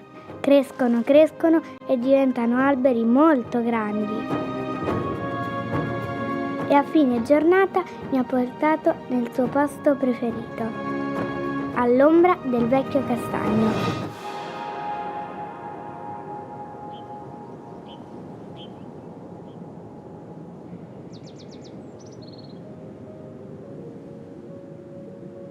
Caro diario, io e Matteo abbiamo fatto una promessa. Ci prenderemo sempre cura di questo posto. Croce sul cuore.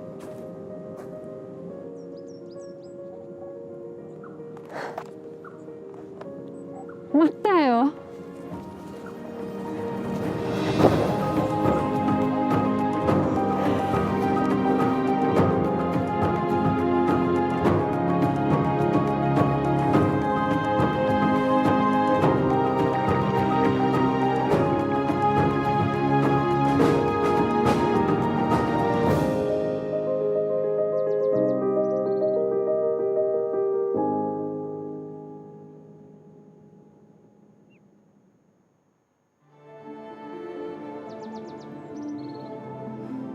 Cara Emma, finalmente è tornata la pioggia.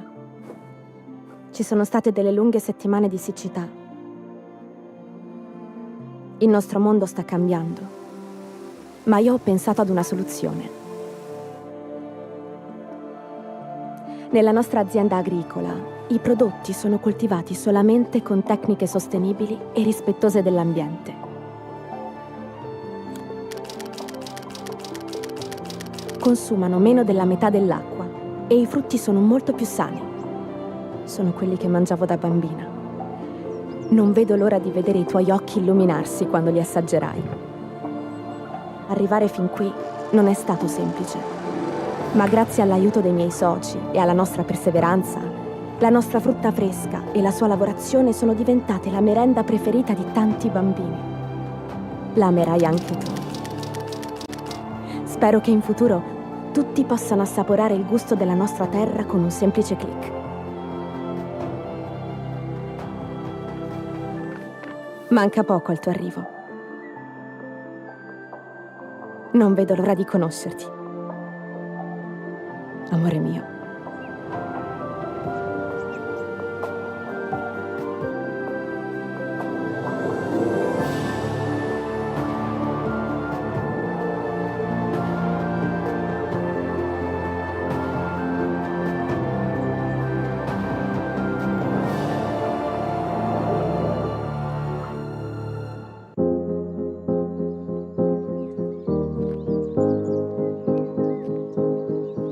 Voglio dedicare questo mio traguardo a mamma e papà, che hanno saputo ascoltare e sostenere i miei sogni.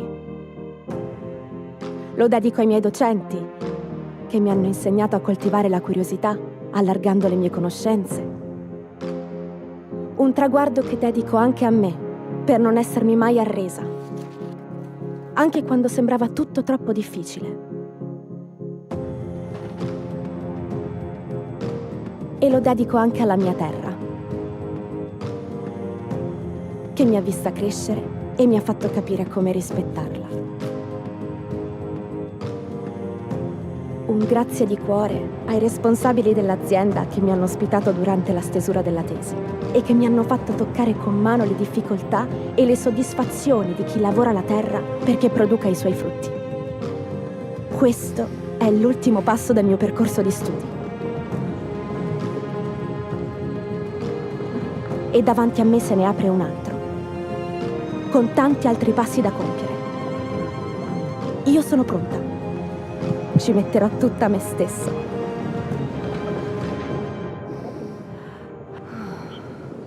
Croce sul cuore.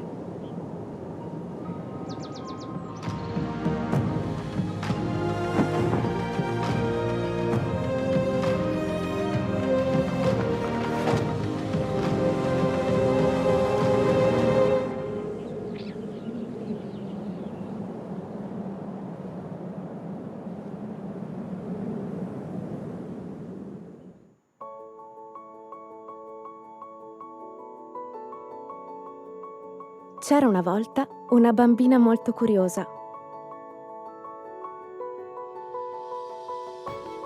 che amava la sua terra e i suoi frutti, proprio come te.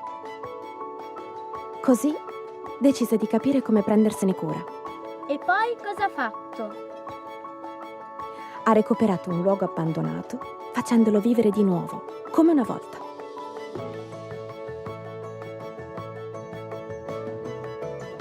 Qui ha coltivato prodotti di qualità nel rispetto dell'ambiente. Ci sono anche le fragole e i mirtilli che mangiavi da bambina?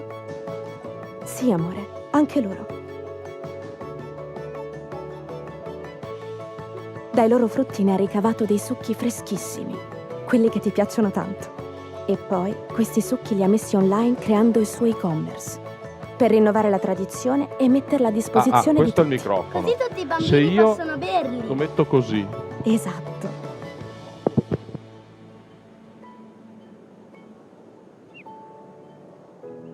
E lo ha fatto.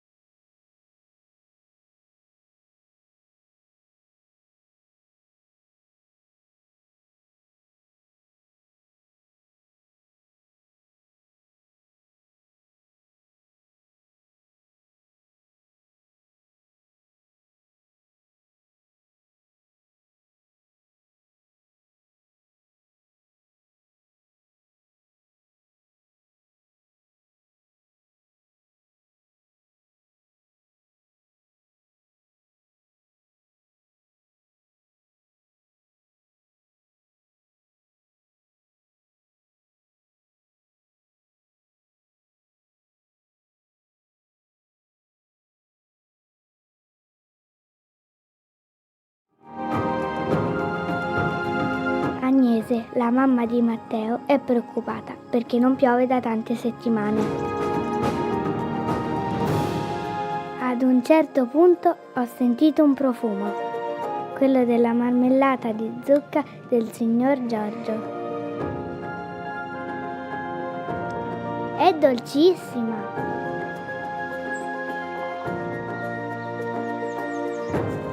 Ho anche scoperto come si seminano le castagne. Crescono e diventano alberi molto grandi. E a fine giornata mi ha portato nel suo posto preferito, all'ombra del vecchio castagno.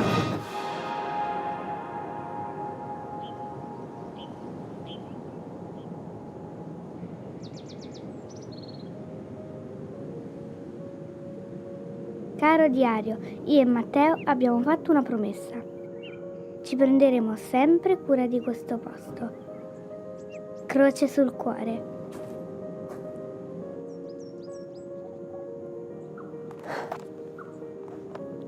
Matteo?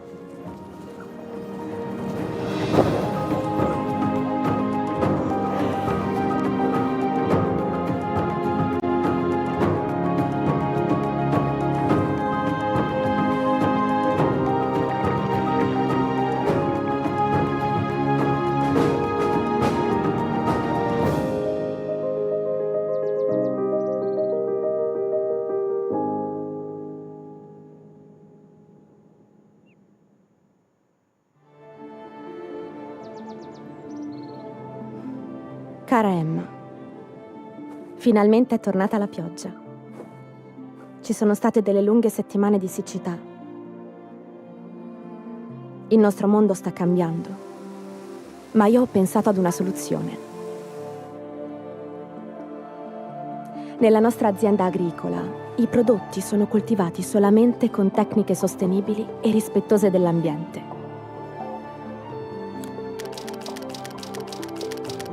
Consumano meno della metà dell'acqua e i frutti sono molto più sani.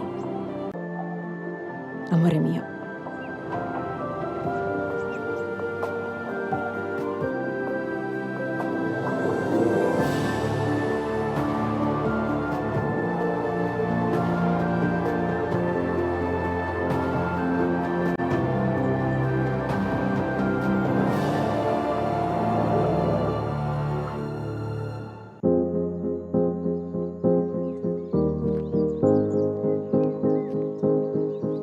Voglio dedicare questo mio traguardo a mamma e papà, che hanno saputo ascoltare e sostenere i miei sogni.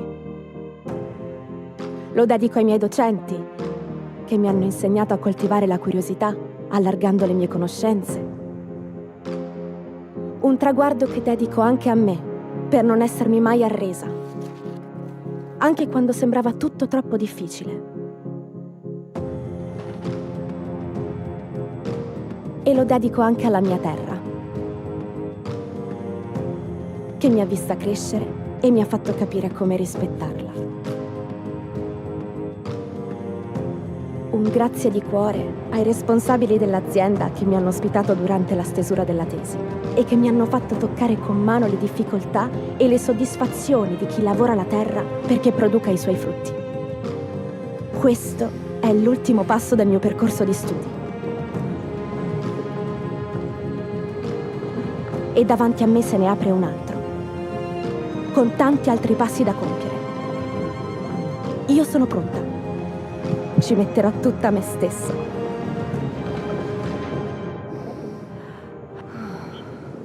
Croce sul cuore.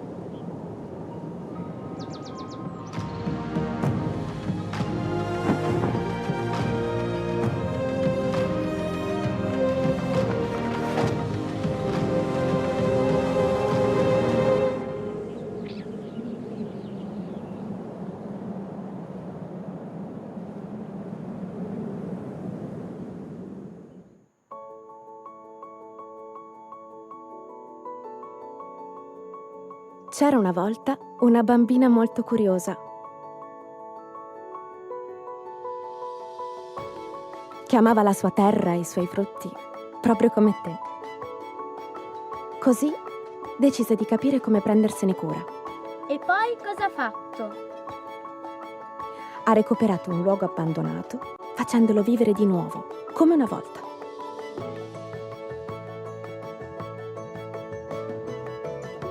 Qui ha coltivato prodotti di qualità nel rispetto dell'ambiente. Ci sono anche le fragole e i mirtilli che mangiavi da bambina? Sì, amore, anche loro. Dai loro frutti ne ha ricavato dei succhi freschissimi, quelli che ti piacciono tanto.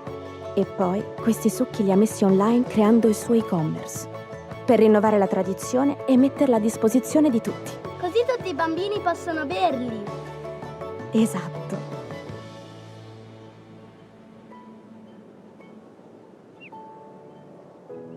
E lo ha fatto per sostenere la sua terra e chi la lavora, pensando al futuro di chi la abiterà, come te.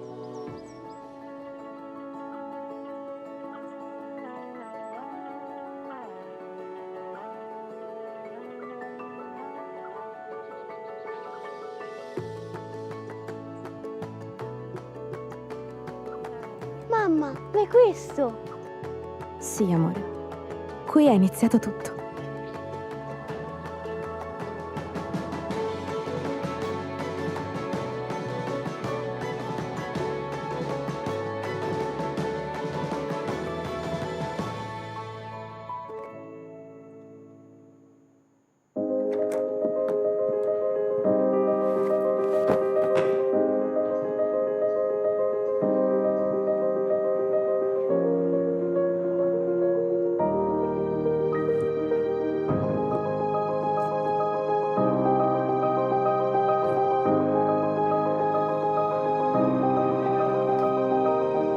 Matteo è il mio migliore amico.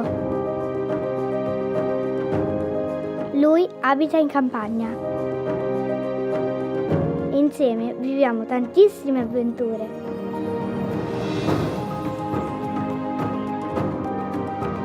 Oggi siamo andati nel vigneto della sua famiglia, in mezzo a 1000 grappoli d'uva. PS, ho preso una foglia di vite per ricordarmi questa giornata.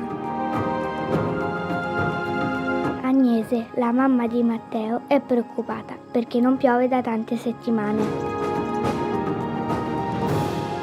Ad un certo punto ho sentito un profumo, quello della marmellata di zucca del signor Giorgio. È dolcissima!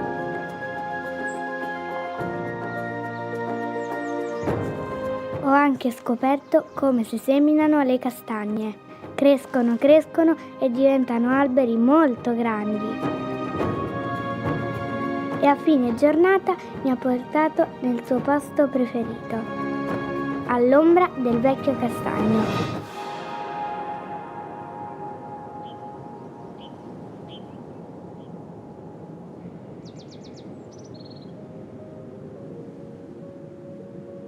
Caro diario, io e Matteo abbiamo fatto una promessa.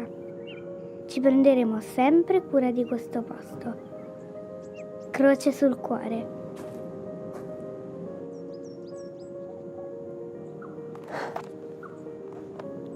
Matteo?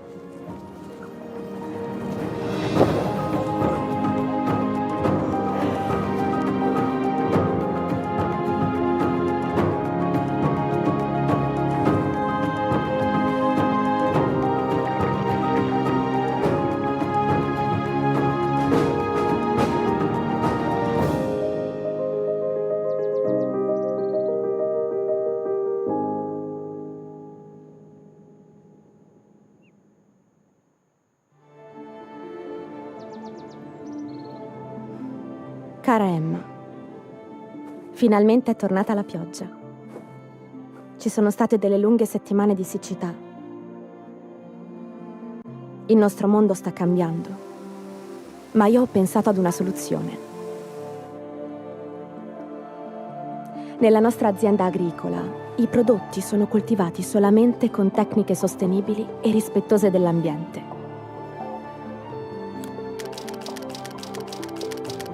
Consumano meno della metà dell'acqua e i frutti sono molto più sani. Sono quelli che mangiavo da bambina. Non vedo l'ora di vedere i tuoi occhi illuminarsi quando li assaggerai. Arrivare fin qui non è stato semplice, ma grazie all'aiuto dei miei soci e alla nostra perseveranza, la nostra frutta fresca e la sua lavorazione sono diventate la merenda preferita di tanti bambini. La amerai anche tu. Spero che in futuro tutti possano assaporare il gusto della nostra terra con un semplice click. Manca poco al tuo arrivo. Non vedo l'ora di conoscerti. Amore mio.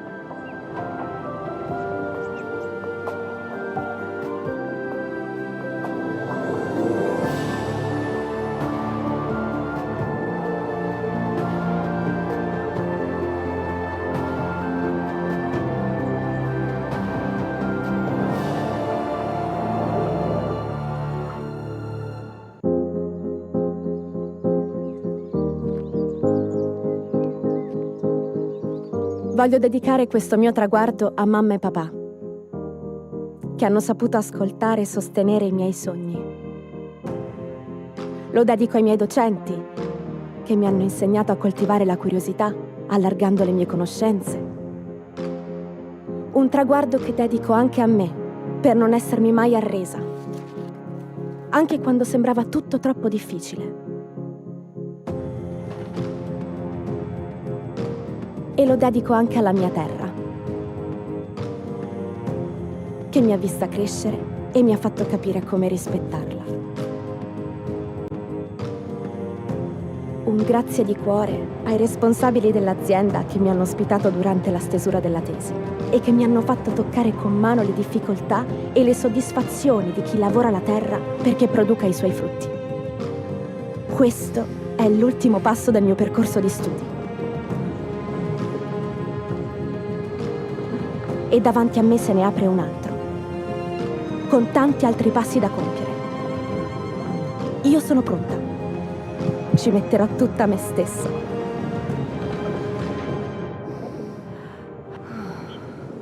Croce sul cuore.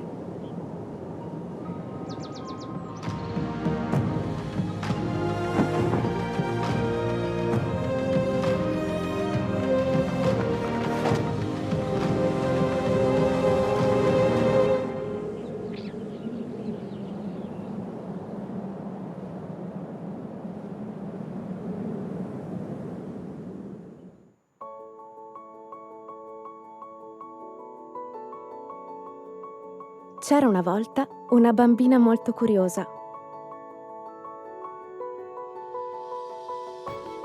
che amava la sua terra e i suoi frutti, proprio come te. Così decise di capire come prendersene cura. E poi cosa ha fatto? Ha recuperato un luogo abbandonato, facendolo vivere di nuovo, come una volta.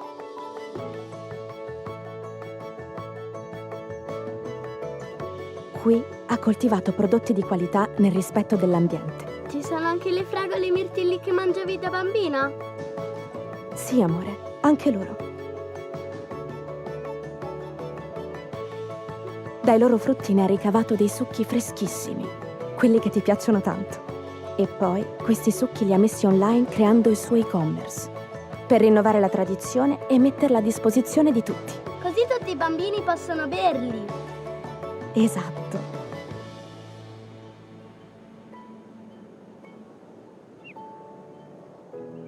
E lo ha fatto per sostenere la sua terra e chi la lavora, pensando al futuro di chi la abiterà, come te.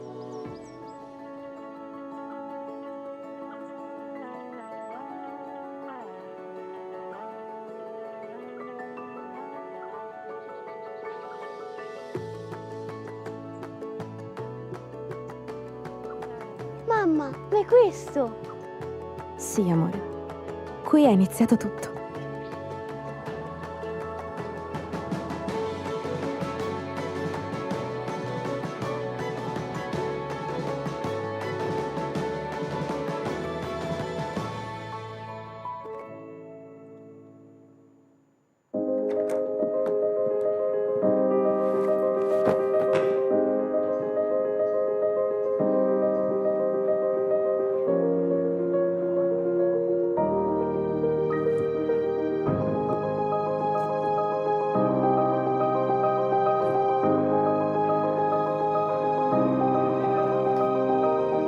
Matteo è il mio migliore amico.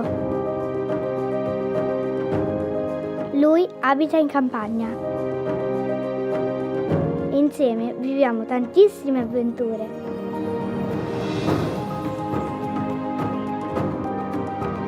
Oggi siamo andati nel vigneto della sua famiglia, in mezzo a 1000 grappoli d'uva.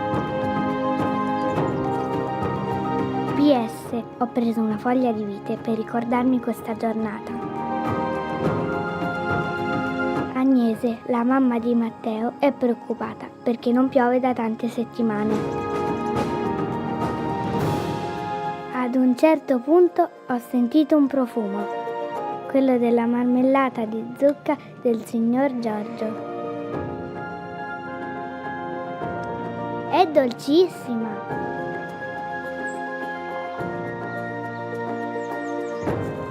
Ho anche scoperto come si seminano le castagne. Crescono e diventano alberi molto grandi. E a fine giornata mi ha portato nel suo posto preferito, all'ombra del vecchio castagno.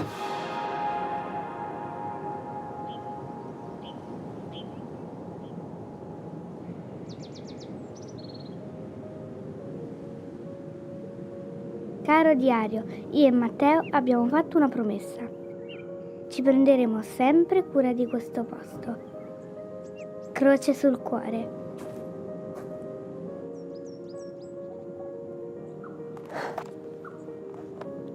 Matteo?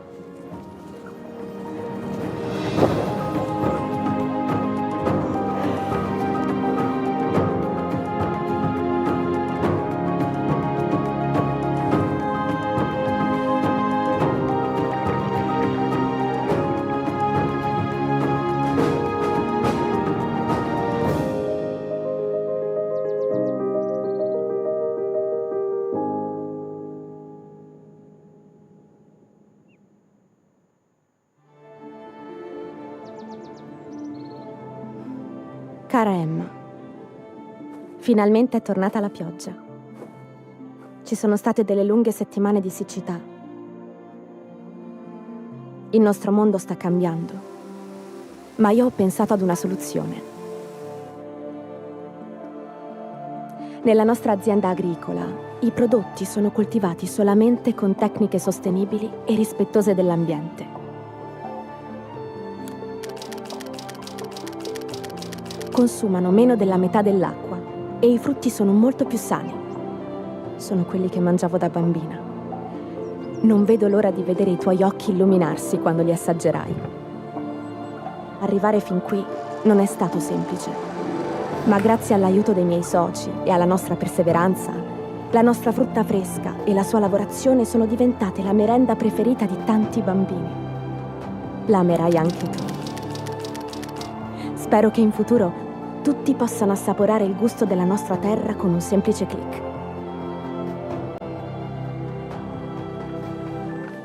Manca poco al tuo arrivo. Non vedo l'ora di conoscerti. Amore mio.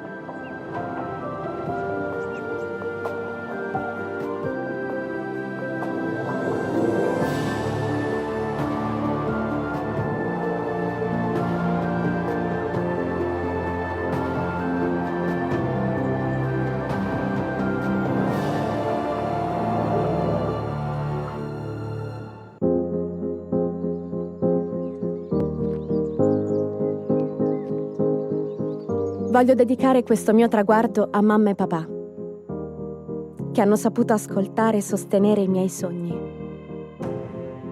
Lo dedico ai miei docenti, che mi hanno insegnato a coltivare la curiosità, allargando le mie conoscenze. Un traguardo che dedico anche a me, per non essermi mai arresa, anche quando sembrava tutto troppo difficile. E lo dedico anche alla mia terra, che mi ha vista crescere e mi ha fatto capire come rispettarla. Un grazie di cuore ai responsabili dell'azienda che mi hanno ospitato durante la stesura della tesi e che mi hanno fatto toccare con mano le difficoltà e le soddisfazioni di chi lavora la terra perché produca i suoi frutti. Questo è l'ultimo passo del mio percorso di studi. E davanti a me se ne apre un altro, con tanti altri passi da compiere. Io sono pronta. Ci metterò tutta me stessa.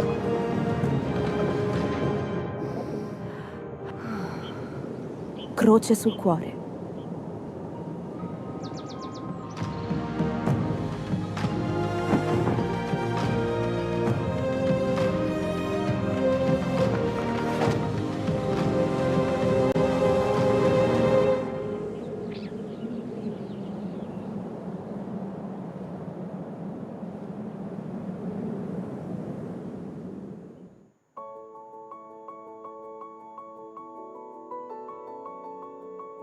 C'era una volta una bambina molto curiosa che amava la sua terra e i suoi frutti, proprio come te. Così decise di capire come prendersene cura. E poi cosa ha fatto? Ha recuperato un luogo abbandonato, facendolo vivere di nuovo, come una volta.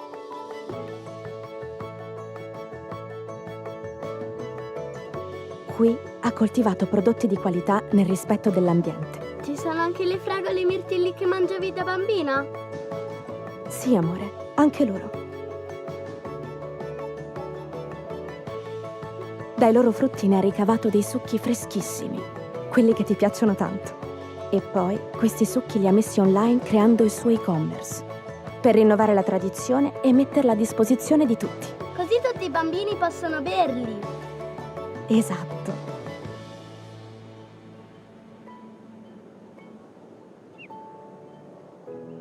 E lo ha fatto per sostenere la sua terra e chi la lavora, pensando al futuro di chi la abiterà, come te.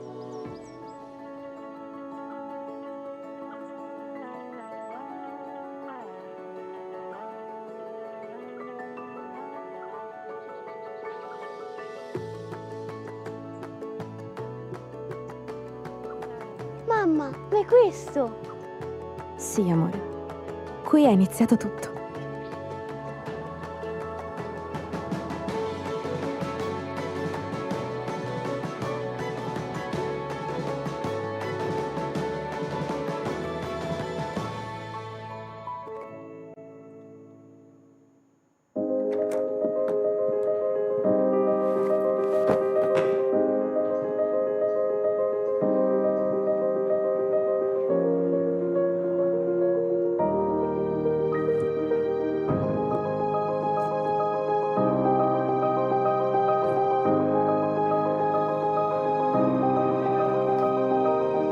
Matteo è il mio migliore amico. Lui abita in campagna. Insieme viviamo tantissime avventure.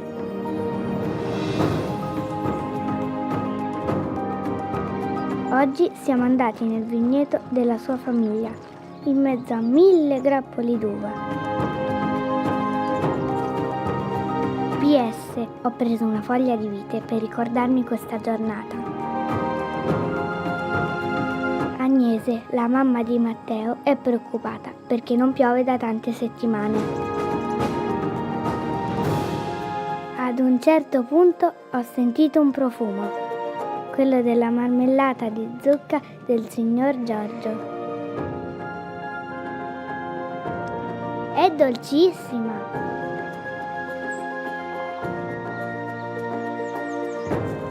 Ho anche scoperto come si seminano le castagne. Crescono, crescono e diventano alberi molto grandi. E a fine giornata mi ha portato nel suo posto preferito, all'ombra del vecchio castagno.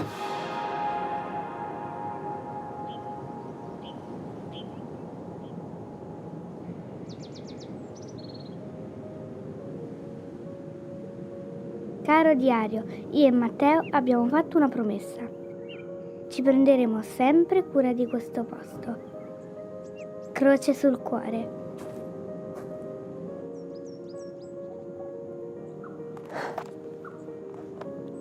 Matteo?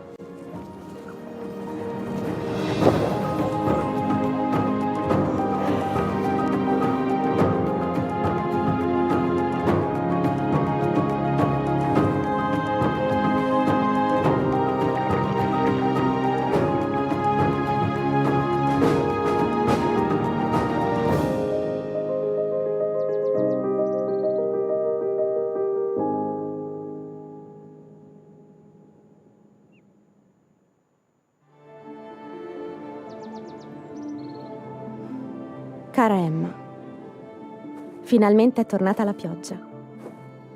Ci sono state delle lunghe settimane di siccità. Il nostro mondo sta cambiando, ma io ho pensato ad una soluzione. Nella nostra azienda agricola I prodotti sono coltivati solamente con tecniche sostenibili e rispettose dell'ambiente.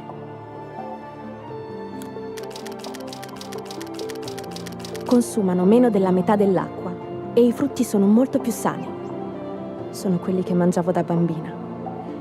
Non vedo l'ora di vedere i tuoi occhi illuminarsi quando li assaggerai. Arrivare fin qui non è stato semplice, ma grazie all'aiuto dei miei soci e alla nostra perseveranza, la nostra frutta fresca e la sua lavorazione sono diventate la merenda preferita di tanti bambini. La amerai anche tu. Spero che in futuro tutti possano assaporare il gusto della nostra terra con un semplice click. Manca poco al tuo arrivo. Non vedo l'ora di conoscerti. Amore mio.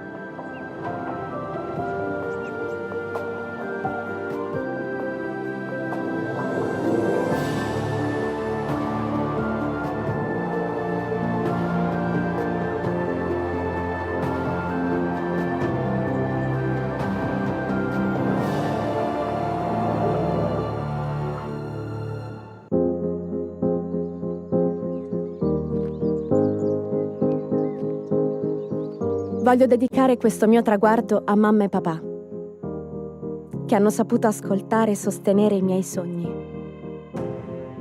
Lo dedico ai miei docenti, che mi hanno insegnato a coltivare la curiosità, allargando le mie conoscenze. Un traguardo che dedico anche a me, per non essermi mai arresa, anche quando sembrava tutto troppo difficile.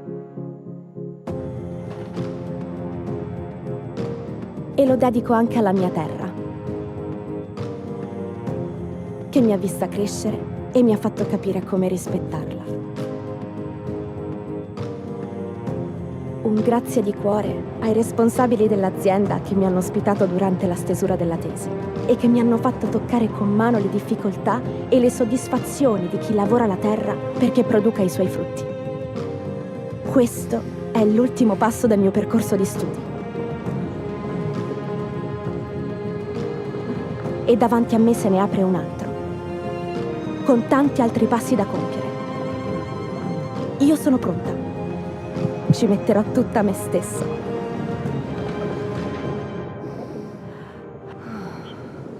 Croce sul cuore.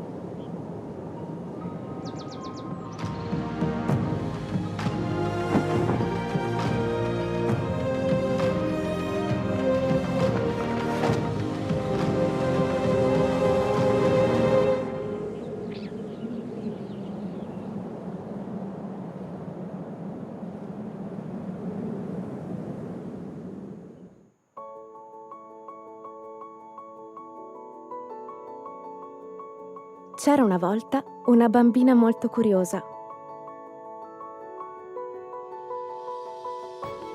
che amava la sua terra e i suoi frutti, proprio come te. Così decise di capire come prendersene cura. E poi cosa ha fatto? Ha recuperato un luogo abbandonato, facendolo vivere di nuovo, come una volta.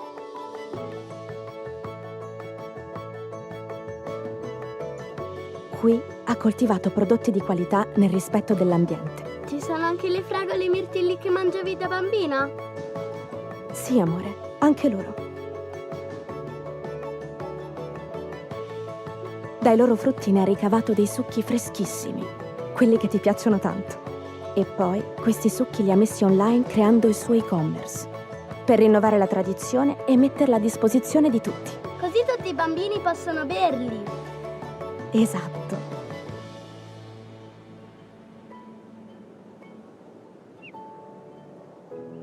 E lo ha fatto per sostenere la sua terra e chi la lavora, pensando al futuro di chi la abiterà, come te.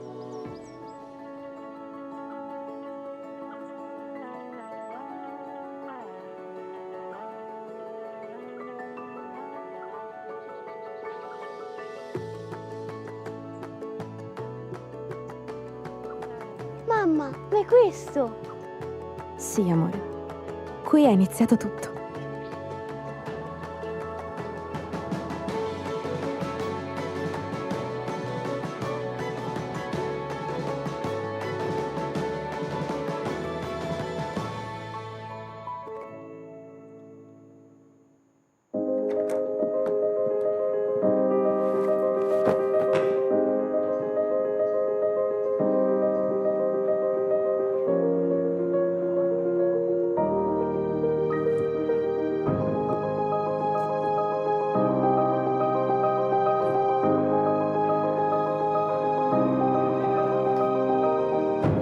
Matteo è il mio migliore amico.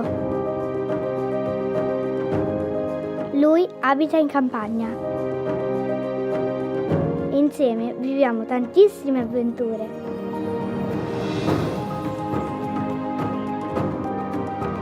Oggi siamo andati nel vigneto della sua famiglia, in mezzo a 1000 grappoli d'uva. PS, ho preso una foglia di vite per ricordarmi questa giornata. Agnese, la mamma di Matteo, è preoccupata perché non piove da tante settimane. Ad un certo punto ho sentito un profumo, quello della marmellata di zucca del signor Giorgio. È dolcissima!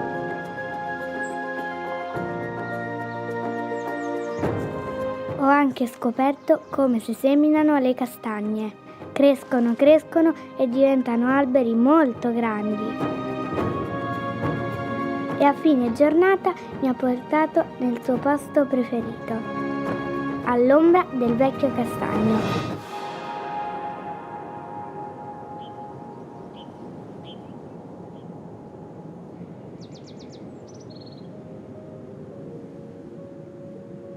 Caro diario, io e Matteo abbiamo fatto una promessa.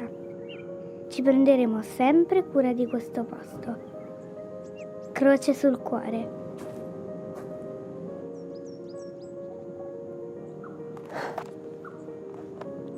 Matteo?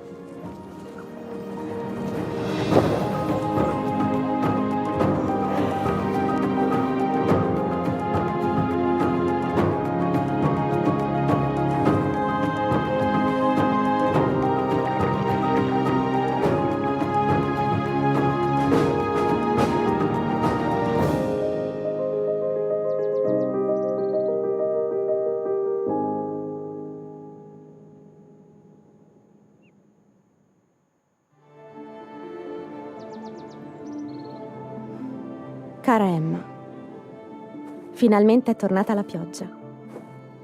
Ci sono state delle lunghe settimane di siccità.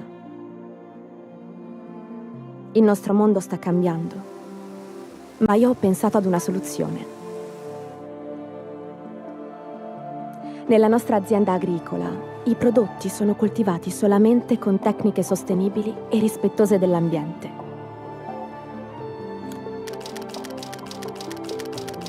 Consumano meno della metà dell'acqua e i frutti sono molto più sani.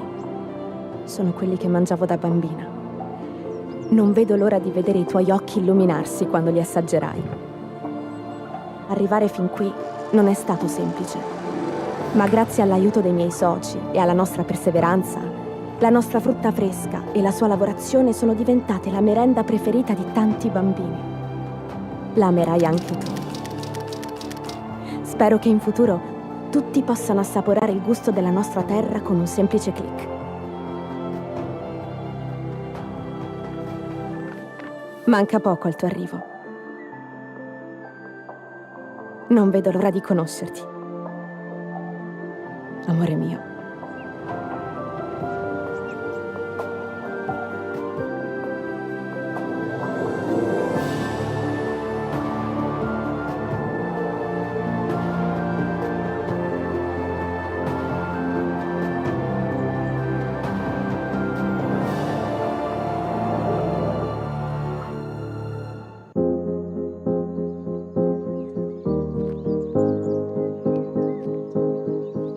Voglio dedicare questo mio traguardo a mamma e papà, che hanno saputo ascoltare e sostenere i miei sogni.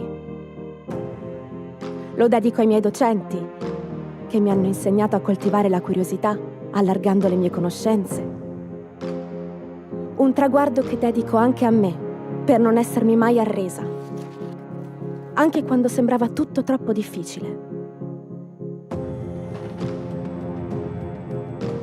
E lo dedico anche alla mia terra,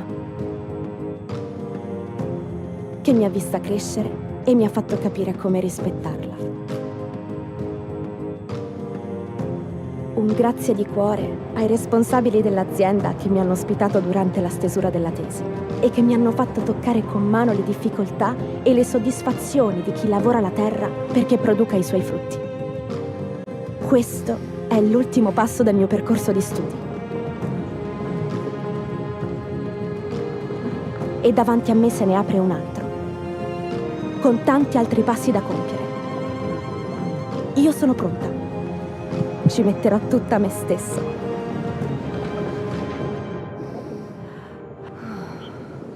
Croce sul cuore.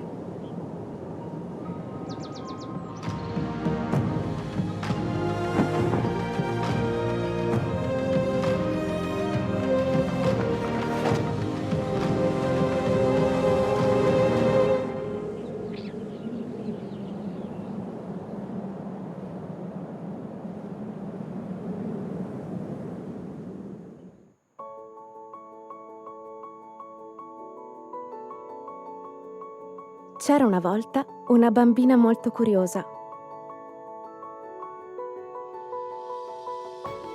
che amava la sua terra e i suoi frutti, proprio come te. Così decise di capire come prendersene cura. E poi cosa ha fatto? Ha recuperato un luogo abbandonato, facendolo vivere di nuovo, come una volta.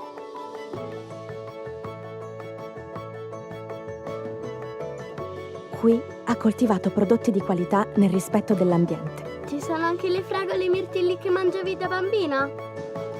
Sì, amore, anche loro. Dai loro frutti ne ha ricavato dei succhi freschissimi, quelli che ti piacciono tanto.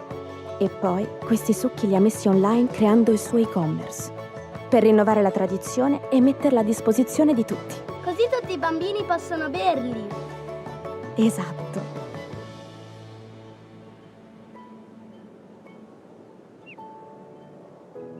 E lo ha fatto per sostenere la sua terra e chi la lavora, pensando al futuro di chi la abiterà, come te.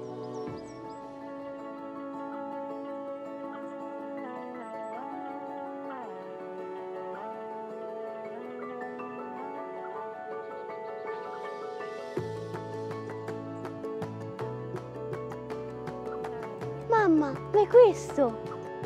Sì, amore. Qui è iniziato tutto.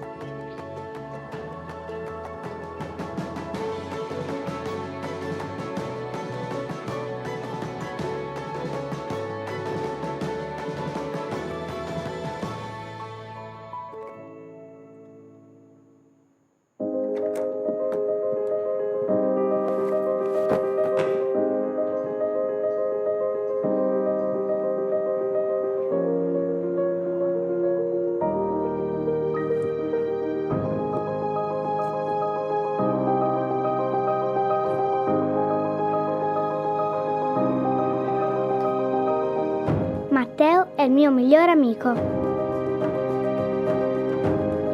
Lui abita in campagna. Insieme viviamo tantissime avventure.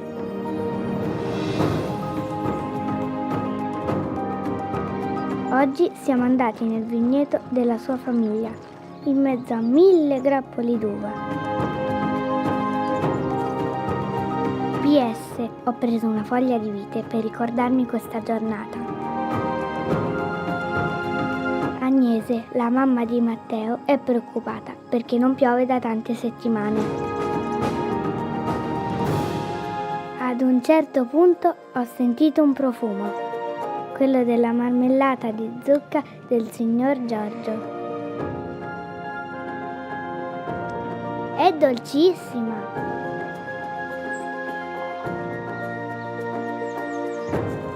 Ho anche scoperto come si seminano le castagne. Crescono, crescono e diventano alberi molto grandi.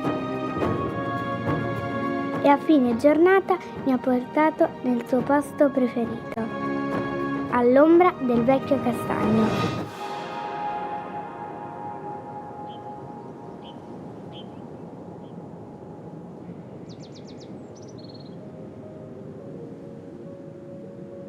Caro diario, io e Matteo abbiamo fatto una promessa. Ci prenderemo sempre cura di questo posto. Croce sul cuore.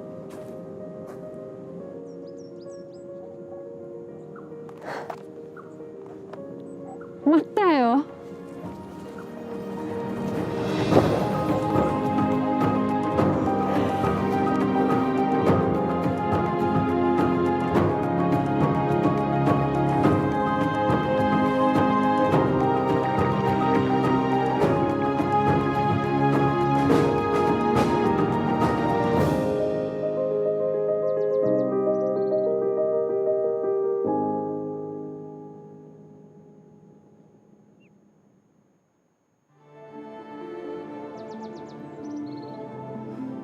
Cara Emma, finalmente è tornata la pioggia. Ci sono state delle lunghe settimane di siccità. Il nostro mondo sta cambiando, ma io ho pensato ad una soluzione. Nella nostra azienda agricola, i prodotti sono coltivati solamente con tecniche sostenibili e rispettose dell'ambiente.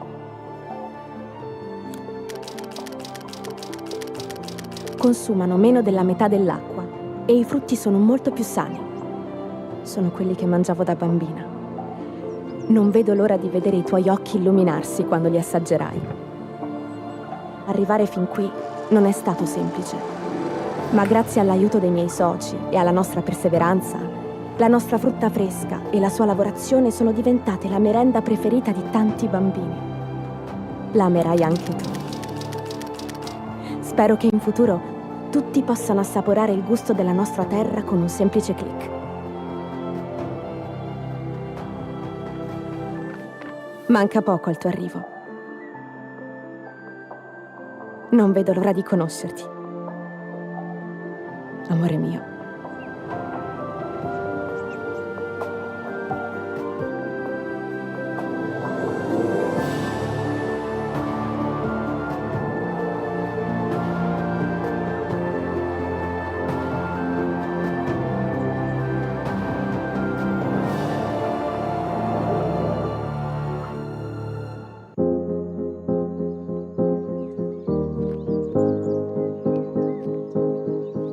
Voglio dedicare questo mio traguardo a mamma e papà, che hanno saputo ascoltare e sostenere i miei sogni. Lo dedico ai miei docenti, che mi hanno insegnato a coltivare la curiosità, allargando le mie conoscenze.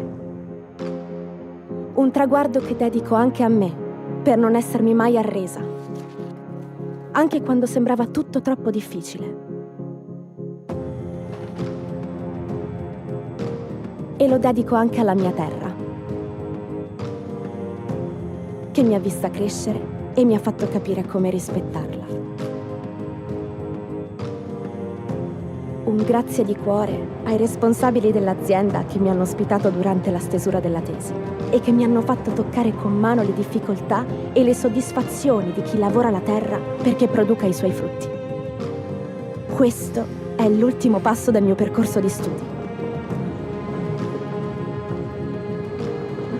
E davanti a me se ne apre un altro, con tanti altri passi da compiere. Io sono pronta. Ci metterò tutta me stessa.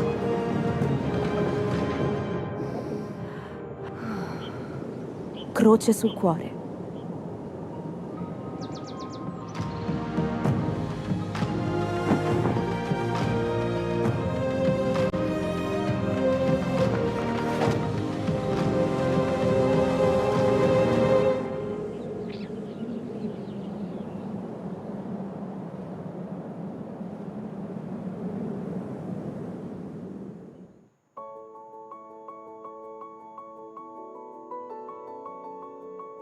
C'era una volta una bambina molto curiosa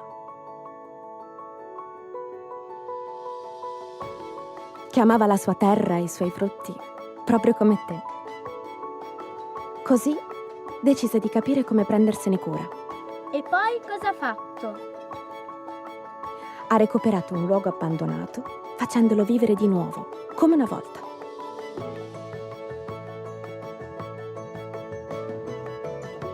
Qui ha coltivato prodotti di qualità nel rispetto dell'ambiente. Ti sono anche le fragole e i mirtilli che mangiavi da bambina?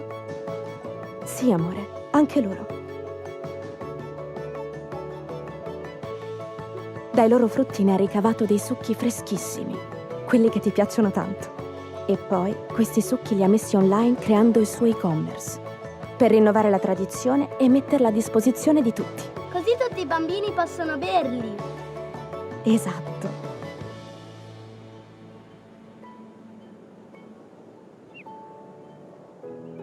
E lo ha fatto per sostenere la sua terra e chi la lavora, pensando al futuro di chi la abiterà, come te.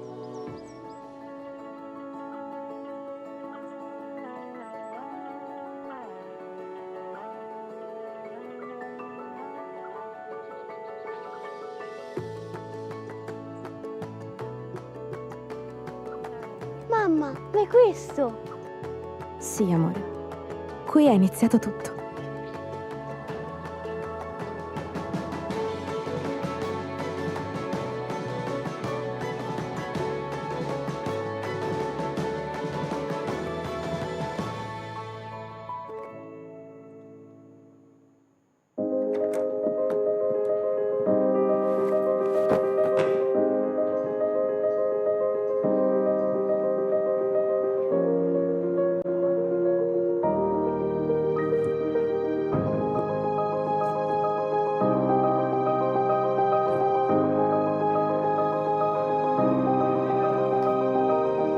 Matteo è il mio migliore amico. Lui abita in campagna. Insieme viviamo tantissime avventure.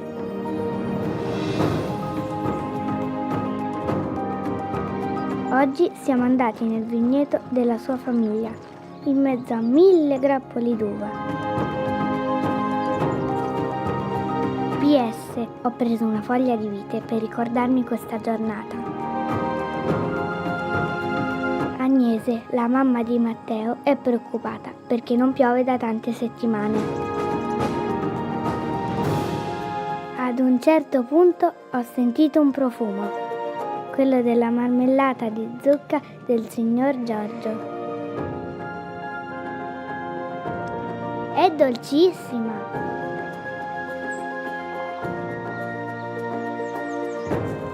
Ho anche scoperto come si seminano le castagne. Crescono, crescono e diventano alberi molto grandi.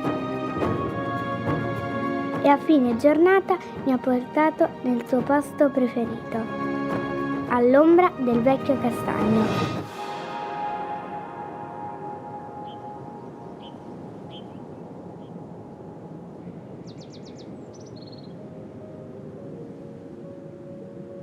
Caro diario, io e Matteo abbiamo fatto una promessa. Ci prenderemo sempre cura di questo posto. Croce sul cuore.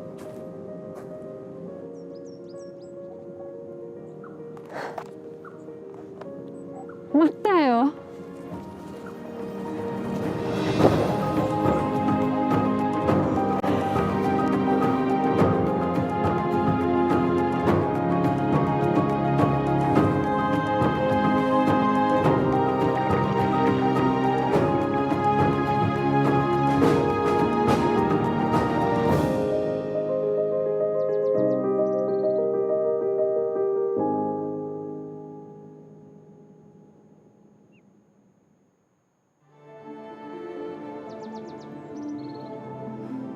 Cara Emma, finalmente è tornata la pioggia. Ci sono state delle lunghe settimane di siccità. Il nostro mondo sta cambiando, ma io ho pensato ad una soluzione. Nella nostra azienda agricola, i prodotti sono coltivati solamente con tecniche sostenibili e rispettose dell'ambiente. Consumano meno della metà dell'acqua e i frutti sono molto più sani. Sono quelli che mangiavo da bambina. Non vedo l'ora di vedere i tuoi occhi illuminarsi quando li assaggerai. Arrivare fin qui non è stato semplice, ma grazie all'aiuto dei miei soci e alla nostra perseveranza La nostra frutta fresca e la sua lavorazione sono diventate la merenda preferita di tanti bambini. La amerai anche tu. Spero che in futuro tutti possano assaporare il gusto della nostra terra con un semplice click. Manca poco al tuo arrivo. Non vedo l'ora di conoscerti. Amore mio.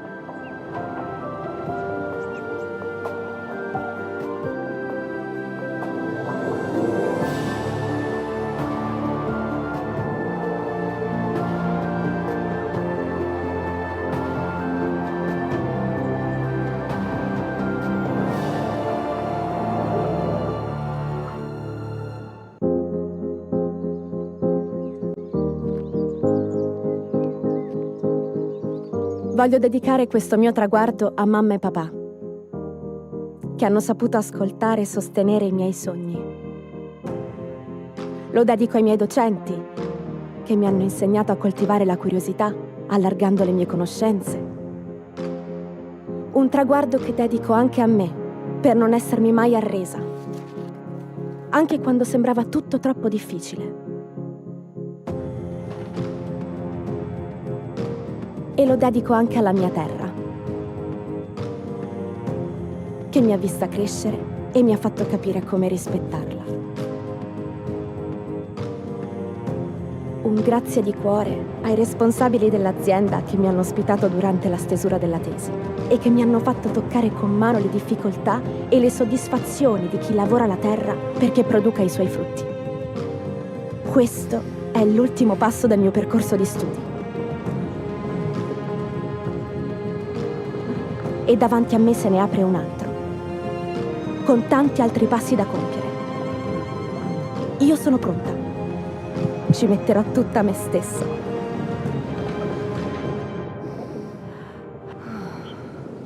Croce sul cuore.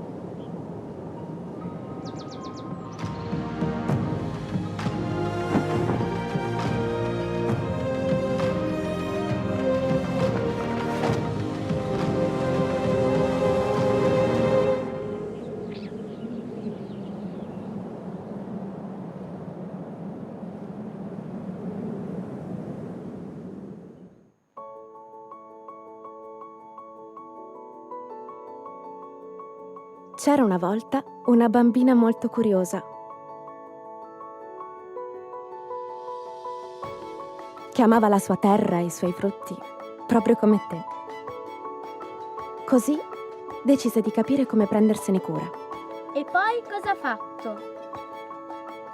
Ha recuperato un luogo abbandonato, facendolo vivere di nuovo, come una volta.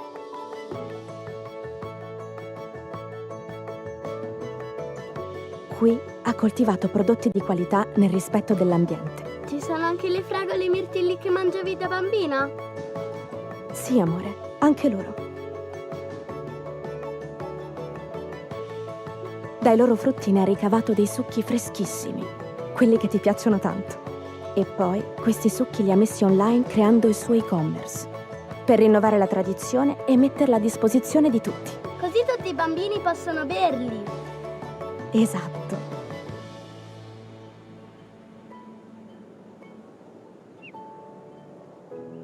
E lo ha fatto per sostenere la sua terra e chi la lavora, pensando al futuro di chi la abiterà, come te.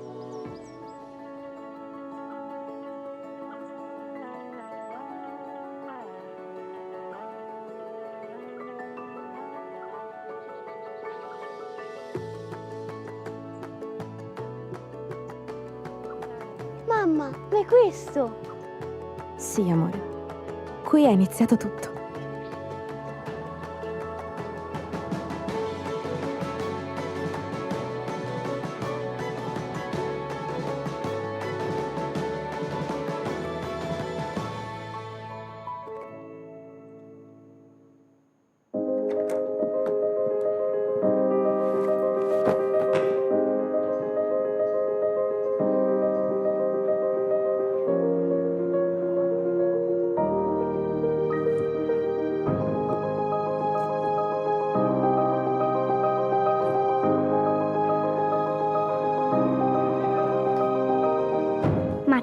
il mio migliore amico. Lui abita in campagna. Insieme viviamo tantissime avventure.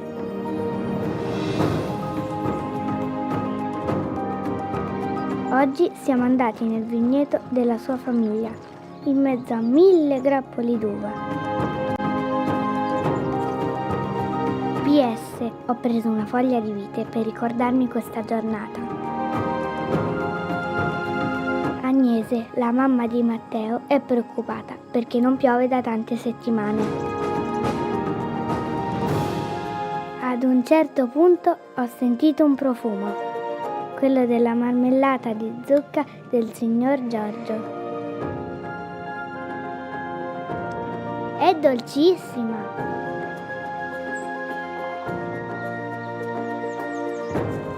Ho anche scoperto come si seminano le castagne. Crescono e diventano alberi molto grandi. E a fine giornata mi ha portato nel suo posto preferito, all'ombra del vecchio castagno.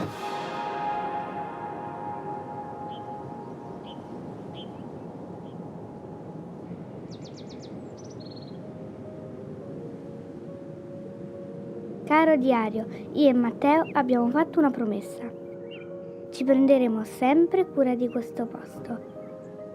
Croce sul cuore.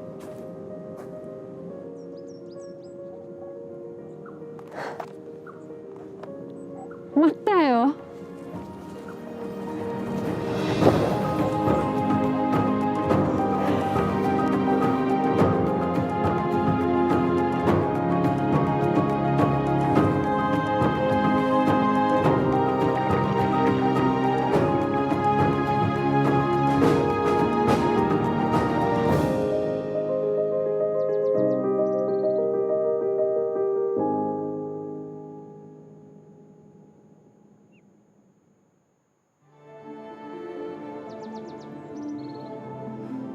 Cara Emma, finalmente è tornata la pioggia.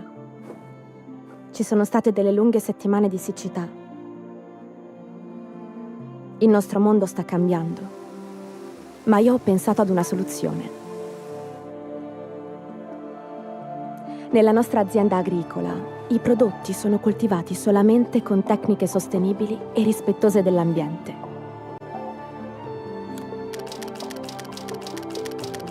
Consumano meno della metà dell'acqua e i frutti sono molto più sani. Sono quelli che mangiavo da bambina. Non vedo l'ora di vedere i tuoi occhi illuminarsi quando li assaggerai.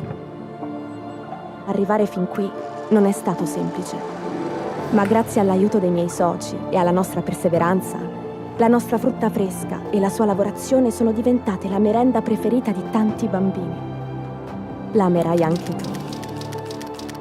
Spero che in futuro tutti possano assaporare il gusto della nostra terra con un semplice click. Manca poco al tuo arrivo. Non vedo l'ora di conoscerti. Amore mio.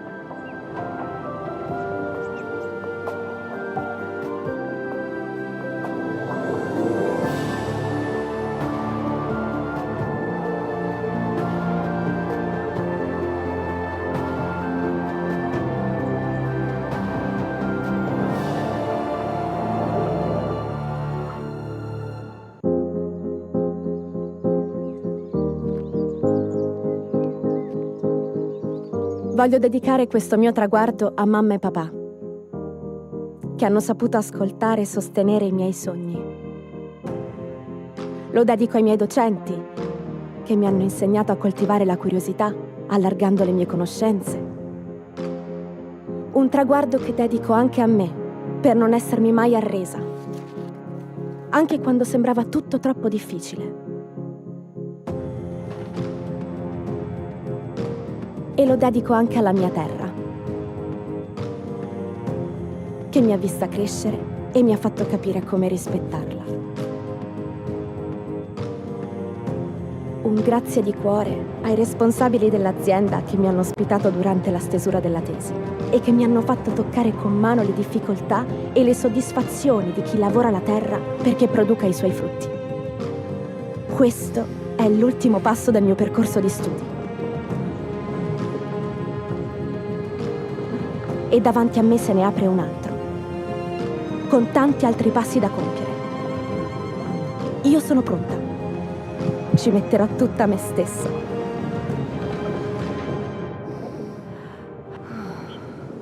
Croce sul cuore.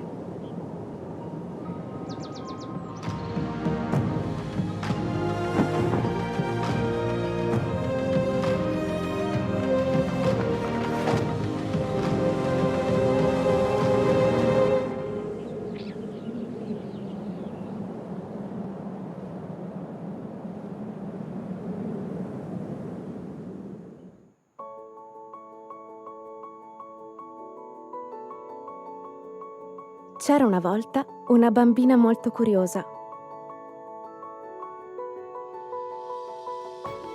che amava la sua terra e i suoi frutti, proprio come te. Così decise di capire come prendersene cura. E poi cosa ha fatto? Ha recuperato un luogo abbandonato, facendolo vivere di nuovo, come una volta.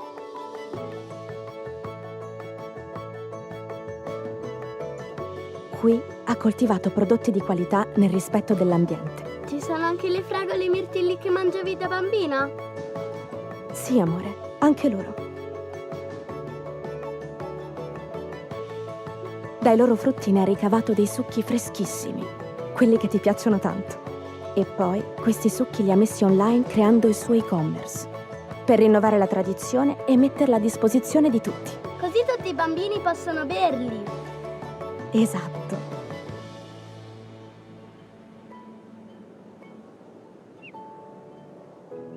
E lo ha fatto per sostenere la sua terra e chi la lavora, pensando al futuro di chi la abiterà, come te.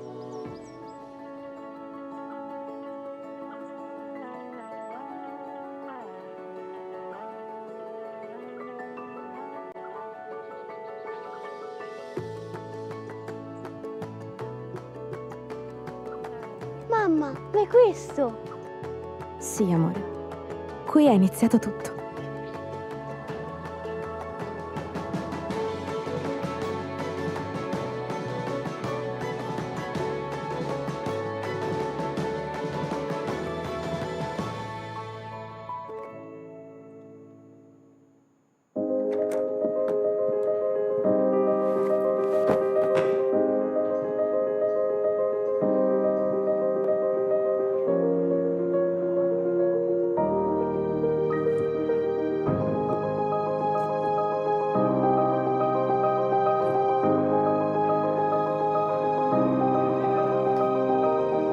Matteo è il mio migliore amico. Lui abita in campagna. Insieme viviamo tantissime avventure.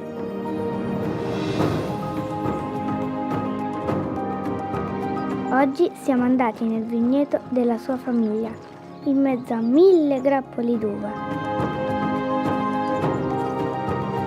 PS, ho preso una foglia di vite per ricordarmi questa giornata. Agnese, la mamma di Matteo, è preoccupata perché non piove da tante settimane. Ad un certo punto ho sentito un profumo, quello della marmellata di zucca del signor Giorgio. È dolcissima!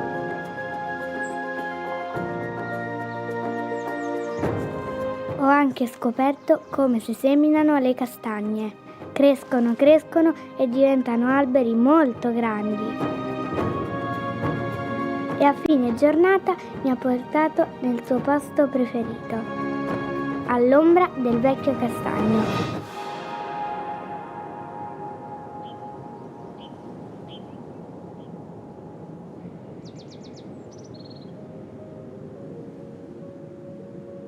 Caro diario, io e Matteo abbiamo fatto una promessa.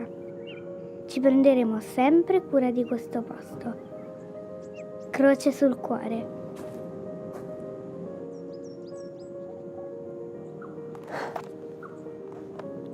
Matteo? Allora, se ci iniziamo a accomodare, piano piano iniziamo i lavori.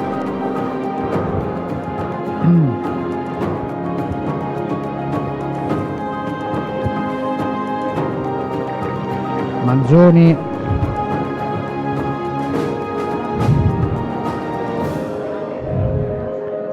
Se ci iniziamo a accomodare, iniziamo i lavori.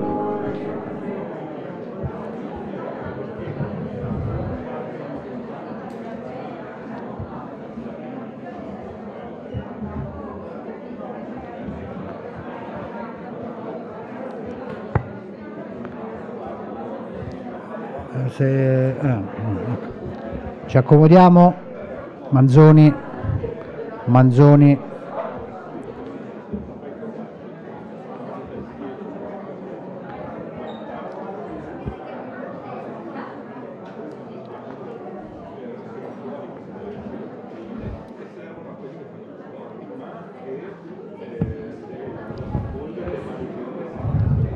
Accomodiamoci che iniziamo.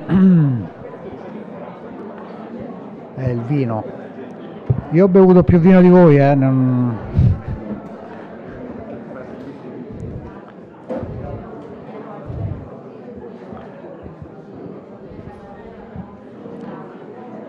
Damiano, vai prima.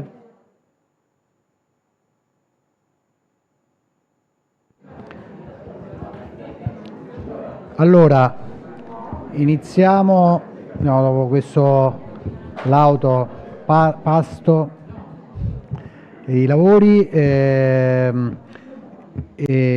iniziamo dando la parola al Ministero, ovviamente. Giuseppe già ci ha dato alcuni punti di vista, però abbiamo presenti Damiano Livecchi e Simone Angelini, che sono i due direttori generali delle due direzioni competenti sulla PAC, e quindi io inizierei dando la parola a Damiano Livecchi, che evidentemente, come tutti sapete, segue più le questioni legate al primo pilastro, e quindi prego Damiano. Abbiamo un obiettivo 16:30, non oltre, per consentire a tutti di partire in tempo utile. Sì, allora, grazie, buonasera a tutti. Io tratterò due temi, lo stato del negoziato e dirò pure qualcosa sulla parte relativa agli interventi settoriali. Allora, il negoziato, sapete bene che come si svolge, c'è una discussione a livello di gruppo di lavoro, quando poi i testi sono maturi si passa al livello più alto, che sarebbe quello del CSA, però quest'anno avremo pure i passaggi al Coreper, poi ne parlerò un attimo facendo poi un'illustrazione e una riflessione sugli argomenti che sono stati trattati. E quindi adesso la discussione è ancora a livello di gruppi di lavoro, non c'è stata una definizione di una posizione della Presidenza. Però parallelamente, durante i vari consigli Agrifish, le presidenze che si sono susseguite, quindi la Danimarca nel 2025 e Cipro quest'anno, hanno portato in discussione delle tematiche relative alla PAC post 2027. Quindi già vedendo un po' come i vari ministri si sono posizionati su queste tematiche, possiamo iniziare ad avere un'idea di quello che può essere o possono essere degli eventuali compromessi su determinati punti. Inizio con l'architettura verde, che è stata discussa nel Consiglio Agrifish dell'ottobre 2025.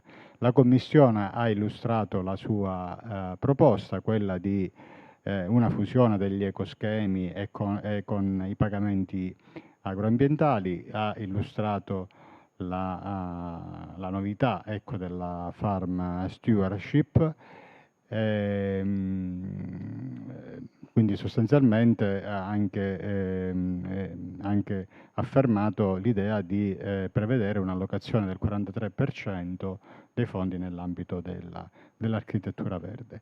Su questa parte, diciamo, argomentazioni particolari venute fuori dai ministri da segnalarvene non ne ho, anche perché stiamo parlando di un dibattito avvenuto ad ottobre 2025, quando la focalizzazione dell'interesse dei paesi era un altro, era quello del budget. Tant'è che in quella riunione c'è stata una dichiarazione di 17 Stati membri, tra cui l'Italia, dove si chiedevano più fondi e dove si chiedeva soprattutto il trasferimento degli articoli dal Fondo Unico alla PAC.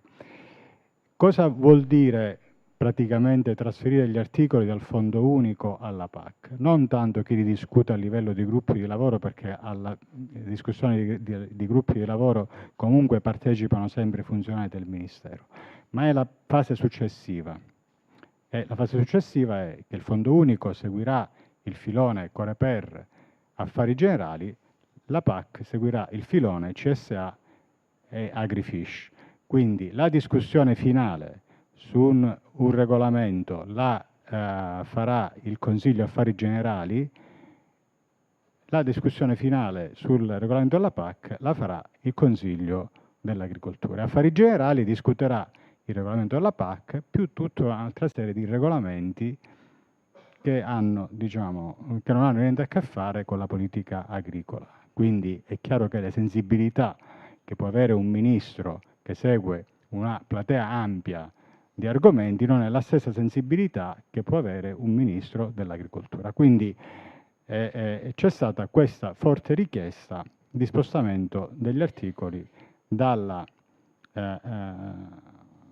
Fondo Unico alla PAC. Solo 17 paesi su 27, quindi già a livello agricolo, quando nel dicembre del 2024 i ministri dell'agricoltura all'unanimità avevano approvato un documento dove chiedevano la PAC forte, finanziata, eccetera, eccetera, ma a pochi mesi di distanza c'è stato, per alcuni paesi, si è avuto un cambiamento di logica.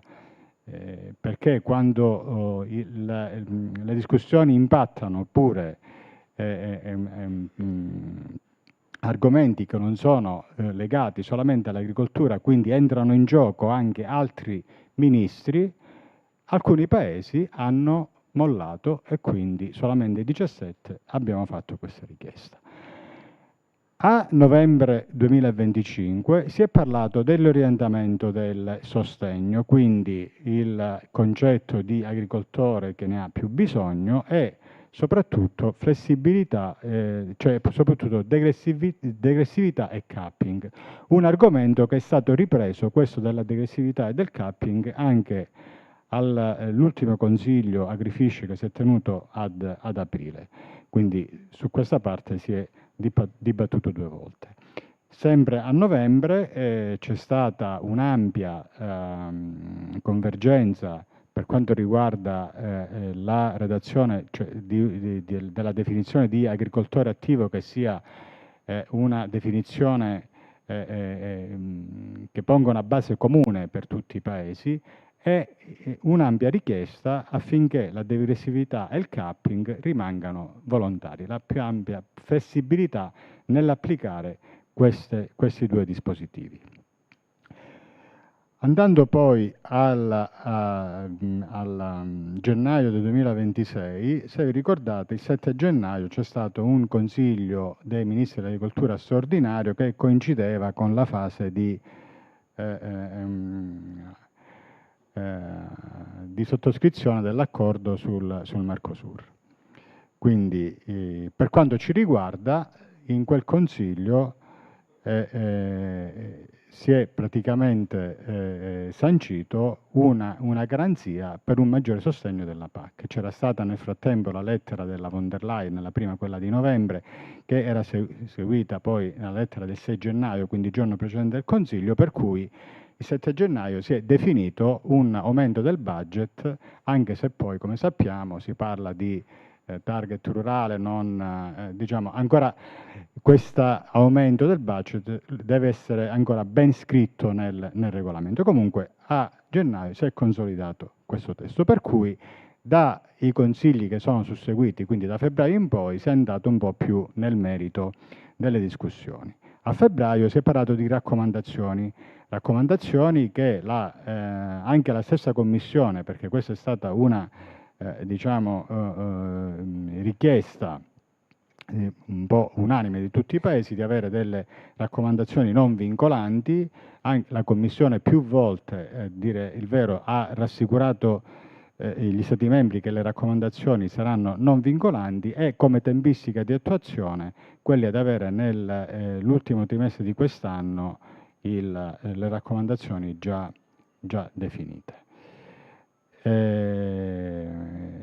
Sempre nel Consiglio di febbraio c'è stata anche un'altra richiesta di trasferimento degli articoli dal regolamento del Fondo Unico al regolamento della PAC, perché ancora non era avvenuta. C'era una prima proposta della Presidenza cipriota di trasferire alcuni articoli che erano quelli che aveva indicato la von der Leyen nella lettera di novembre, però non erano tutti gli articoli che ci interessavano. Dopo questo intervento devo dire che la Presidenza cipriota ha presentato un testo che praticamente contiene quasi tutti, c'è qualche articolo ancora che non è stato trasferito nella PAC, alcuni articoli sono sia di qua che di là, messi in parentesi quadra, insomma si stanno un po' negoziando da tutte e due le parti e poi alla fine si vedrà come resteranno. Però gran parte ormai degli articoli sono stati trasferiti.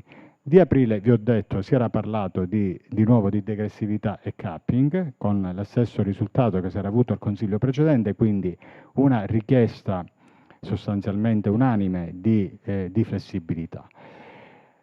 Finiamo a maggio. A maggio c'è stato proprio lunedì scorso un consiglio informale dei ministri dell'agricoltura, sebbene informale comunque ha tenuto una discussione legata alla gestione degli eventi climatici, quindi dei rischi catastrofali.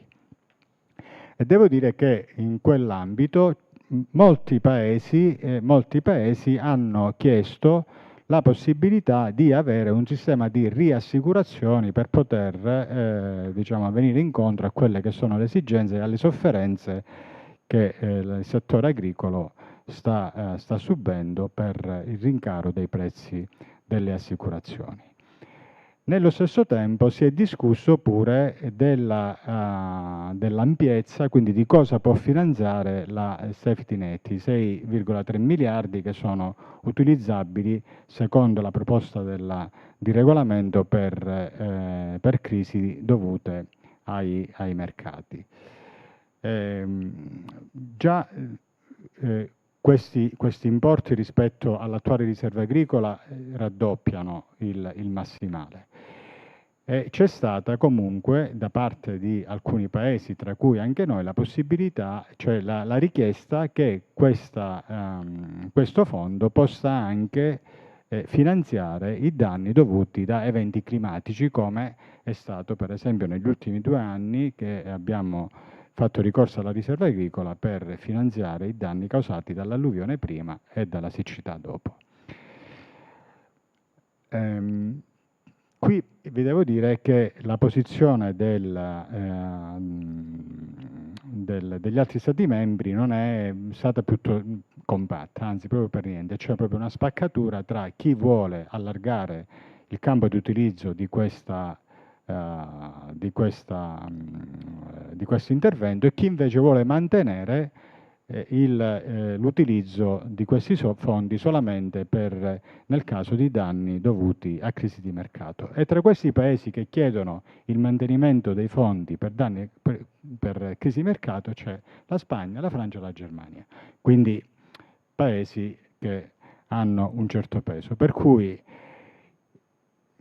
cosa ci possiamo aspettare su questo fronte? Non è facile dirlo perché non si profila una maggioranza né da un lato né dall'altro e diciamo dall'altro lato ci sono 3 paesi piuttosto forti che chiedono il mantenimento della proposta della Commissione. Questo fino ad ora il negoziato per come sta andando. Parallelamente, dicevo, stanno andando avanti le discussioni a livello di gruppi di lavoro e ovviamente quando i testi saranno più maturi si passerà a un approccio generale del Consiglio che sarà la base di negoziazione con il Parlamento. Io penso che ormai una volta che viene ben definita qual è il budget che viene allocato al settore dell'agricoltura, la discussione procederà più speditamente. Passando agli interventi settoriali, mi voglio riallacciare un po' a delle riflessioni che sono state fatte stamattina, prima da Silvia e poi anche da Andrea, sulla questione, inizio sulla questione del budget dell'ortofrutta. No? Il budget dell'ortofrutta che oggi ha un limite solo, il 4,1%, e non ha limite di spesa perché attinge ai fondi non assegnati all'Italia.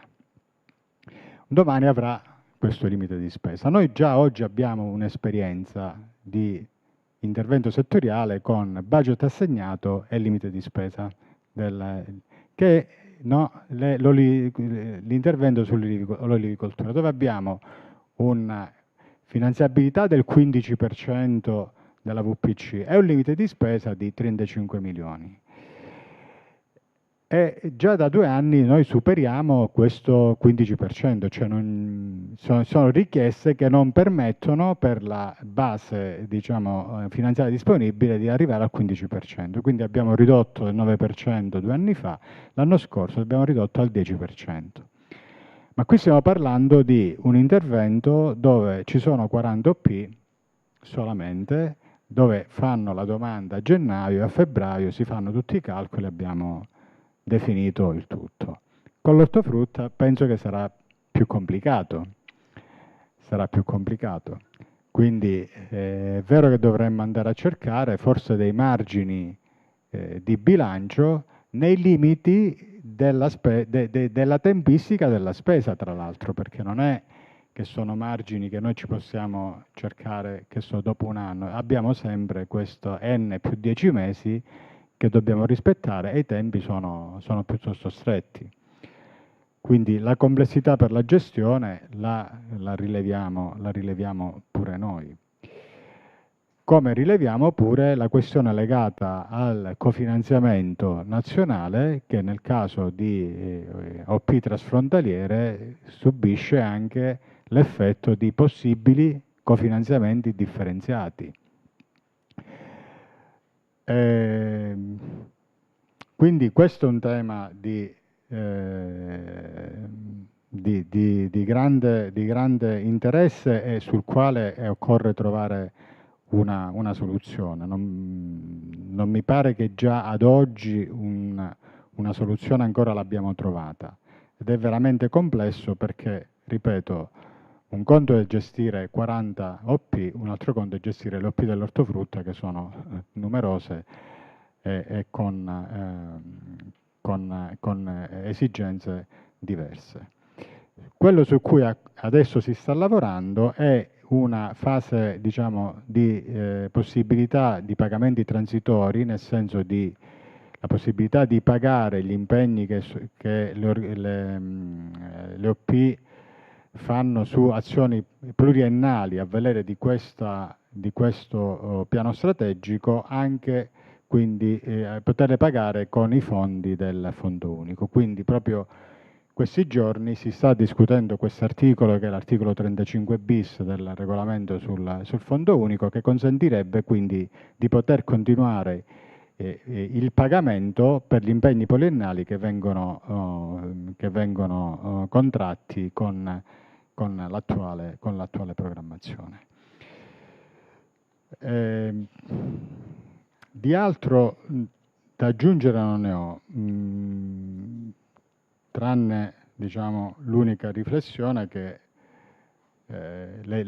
quello che abbiamo visto, insomma, che praticamente gli interventi settoriali che saranno obbligatori per il prossimo piano strategico saranno solamente quelli per i quali c'è un'organizzazione dei produttori, quindi parliamo di ortofrutta, parliamo di olio d'oliva. Non ci sarà più l'obbligo per il settore vitivinicolo, quindi bisogna decidere se farlo o meno, mentre un altro elemento che secondo me dovremmo pure attenzionare è quello legato agli aiuti accoppiati, che diventano obbligatori. Prima era una possibilità per lo Stato membro di attuarli, adesso no, adesso è un obbligo di attuarli con un budget più alto, una percentuale più alta, e con l'inserimento anche di 2 nuovi settori che sono l'apicoltura e i bachi da seta.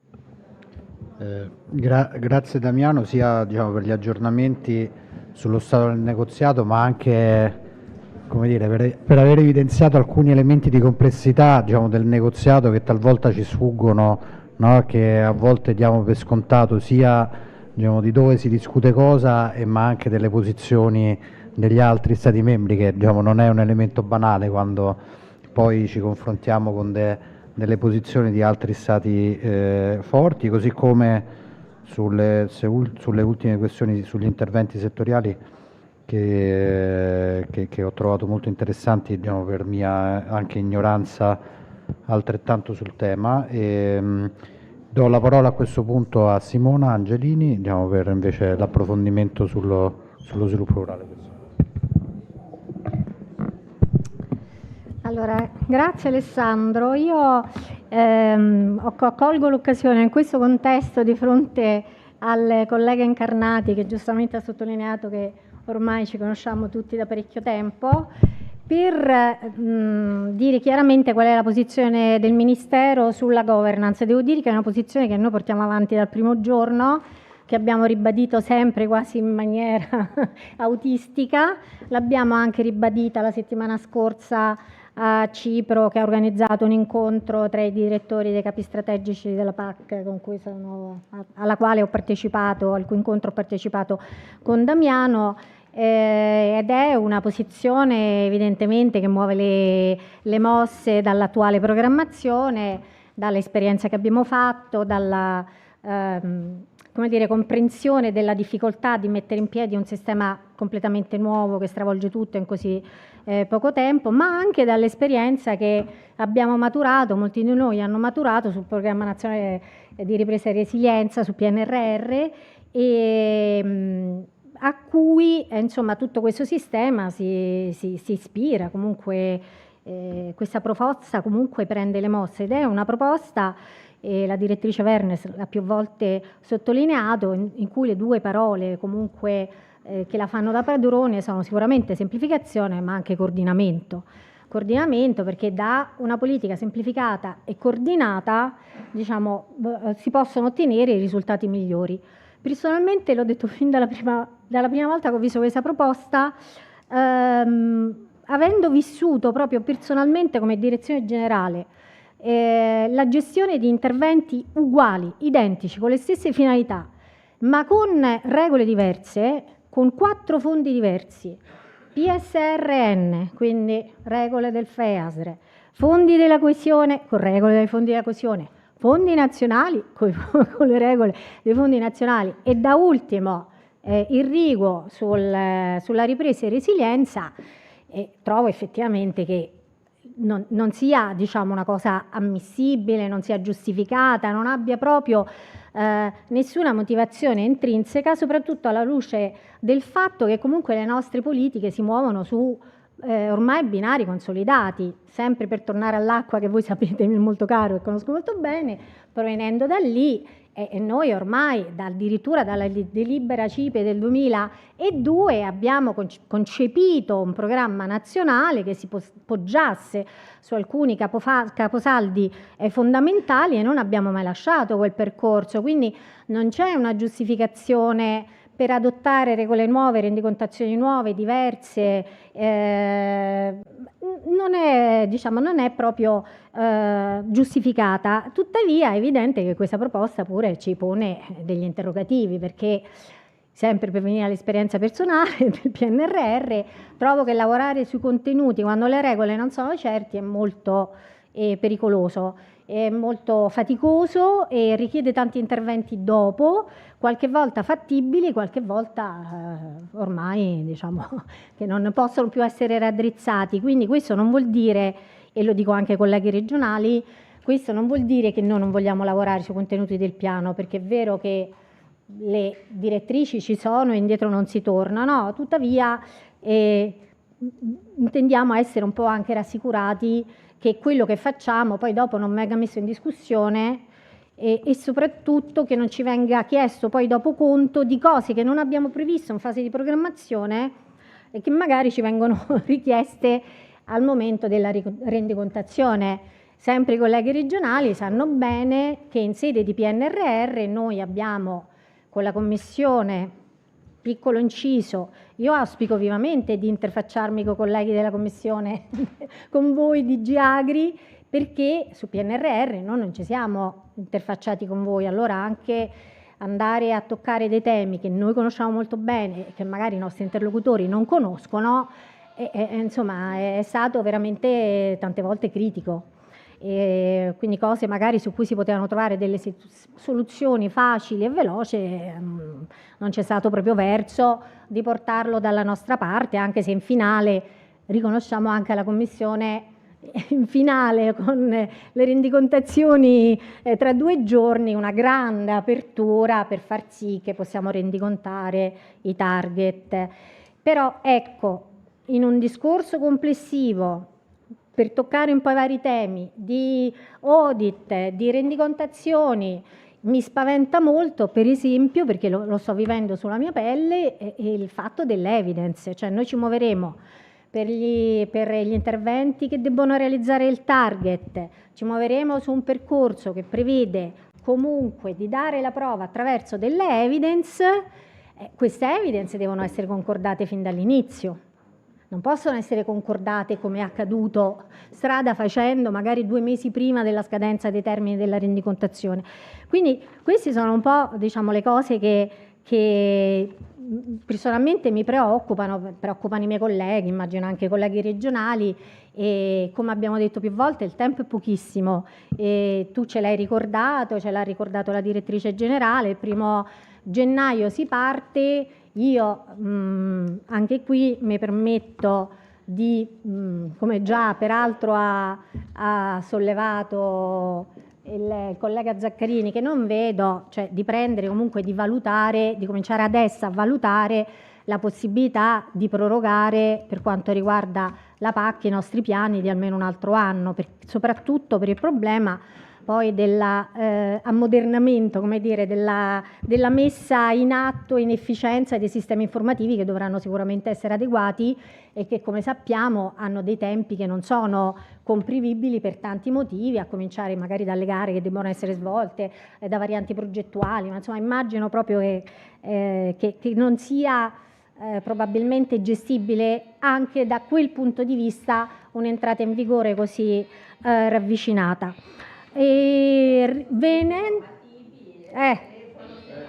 Scusa, si sono allarmati, ci batteremo, non ti preoccupare, rassicurali.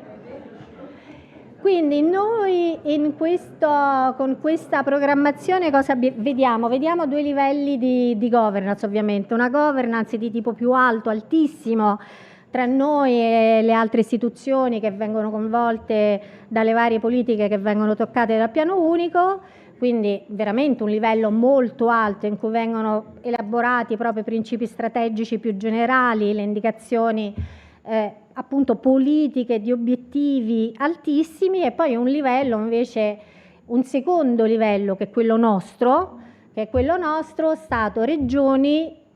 Anche qui noi lo sappiamo, lo riportiamo ad ogni consesso, abbiamo un assetto costituzionale che non è che può essere stravolto in nessun modo e non può essere fatto neanche per le regioni a statuto ordinario, quindi tantomeno per quelle a statuto speciale, ma insomma a statuto ordinario, per cui assolutamente noi quindi cosa intendiamo fare? Anche per minimizzare i costi che ci saranno e che sono certi, un po' più incerti i benefici. Ovviamente noi intendiamo riproporre con l'accordo delle regioni, interremmo proporre un modello diciamo che continua prendendo quello che di buono è stato fatto nella difficilissima programmazione ancora in corso 23-27 e quindi una autorità di gestione e di coordinamento nazionale e centrale comunque, e poi le autorità di gestione regionali che declinano non a livello di piano ma nei propri programmi le proprie esigenze territoriali.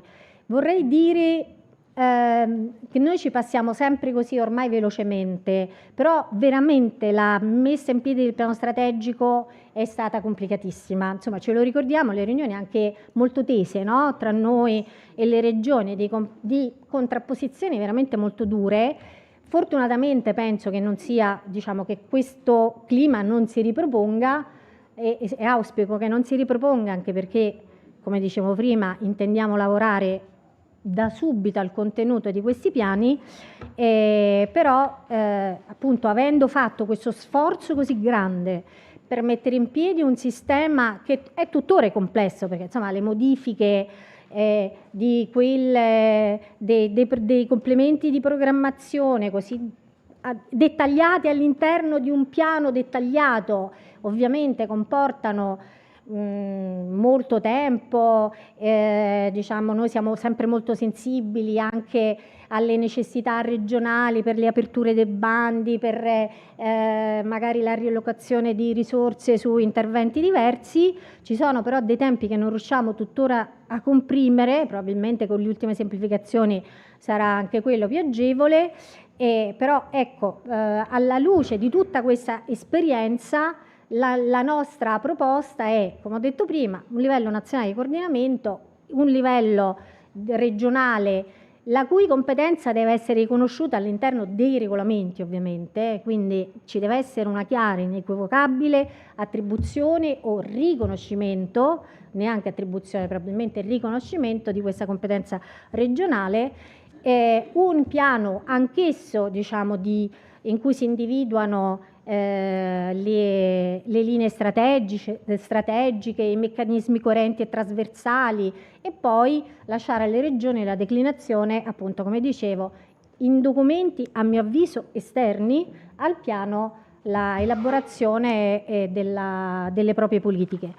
Un'altra cosa che vorrei sottolineare a proposito di modifiche è la paura che abbiamo tutti di poter rimanere impantanati nelle modifiche del piano, perché su quello noi anche fin dall'inizio abbiamo molto battuto perché potessero essere ridotti i tempi che venivano previsti in regolamento, non abbiamo ottenuto niente, i tempi sono esageratamente lunghi per una programmazione come la nostra, che è una programmazione invece vivace, no? In continuo movimento, con sollecitazioni e crisi inaspettate, cose da gestire di cui fino a 24 ore prima non si aveva alcuna cognizione, e quindi noi riteniamo che sia assolutamente necessario che ciascun capitolo possa, diciamo, andare per la propria strada relativamente alle modifiche, e che comunque le modifiche formali da parte della Commissione siano soltanto, diciamo, in casi come dire, numericamente limitati, per veramente decisioni che spostano realmente quelli che sono gli obiettivi della programmazione. Come dicevo prima, noi quindi abbiamo intenzione di, e quindi questo lo dico anche ai colleghi regionali, ne stiamo parlando da qualche giorno tra di noi, di organizzare proprio, di cominciare a lavorare comunque sui contenuti del piano, perché dopo una prima fase di assoluto muro, che comunque secondo me è stato proficuo, ma non solo nostro, anche ovviamente ricordava anche Damiano, no? Come poi si formino maggioranze che possono spingere verso pensieri più appunto diversi rispetto a quelli che si avevano al punto di partenza. Quindi dopo questa fase assolutamente di barriera, comunque nessuno di noi ha intenzione di continuare, diciamo, in un atteggiamento non costruttivo, no? Perché noi ci dobbiamo far trovare pronti se tutti i nostri negoziati, che speriamo comunque possano portare alle nostre posizioni, e che continueremo ovviamente a portare avanti, però ci vogliamo far trovare pronti.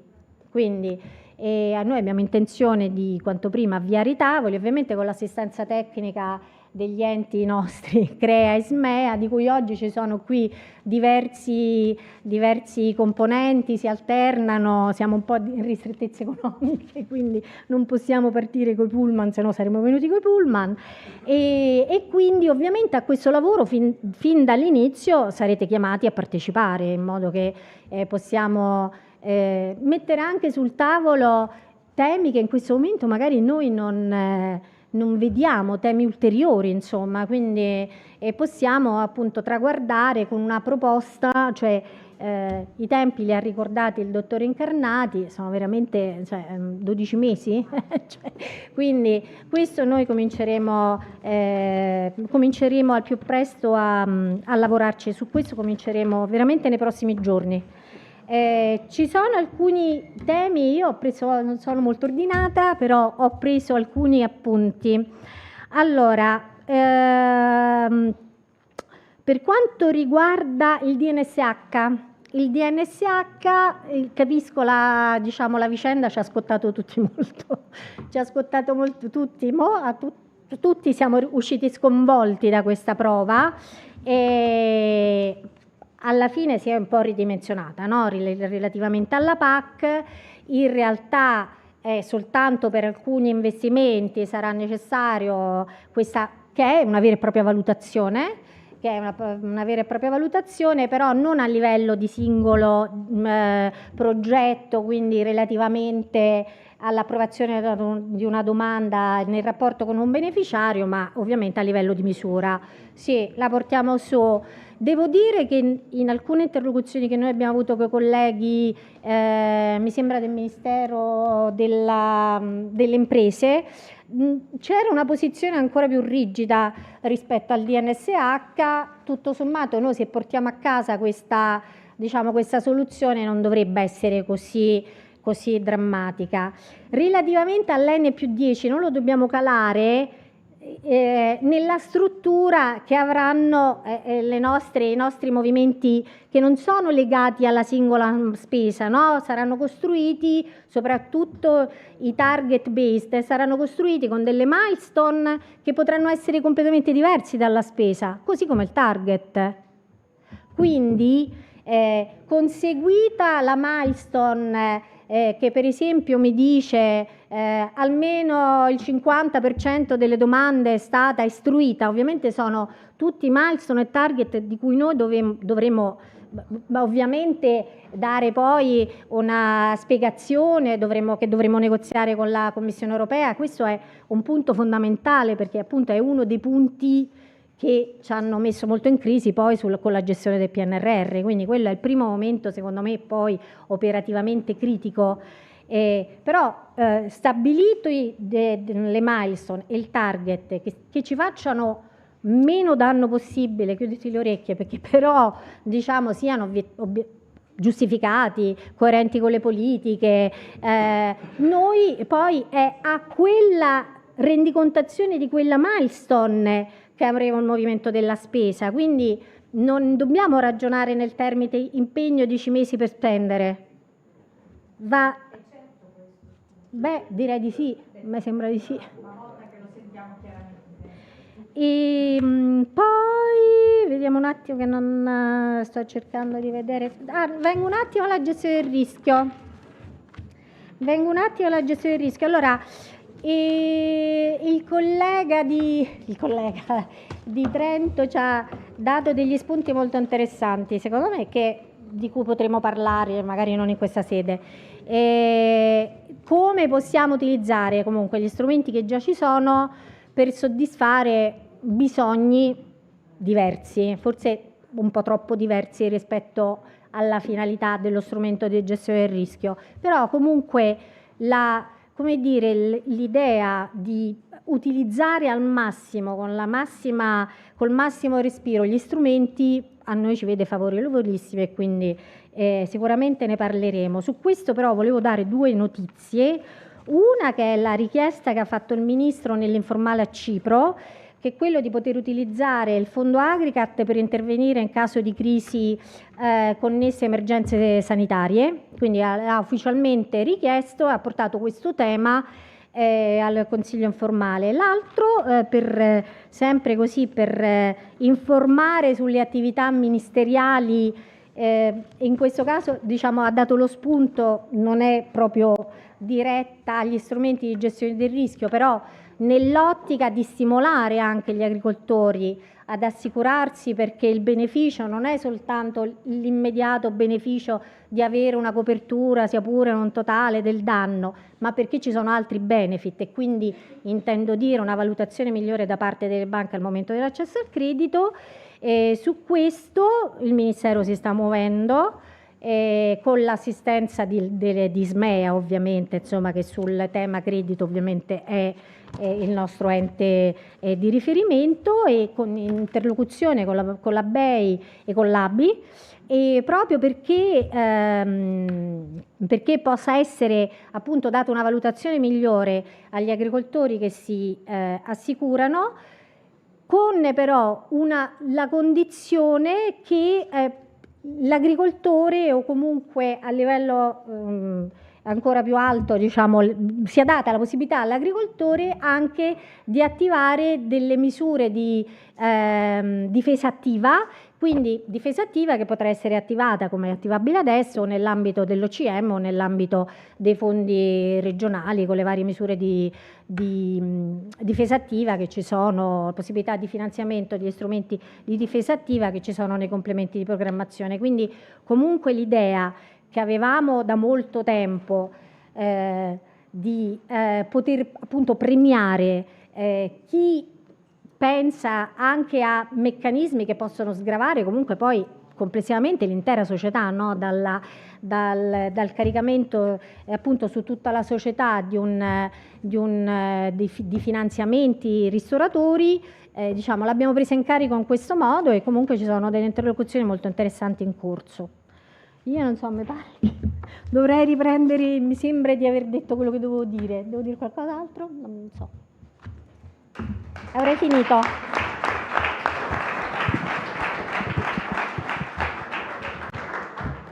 Altrettanto a Simona, grazie, diciamo, perché comunque hai altrettanto chiarito delle cose importanti. Peraltro, secondo me la riflessione iniziale che hai fatto sul PNRR, no, ha una valenza doppia, evidentemente. Cioè, da un lato è chiaro e evidente che lì dove, come è stato, diciamo, in occasione del PNRR, noi abbiamo compensato dei fabbisogni che non riuscivamo a soddisfare, diciamo, con le risorse della PAC, andando a lavorare, diciamo, su delle risorse che in quel momento c'erano per trovare dei finanziamenti e completare una strategia in maniera importante. Però nello stesso tempo dobbiamo essere consapevoli che appunto le regole diverse ci mettono in difficoltà, e nella misura del possibile, quando si stanno costruendo le regole, se uno evita di costruire, diciamo, per definizione le regole diverse quando non è necessario, è meglio costruirle, no, in un tavolo condiviso. Questo è evidentemente importante, e anche il chiarimento che hai fatto su N+10 secondo me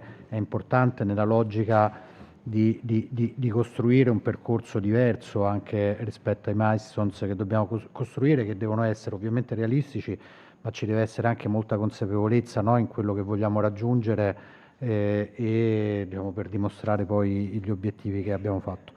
Io a questo punto, se siete d'accordo, chiamerei Giuseppe e Andrea, diciamo, qui al tavolo, e aprirei, diciamo, la parte finale no, anche con voi direi, diciamo, perché no, manca una sedia, faccio.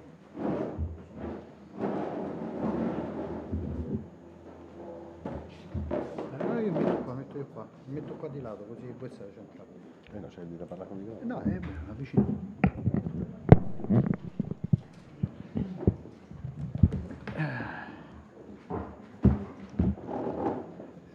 in questa maniera diciamo, facciamo una discussione finale aperta e poi diamo a Giuseppe e Andrea a tirare le ultime conclusioni finali. Quindi a questo punto darei la parola a voi. Teresa si è già prenotata e poi Franco, e poi prendo le prenotazioni un po' alla volta. Non rilancio domande perché diciamo, le domande sono state poste stamattina, quindi prego Teresa Schipani. Allora, due questioni prevalentemente per il Ministero. Il tema dei capitoli, no? L'ansia un po' che abbiamo è che la proposta che avete fatto per noi va benissimo e che invece a livello nazionale ci sia, e anche nelle regioni, lo dico, ci sia il tentativo invece di creare i capitoli regionali, quindi utilizzando diciamo, tutte le risorse in un unico documento di capitoli regionali. Volevamo capire a che livello è la discussione a livello nazionale su questo.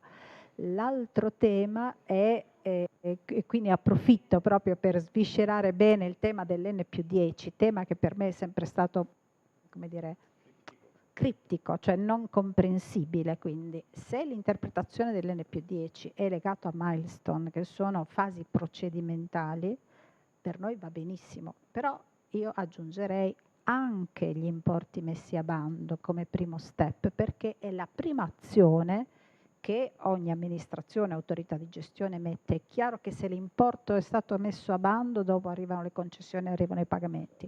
Quindi se una parte significativa può essere legata agli importi a bando, è che quel target non è preoccupante. Se invece abbiamo azioni per vediamo, sì, bisogna inclinarlo, se no non si sente. Così, ecco, bisogna mangiarlo.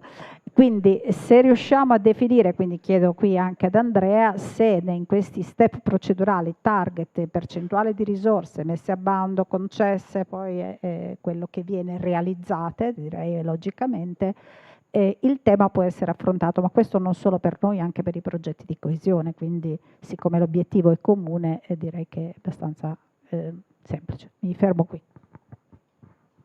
Direi Franco, facciamo due, tre domande e poi risposte così. Ok, grazie. Volevo agganciarmi subito alla parte finale, almeno all'ultima cosa che mi sono notato dell'intervento tuo, Simona, cioè bellissime suggestioni rispetto alla gestione del rischio lanciate da Andrea, del collega appunto di Bolzano.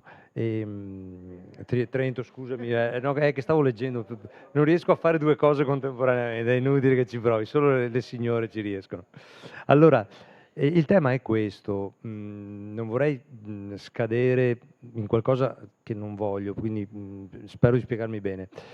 Il tema della gestione del rischio, è inutile che lo ricordi, sarò sinteticissimo e velocissimo, è un'esperienza molto sofferta, non già per lo strumento, ma per il fatto che non voglio entrare nei motivi, per il ritardo con cui arriva il pagamento. È un dramma per le regioni presenti qui oggi che, guarda caso, credo di non sbagliare, sono quelle che sono più sensibili allo strumento per posizione geografica, climatica, per valore delle produzioni, per criticità delle produzioni.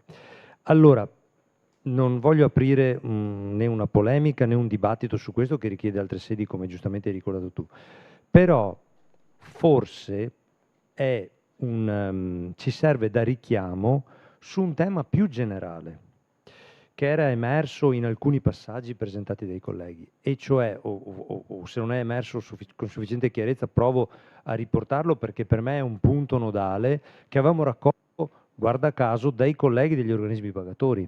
Cioè il tema è quello di stare attenti in fase di programmazione sicuramente a questa nuova verifica della performance che condiziona il pagamento e quant'altro, sicuramente, ma attenzione nella fase di programmazione, di costruzione degli impegni, alla controllabilità e alla proceduralizzazione di ciò che mettiamo a impegno, di ciò che mettiamo a requisito.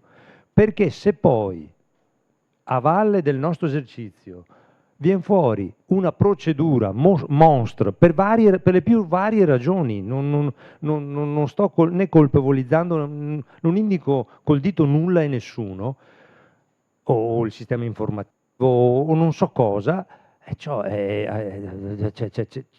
ci perdiamo. Ormai credo che abbiamo adeguata consapevolezza di questo, e questo vale, sono partito da un tema sofferto per i nostri territori, che è quello della gestione del rischio. Non è che ne siano esenti le misure a superficie, ok? Penso che ognuno di noi possa tirare in ballo. Quindi non so come dirlo, ma io vedo anche su questo dobbiamo essere molto consapevoli e molto lucidi. Noi autorità di gestione, o meglio coordinatori dei nostri uffici, però io chiedo aiuto anche al Ministero e agli enti del Ministero che hanno degli strumenti scientifici applicabili a quello che è stato, a quello che è il PSN PAC 2327. Perché secondo me, ma ormai tutti mi conoscono, sono molto schietto su queste cose qua. È inutile, io ne ricavo, e chiedo di essere corretto se sto sbagliando, io ne ho ricavato che, certo, io sono tra coloro che dicono meglio un intervento in più, una misura in più, perché questa sul panorama nazionale di una nazione che è lunga più di metà d'Europa è ovvio, no? Che ci serve. E ci serve per tenere vivo questo settore cruciale. Però allora dobbiamo lavorare su quello che ci mettiamo dentro, e mi chiedo, e lo chiedo ai colleghi, lavoreremo, come indicava benissimo e lucidamente Simona, per tenere il necessario sul piano. Vanno posti i quesiti, ne abbiamo parlato con Andrea, mi auguro con il Ministero ce ne faremo carico di rappresentarlo nelle sedi di confronto prossime, eccetera, come ricordava Damiano.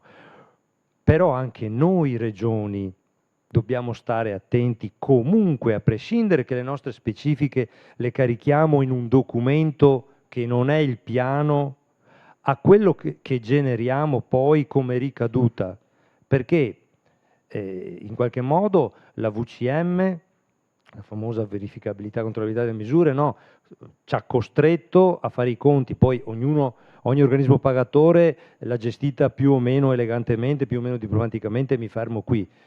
Noi siamo tutte regioni che hanno organismo pagatore, per cui ci è andata di lusso di dire, almeno parlo per me, apprezzando i miei colleghi che sono in fondo sala dietro di me di Avepa. Però il tema è nevralgico, perché altrimenti non mettiamo a frutto l'esperienza che abbiamo avuto. Quindi io per primo dico a me stesso, ma ti servono tutti quei requisiti? Ti servono tutti quegli impegni? Giuseppe, interpreto così un passaggio che Giuseppe ha fatto stamattina. Mi servono? Che non vuol dire impoverire la programmazione, attenzione. Forse vuol dire adeguarla ai tempi, forse. E ci consente allora, non dico di semplificare perché sono anch'io molto refrattario a sto concetto, ma almeno di non complicare, mettiamolo così, almeno non ci rendiamo, come dire, non diamo fianco, non prestiamo il fianco a sta cosa qua, perché sennò è drammatico. In questo senso, ecco, scusami Simona, non volevo appunto mettere il dito nella piaga, anzi, però lo colgo perché ci sono questi risvolti e vanno estesi a tutto e li dobbiamo tenere presenti nell'esercizio che cominceremo a fare. Poi se qualcuno ci aiuta con la scienza a farlo oggettivamente, tanto di meglio. Grazie. Simona. Al capo dipartimento relativamente diciamo al sentiment delle regioni, perché mi pare come dire, un tema un po' delicato, ma onestamente non saprei nemmeno quale sia in questo momento, quindi non sarei in grado di rispondere. Sul fatto della necessità in fase di programmazione di individuare bene gli impegni, quelli che sono necessari ma anche sufficienti diciamo, per la Commissione europea, quindi un punto di equilibrio. necessari, sufficienti e della loro verificabilità, io sono totalmente d'accordo. Insomma, prima l'ho detto, che dalle regioni ci aspettiamo anche temi che magari in questo momento, non dico che non ci sembrano importanti, ma che abbiamo trascurato. La nostra esperienza, quindi riportiamo il tema dell'esperienza, soprattutto mi posso permettere che mi ci sono molto applicata sugli ecoschemi. Noi siamo partiti mi ricordo benissimo le prime riunioni in cui dicevamo che pochi impegni facilmente verificabili, visto i tempi del controllo e della necessità di pagare, no, ogni anno nei tempi del primo pilastro. Viceversa, o alla fine, diciamo, come dire, sono stati un po' impegni poi mano a mano travolti e via via, come dire, un po' assottigliati così, oppure cose complicatissime, difficilissime da controllare, rispetto a cui ancora oggi noi diciamo, abbiamo necessità di fare i conti, perché poi abbiamo effettivamente messo degli impegni, quindi noi ci stiamo molto ragionando. In realtà abbiamo messo degli impegni, in particolare su alcuni ecoschemi, che sono effettivamente poco verificabili. Quindi partire dalla fine, quindi cominciare a fare un indice per capire le parti che dobbiamo sviluppare. In questa ossatura poi anche ripercorrere a ritroso, cioè cominciare dalla fine, appunto dal momento finale che poi è l'erogazione del pagamento, a tornare verso l'impegno, secondo me può essere anche una modalità di pagamento. Io sulla necessità di mettere veramente solo quello che è necessario anche negli atti regionali sono assolutamente d'accordo, penso che noi siamo tutti d'accordo, non so se qualcuno può alzare la mano e dire no, io voglio declinare fino al cortile di casa, sono assolutamente d'accordo, dobbiamo trovare ovviamente un punto di equilibrio per cui la Commissione si senta rassicurata di avere comunque diciamo il polso, no, di qual è la situazione e giustamente anche di dove sta l'Unione Europea mettendo i propri soldi, però ecco, proprio veramente trovare un punto di equilibrio con il meno possibile di dettaglio.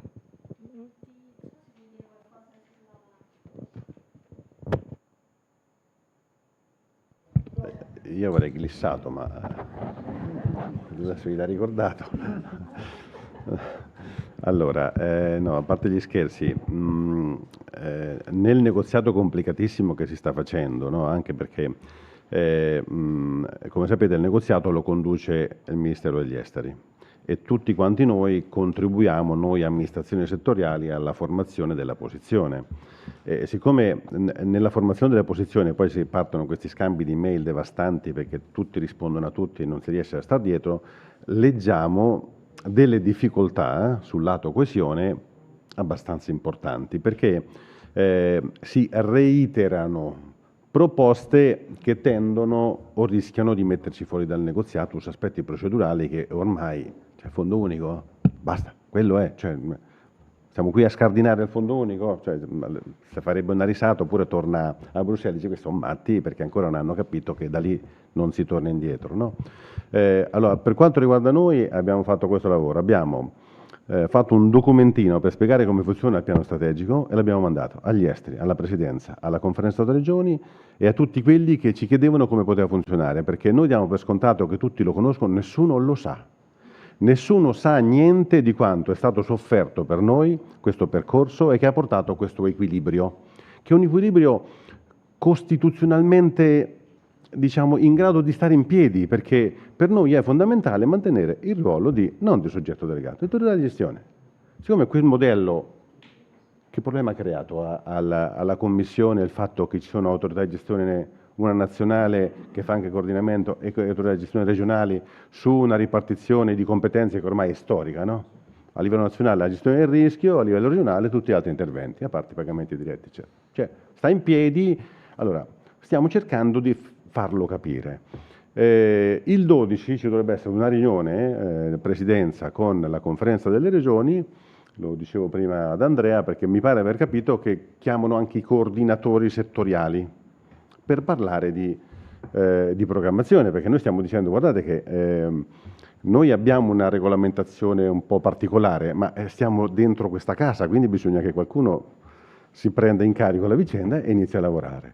È chiaro che qui dentro, se uno guarda un po' più in alto, vede che c'è il ruolo della Presidenza, del MEF, e che entrambi sicuramente dovranno trovare un punto di equilibrio, sia per la parte finanziaria, sia per la parte governance generale. Però li stiamo pressando a diversi livelli e immagino che insomma, in tempi ragionevoli qualcosa venga fuori. Noi proponiamo a tutti i livelli il modello piano strategico e penso che diciamo, conoscendo insomma, le problematiche di tutti potrebbe essere sicuramente una posizione, un punto di equilibrio per tutti quanti. Fate anche voi la stessa cosa perché sono sicuro che i vostri colleghi non lo conoscono. Cioè, i nostri colleghi non lo conoscevano, non sapevano che effettivamente il nostro modello è una via di mezzo tra un PNRR e quello che sarà il piano di partenariato nazionale e regionale, tutto sommato, e quindi diciamo, ci siamo già avvicinati a questa situazione. Quindi nei prossimi giorni sapremo quello che succede. Però, detto questo, noi se non iniziamo a lavorare, magari potrebbe uscire fuori una norma che dice prorogato sulla base della struttura della programmazione che lo Stato membro ha nel frattempo presentato e gli daremo quello che abbiamo, insomma, no? Questo è il tema governance, ma sicuramente si muoverà qualcosa in poco tempo. N+10, che è l'altra questione che ha sollevato Teresa. Allora, questa riforma è stata pensata dalla DG Budget. Se noi ci mettiamo nei loro panni, loro hanno grandi difficoltà a livello comunitario di gestire un bilancio che ha picchi di spesa e carenze di soldi. Mentre i soldi a loro gli arrivano sempre, perché loro prelevano sistematicamente dallo Stato membro, dagli Stati membri, flussi, e se poi non li spendono regolarmente hanno la Corte dei Conti che gli rompe le scatole tutti gli anni, dice, ma che fate voi con questi soldi? Cioè, gli interessi dove vanno? No? Adesso sto banalizzando, no? Allora, c'è chi ha pensato ad un modello che deve garantire flussi di cassa costanti. Quindi, da quello che abbiamo capito, poi lo approfondiremo insieme, eccetera, per quanto riguarda tutti i pagamenti diretti, quindi tutte le misure a superficie, quelli diciamo, avevano un obbligo, no, del 15 ottobre, eccetera, quindi garantivano flussi di cassa annuali abbastanza ben distribuiti e continueranno ad essere spesi in questa maniera, con una frequenza diciamo, inferiore, invece che ogni mese o 2 mesi, insomma, però insomma, comunque non è che cambia molto. Per tutto il resto, invece, flussi di cassa tra Commissione e Stato membro basati su indicatori costruiti sulla base di aspetti procedurali. E quindi, scoperto questo, capito bene questo, allora la paura dell'N+3, 2+3 passa, perché alla fine, se è così, è chiaro che dobbiamo lavorare bene sulla costruzione di questi indicatori, perché insomma, del male ce lo siamo fatto, evitiamo insomma, di perorare ulteriormente questa causa, no? E c'è spazio per farlo. Quello che trovo complicato, ed è secondo me è dettato dalla incoscienza, nel senso che mancanza di consapevolezza di come funziona questo sistema, la presenza di qualcuno che lo vuole fare a livello regionale, perché se voi pensate che questo sistema possa funzionare a livello regionale, mettendo insieme i fondi, e che l'indicatore regionale muova la classifica per spostare i soldi, è impossibile, cioè è devastante. Cioè io trovo, diciamo, anomalo il modo di comunicare della Commissione su questo, adesso non è che voglio scoprire le carte, però cioè, è inutile che la Commissione dica tutto quello che non c'è scritto, che non è vietato, lo potete fare programmi regionali, se c'è, ma se la modalità di rendicontazione è questa, cioè è impossibile fare un programma regionale, è tecnicamente impossibile. Tanto è vero, la Spagna, che ha problemi come i nostri, è radicalmente impostata sul fatto io questa roba non la voglio, dovevo tornare alla rendicontazione passata. Dubito che sia questa la vera posizione, potrebbe essere la scusa per dire non faccio programmi regionali per la Spagna perché un punto di equilibrio ancora non ce l'hanno, noi abbiamo faticato tanto 3-4 anni fa e un punto c'è, e loro che dicono una roba del genere quando ormai è chiaro a tutti, a me dà tanto l'idea che è un modo per poter raccontarla bene e sapere che tanto da quella strada non si passa, no? Allora, se qualcuno ha l'intenzione, al di là dell'aspetto politico, che è legittimissimo, eccetera, ma per come si muove la rendicontazione sulla parte strutturale, non sulla parte PAC, è assolutamente impossibile farla funzionare, perché sfido io il Molise a raggiungere tutti gli indicatori. Adesso il Molise o la Valle d'Aosta, cioè non è che ce l'ho col Molise, no, però con una dotazione minimale a raggiungere gli obiettivi che invece devono essere contabilizzati a livello di Stato membro. E dico questo perché, l'ha detto prima Simona, la governance prima, e qui la governance conta tanto, perché se mettiamo insieme degli indicatori che spostano soldi e qualcuno non me li raggiunge, e chi paga?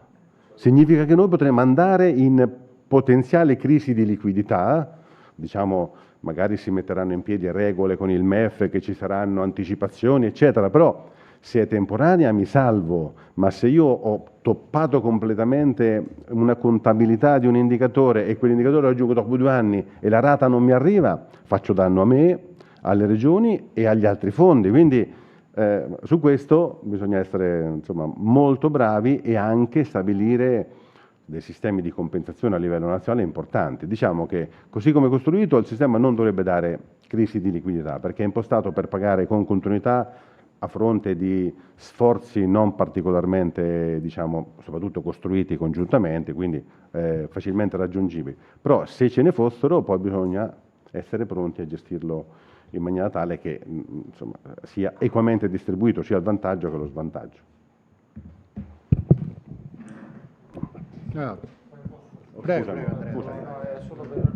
Una piccolissima cosa per confortare Teresa, perché a mia conoscenza anche la pubblicazione del bando è una milestone accettabile, insomma. Poi dopo bisognerà vedere quando ci sarà, riceveremo le bozze, quello che diranno i colleghi, però a mia conoscenza se ne sta già parlando come una delle milestone accettabili, insomma. Okay.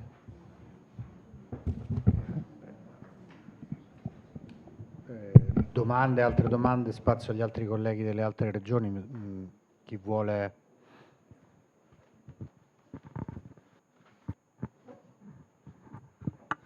Grazie. Allora io volevo porre questa questione, ma l'allegato 5, quinto, della proposta di regolamento 565 espone il modello di piano. Questo vale evidentemente per tutte le politiche, giusto? Non è riferito. Quindi che significa? Che anche se scegliamo diciamo, l'approccio settoriale, quindi il capitolo PAC, il capitolo pesca, quello della politica di coesione, eccetera, il modello, cioè il piano è comunque uno solo, quindi va alimentato da tutti i capitoli settoriali. No, mi immagino il lavoro di aggregazione di tutta questa cosa, perché è vero che noi abbiamo un'esperienza del PSP e quindi già abbiamo lavorato insieme con tutto quanto, però noi l'abbiamo analizzato, infatti io mi vorrei far dare un atto di indirizzo della Giunta, perché avviare un tavolo di partenariato per parlare di questo così da sola è impossibile. Mi serve un atto di indirizzo in cui mi faccio dare degli indirizzi, tra cui anche una sorta di definizione in senso ampio dell'architettura del contributo della regione al piano, in modo da poter iniziare. E questa architettura io l'ho definita sulla base del legato quinto del 565, che non è proprio esattamente identico al PSP, quindi uno sforzo comunque va fatto da questo punto di vista. Però immagino poi entrare in vigore il 1° gennaio 2028 con tutte le politiche, tutte entrano allo stesso allegato, diventa un problema. Non so se si può valutare questo profilo anche rispetto al negoziato in corso.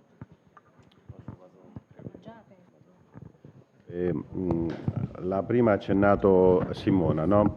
Allora, il livello di brusio alto prima, quando parlava Andrea, era uno sull'agroindustria e uno era sui tempi. Mi sono segnato i punti in cui c'era più malessere della sala, perché se l'accordo sul bilancio arriva entro la fine dell'anno, i testi di regolamento non approvati prima del primo trimestre 2027, il 1° luglio 2027 lui ha detto mi dovete notificare il piano. Ci vuole il mandrake, no? Come facciamo? Allora, quindi, allora, era per questo che c'era stato un po' di commenti. Allora, quello che noi vorremmo fare siccome non dobbiamo rimettere in discussione niente su valutazione ex ante, tutte queste cose qui che ci portano via, e anche sulla struttura della governance definitiva, perché le bocce ancora sono ferme, quindi noi non abbiamo mandato, non ce l'avete nemmeno voi, quindi chi si prende la responsabilità? Allora, per iniziare a lavorare in maniera proficua partiamo dalla fine. Ribaltiamo tutto e costruiamo gli interventi in maniera tale che su quelli noi costruiamo un negoziato con la Commissione e diciamo questo è quello che noi metteremo lì dentro. Gli indicatori su cui noi ci vorremmo misurare sulla base di quello che conosciamo, ormai abbiamo delle statistiche abbastanza consolidate, no? Su quanti bandi, su quali misure, no? Poter costruire le cose, ci lavoriamo insieme. Tutte le cose che rappresentano la declinabilità politica regionale la mettiamo da un'altra parte, quindi lo chiameremo complemento del piano nazionale di partenariato per la PAC, che è l'elemento su cui si dà forza e concretezza all'eventuale esigenza di differenziare, perché se noi mettiamo la differenziazione sul punto in cui dobbiamo raccogliere indicatori ci ammazziamo, siamo morti. Quindi noi decidiamo l'asticella.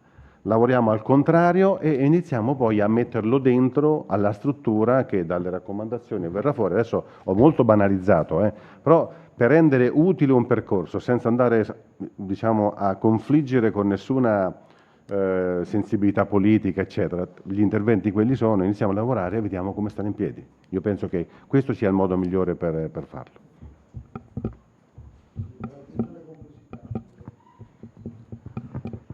Considerato che la Costituzione non è cambiata e neanche la legge e la loggia, nel frattempo abbiamo dei passaggi da fare anche in conferenza e quindi gli interventi devono essere definiti ben prima se vogliamo arrivare, con gli elementi condivisi che poi formeranno il piano, banalmente.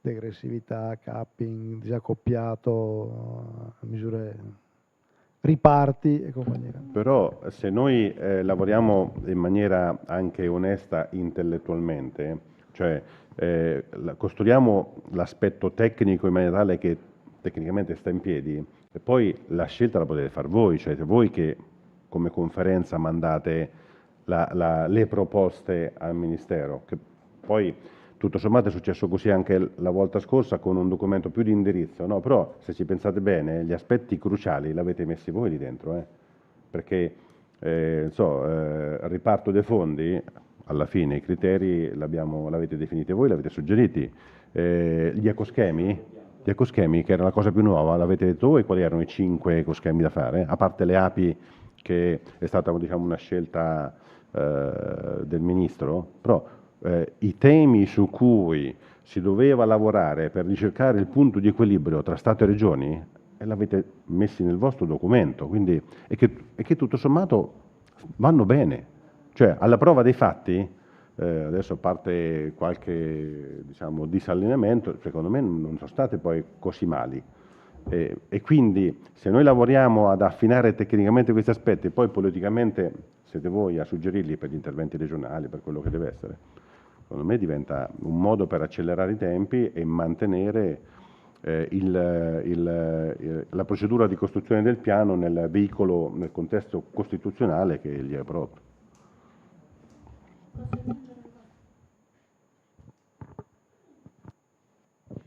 No, Elena, allora Andrea può confermare, la Commissione ha già aperto alla possibilità che il capitolo PAC possa andare in approvazione senza l'approvazione di tutto il piano. Non so quanto sia questo, comunque un'apertura c'è stata, lo può confermare anche Damiano, e non so quanto ci può essere utile andare avanti o quanto invece alle brutte non sia per l'appunto necessario prendere eventualmente in carico la possibilità così perlomeno di portare come messaggio anche di questo incontro di valutare la possibilità di una proroga dei piani attuali. Fermo restando l'impegno a lavorare. Tu non lo fai, lo faremo noi alla prossima occasione nuovamente.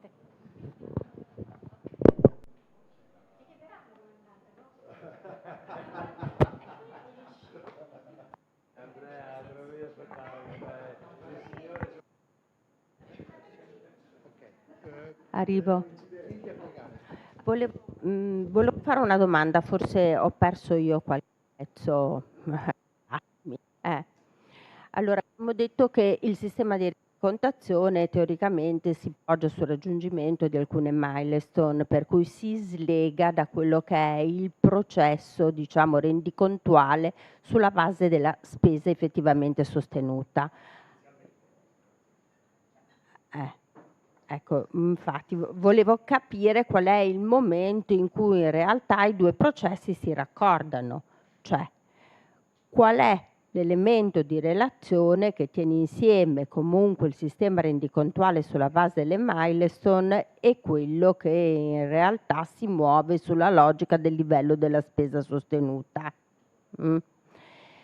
Questo perché? Perché per me è importante anche capire che cosa accade sul fronte di eventuali verifiche di conformità e delle potenziali rettifiche finanziarie, perché ovviamente le stesse agiscono e ad oggi hanno sempre agito in realtà sul totale delle spese sostenute, non quindi su una coincidenza perfetta, diciamo, tra quello che era il processo di rendicontazione e l'effettività delle spese sostenute dallo Stato membro, anche sul livello delle rettifiche.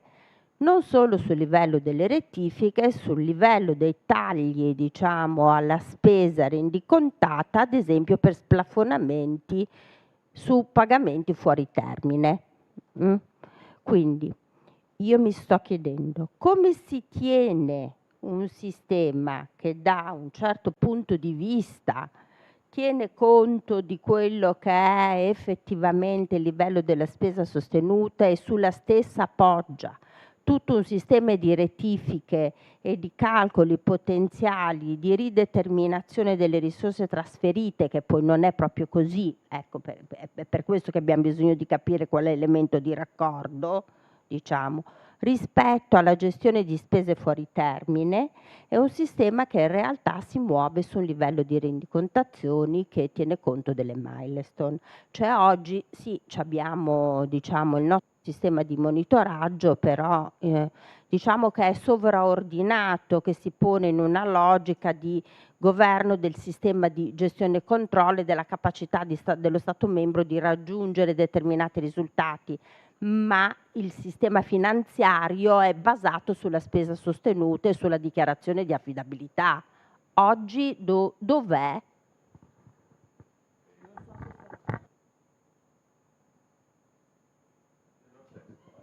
Ok, grazie. Grazie per la parola Karen Miniutti, organismo pagatore regionale del Friuli Venezia Giulia. Innanzitutto grazie per la possibilità di partecipare a questo importante incontro. E come organismo pagatore che appunto avrà un suo ruolo come definito nel regolamento, che diciamo sarà assicurato il suo ruolo nell'esecuzione dei pagamenti della PAC, non è del tutto chiaro invece quale sarà il suo ruolo nel quadro più generale del piano complessivo, perché in questo momento l'articolo sulle funzioni dell'organismo pagatore è inserito nel regolamento generale del piano, non in quello specifico della PAC. Quindi diciamo il quesito verte soprattutto su questo, cosa ci si aspetta dagli organismi pagatori e più che altro se l'articolo 52, se ricordo bene, è connesso agli organismi pagatori attualmente riconosciuti ai fini della PAC, perché appunto lì si parla di, come diceva correttamente il collega all'autorità di gestione del Friuli Venezia Giulia stamattina, si fa riferimento a un unico organismo pagatore per regione o Stato membro. Grazie.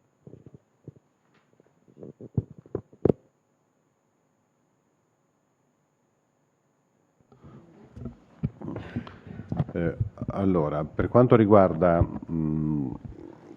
tutti gli aspetti di riconoscibilità delle attività e dei soggetti che sono coinvolti nell'attuale piano, noi abbiamo detto che vogliamo mantenere lo status quo. E la Commissione si è sempre detto che là dove non è espressamente previsto il contrario, lo potete fare. Ora, siamo riusciti a forzare la mano sulla declinabilità del concetto, ad esempio non c'era l'organismo di coordinamento, adesso nell'ultima proposta c'è l'organismo di coordinamento per gli Stati membri che hanno più di un organismo pagatore e quindi abbiamo portato diciamo, a compimento questa cosa. La stessa cosa la faremo per gli organismi pagatori. Poi il punto di equilibrio tra autorità di gestione e organismi pagatori è un punto di equilibrio che dobbiamo ricercare, perché stamattina mi pare Franco diceva abbiamo appaltato la redazione della PR e sì, abbiamo appaltato in quel senso lì, perché anche a noi faceva comodo, perché siamo andati dietro all'informazione di qualità, perché è quella post pagamento, perché tutte le informazioni ante pagamento, sapete benissimo, non sono assolutamente riconciliabili con niente.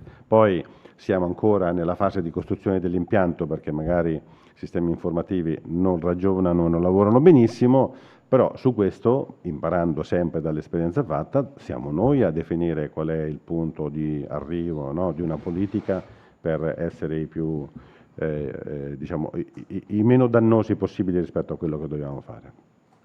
Silvia invece aveva detto, mi ricordo? È lunghissima, Su cosa?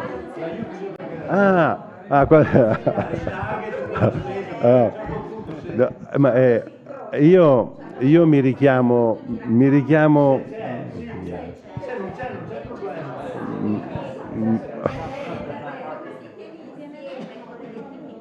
no, adesso ho capito, mi richiamo alla mozione Contarini, dice che più di due cose, no, più di una non riusciamo a farla e io mi rifaccio a lui e quindi ho bisogno di aiuto dal pubblico.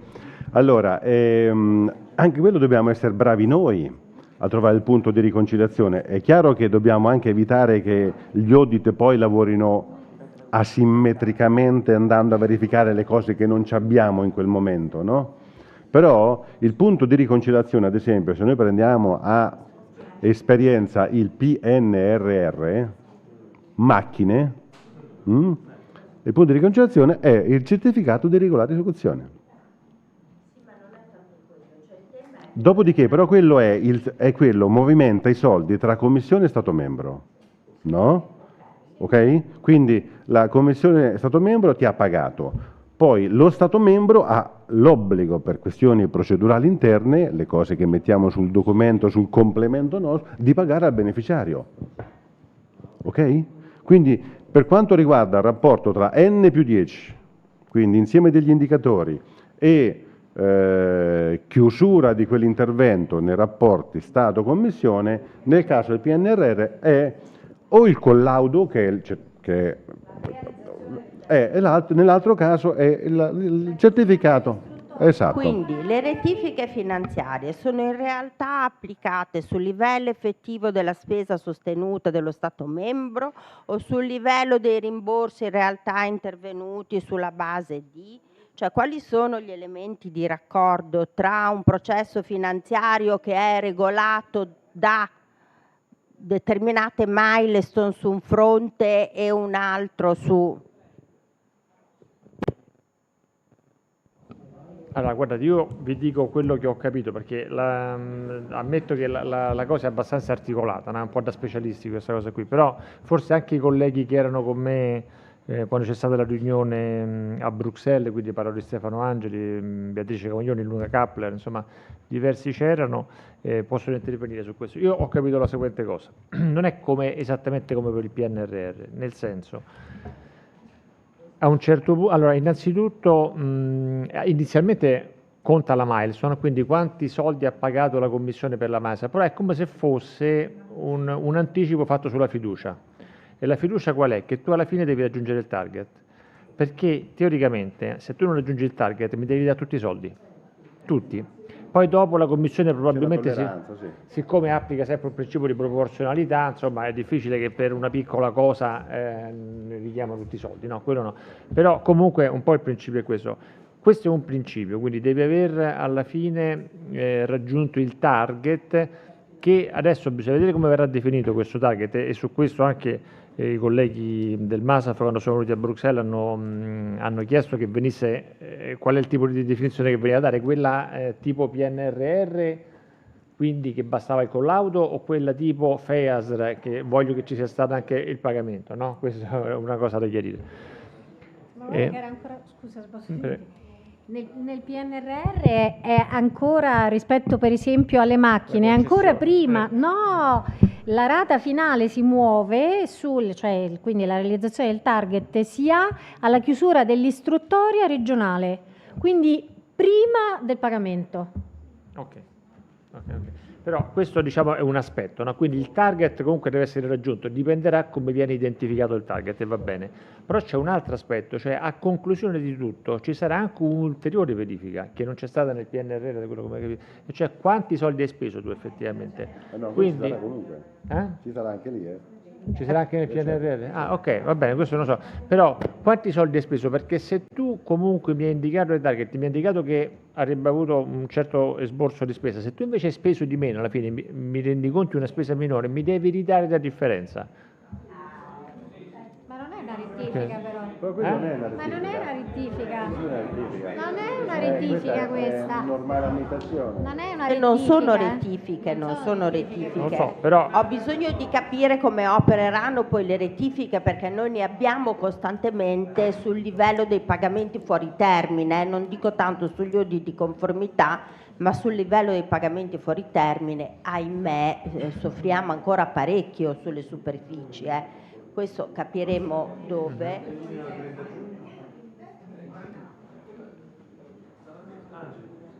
Vieni qua.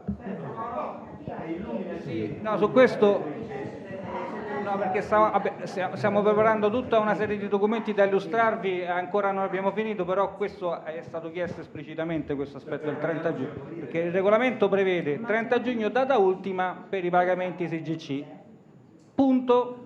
Nient'altro. Oggi abbiamo tutta una serie di percentuali, tempistiche di spesa del 5, del 2%, e quindi è stato chiesto se prevedevano di emendare il testo del regolamento poi in discussione o proporre atti delegati in merito, no, sulle conseguenze del mancato rispetto al 30 giugno. La risposta che ci è stata data è stata: loro non prevedono di fare questo, non vogliono porre ulteriori vincoli rispetto a questa e conseguenze a questa data, ma è qualcosa che poi si sarebbe verificato in fase di audit. Se ci fosse stata, no, il sentore, un'evidenza del fatto che lo Stato membro X sistematicamente il primo, il secondo anno sfora i pagamenti al 30 giugno di una parte consistente della propria dotazione per le misure SIGC, allora un audit sarebbe scattato e una verifica del perché e del per come questi pagamenti sono in ritardo e eventualmente poi prendere provvedimenti fino ad arrivare a una sospensione o addirittura una riduzione, una correzione forfettaria,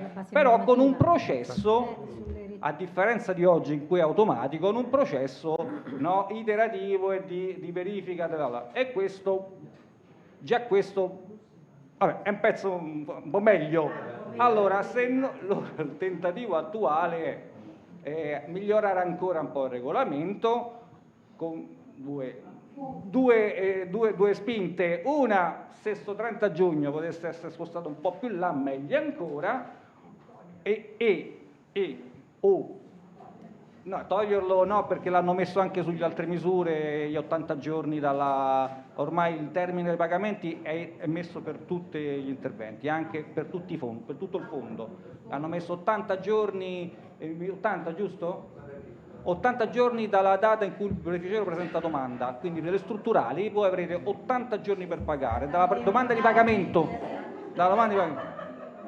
se non ricordo sono 80, ma insomma è stato messo un termine e diventa come quello del 30 giugno, se non rispetti gli 80 giorni, oggi, domani, dopodomani vengono a bussare audit sui pagamenti. I colleghi dei risparmiatori sono attenti in questo momento? Sì, faremo faremo un'ezzeria specifica su tutti questi temi, stiamo preparando mettendo a posto gli appunti presi per tutta questa parte dei pagamenti e dei limiti.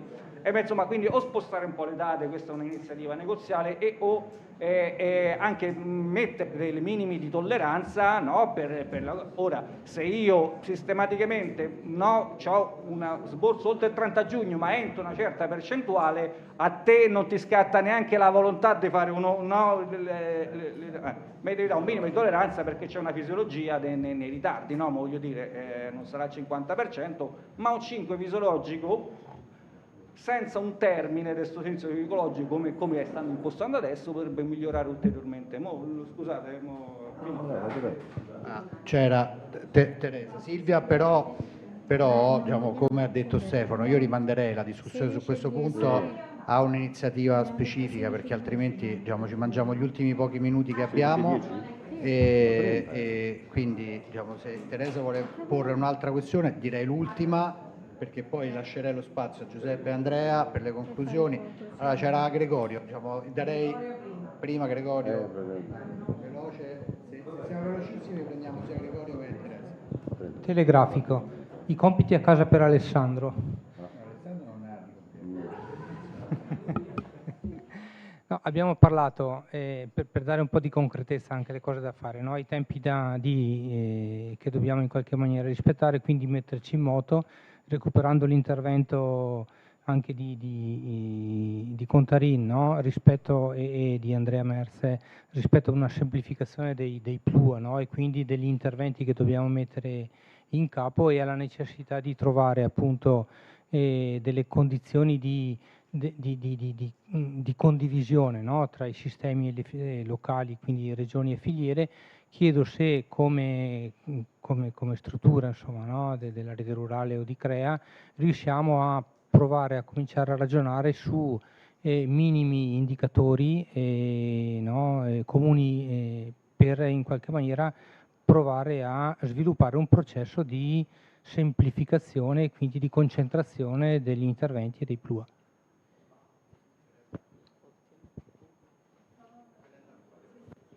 Allora, intanto una cosa che farà ridere. Nel regolamento sono indicati i 3 fondi principali, quindi FEASR, i 3 fondi: fondo regionale, fondo sociale, fondo PAC. Accanto a fondo regionale e fondo sociale c'è scritto FESR e FSE, davanti a PAC. Come si chiama il fondo? Pippo? Pluto? Paperino? Come si chiama? Ci piacerebbe saperlo. 2 domande invece un po' più serie. Siamo all'interno del piano unico, va benissimo. Dopodiché omogeneità, bene. L'elenco degli elementi minimi da mettere nella programmazione per la PAC sono diversi da quelli degli altri fondi. Se andiamo a vedere il fondo PAC, il regolamento specifico PAC, è snello ma non snellissimo. Se andiamo a prendere quello del fondo di coesione, c'ha 3 righe, 3. Il resto lo decide lo Stato membro.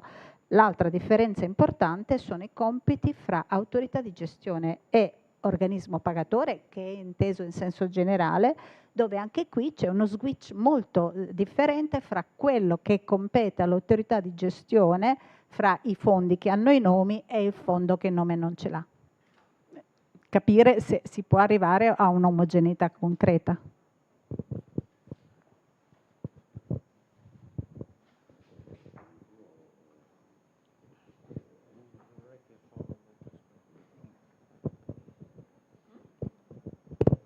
Allora, su quest'ultima vicenda, siccome il negoziato sta andando abbastanza velocemente con modifiche che non si sono consolidate, però sono tutte modifiche che sono nella proposta della Presidenza, adesso poi si devono chiudere, e c'è anche l'esigenza di allineare un po' i testi, un po' di casini ci sono, delle ripetizioni eccetera, quindi penso che adesso o Pippo o Pluto alla fine un nome glielo daremo, insomma.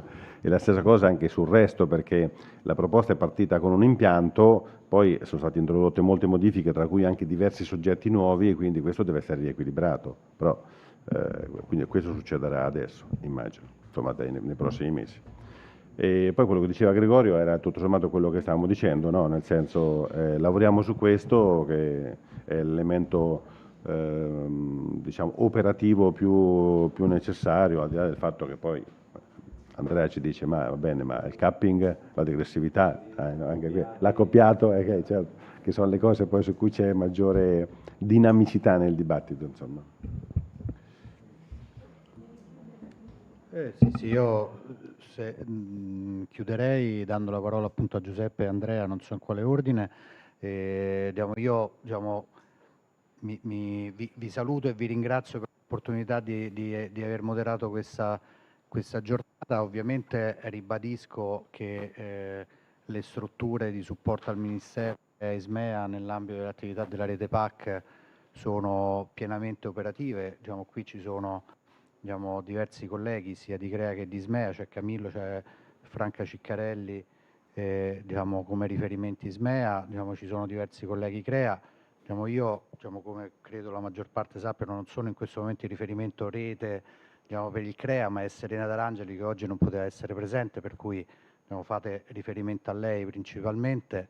Ovviamente io non è che su queste cose non lavoro, però il riferimento mi sto smarcando, ma elegantemente mi sto smarcando, però non è per smarcarmi, però perché devo dare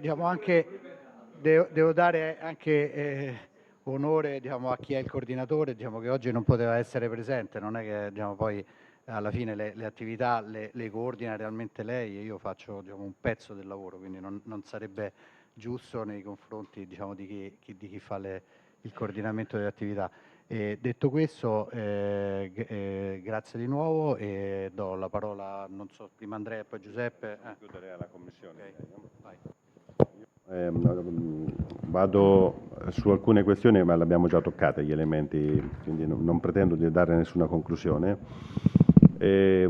Auspico solo che ci sia un confronto trasparente a livello tecnico ma penso che non c'è assolutamente problema su questo tra Stato e Regioni, quindi tra tutti i vostri colleghi che non sono qui oggi, ma che poi incontreremo separatamente. Probabilmente faremo un incontro magari online per non fare troppo casino di stato dell'arte su tutte le cose che abbiamo detto per tutti già alla fine della settimana prossima, in maniera tale che ci allineiamo.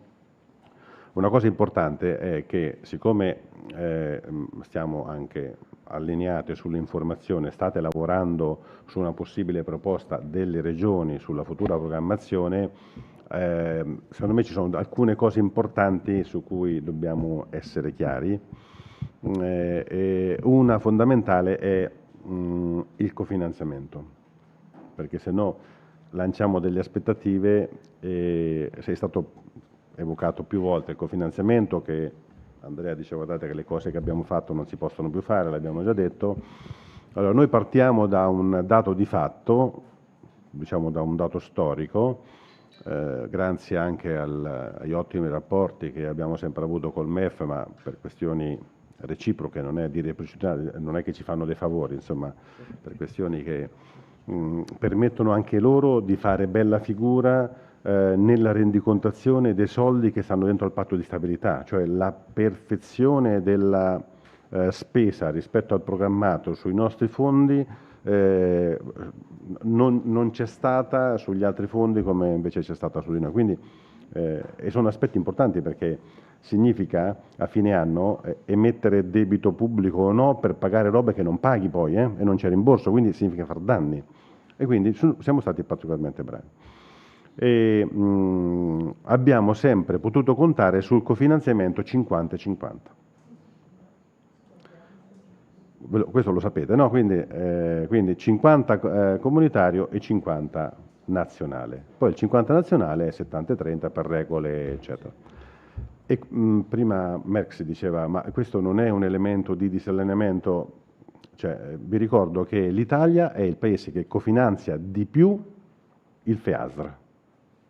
Quindi noi siamo già i più alti di tutti, tant'è vero siamo terzi nell'assegnazione del FEASR e siamo primi a seconda nella spesa pubblica totale, perché con il cofinanziamento nazionale ci mettiamo un mucchio di soldi.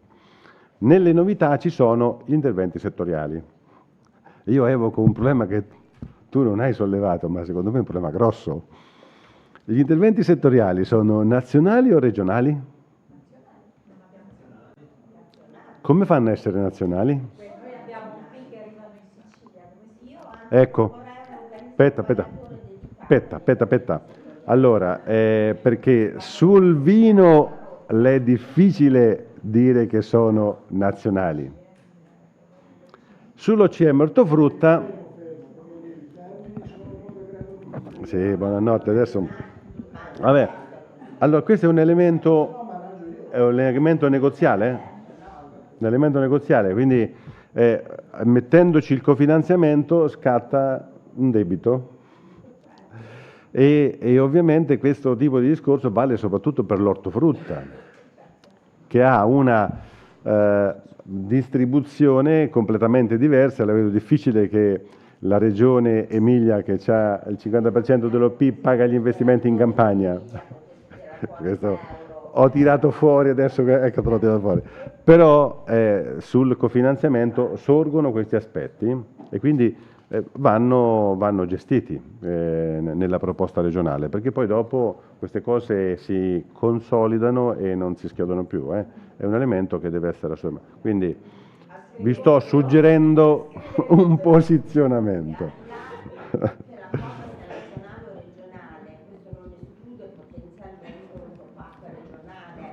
Vabbè, poi dopo le soluzioni è quella. Ok. Quindi questo era, ci tenevo a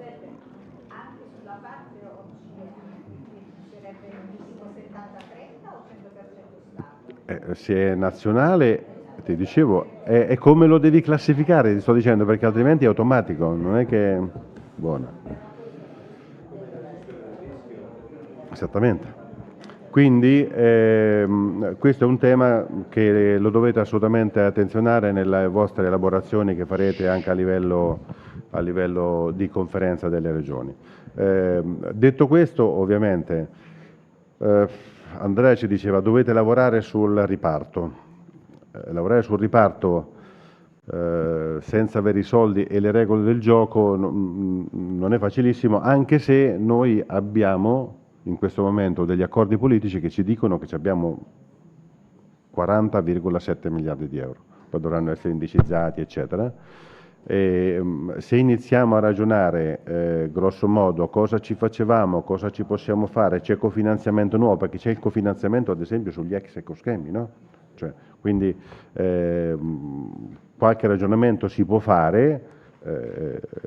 Vediamo di speculare, tra virgolette, lì dentro nella costruzione del posizionamento e poi arrivare a un negoziato col MEF che ci mette nelle condizioni di essere forti, perché se siamo in grado di chiuderlo velocemente arriviamo prima in CIPES e tutto il resto. Quindi noi, diciamo, dal punto di vista tecnico, con le strutture che abbiamo, sapete, avete gli indirizzi di tutti, insomma c'è un contatto diretto continuo, iniziamo a lavorare con questo impianto e poi insomma ci confronteremo, ovviamente ci sarà un confronto politico in più occasioni, perché insomma, tra l'altro questa cosa è possibile perché c'è stato quell'incontro ministro assessori a marzo in cui c'è stato una sorta di sdoganamento rispetto a questo progetto sulla riproposizione del PSP, perché tutti quanti gli assessori che sono intervenuti hanno manifestato la volontà di privilegiare questa soluzione piuttosto che andare verso altre soluzioni. Quindi io mi fermerei qui e lascio la parola a Andrea che ringrazio nuovamente. Un secondo, do la parola a Franco. Sì, scusatemi, infilo in mezzo non per maleducazione, ma volevo, lasciando appunto la conclusione, super conclusione ad Andrea, a nome di tutti i colleghi regionali, tutti noi qui presenti, ringraziare per la disponibilità che ci avete dimostrato tutti quanti, dal Deus Ex Machina organizzativo che è stato Pietro Manzoni, che tutti noi conosciamo, e fino ovviamente a Giuseppe, Andrea e sicuramente Simona e Damiano e il nostro moderatore qui che si è prestato per questa giornata. E poi ringrazio tutti noi per l'attenzione prestata e per la partecipazione nelle varie fasi di preparazione dell'incontro. E ringrazio di nuovo anche tutti voi per il clima e l'atmosfera costruttiva che pur in una fase critica, carente di informazioni, di dubbi, con tensioni per tutto il resto che è il lavoro che facciamo, ci ha comunque consentito di dedicare alcune ore a guardare, buttare lo sguardo un po' sul futuro, consegnandoci informazioni utilissime, almeno per me sicuramente, e anche dei compiti per casa su cui ci cimenteremo nel rispetto dei ruoli, a partire dal nostro caro coordinatore tecnico, pro tempore, pensionato e comunque valido cultore della materia, e anche lato ministero. Quindi grazie ancora, buon lavoro, e lavoreremo con questo clima e con questo animo profondamente costruttivo. Perfetto, boh.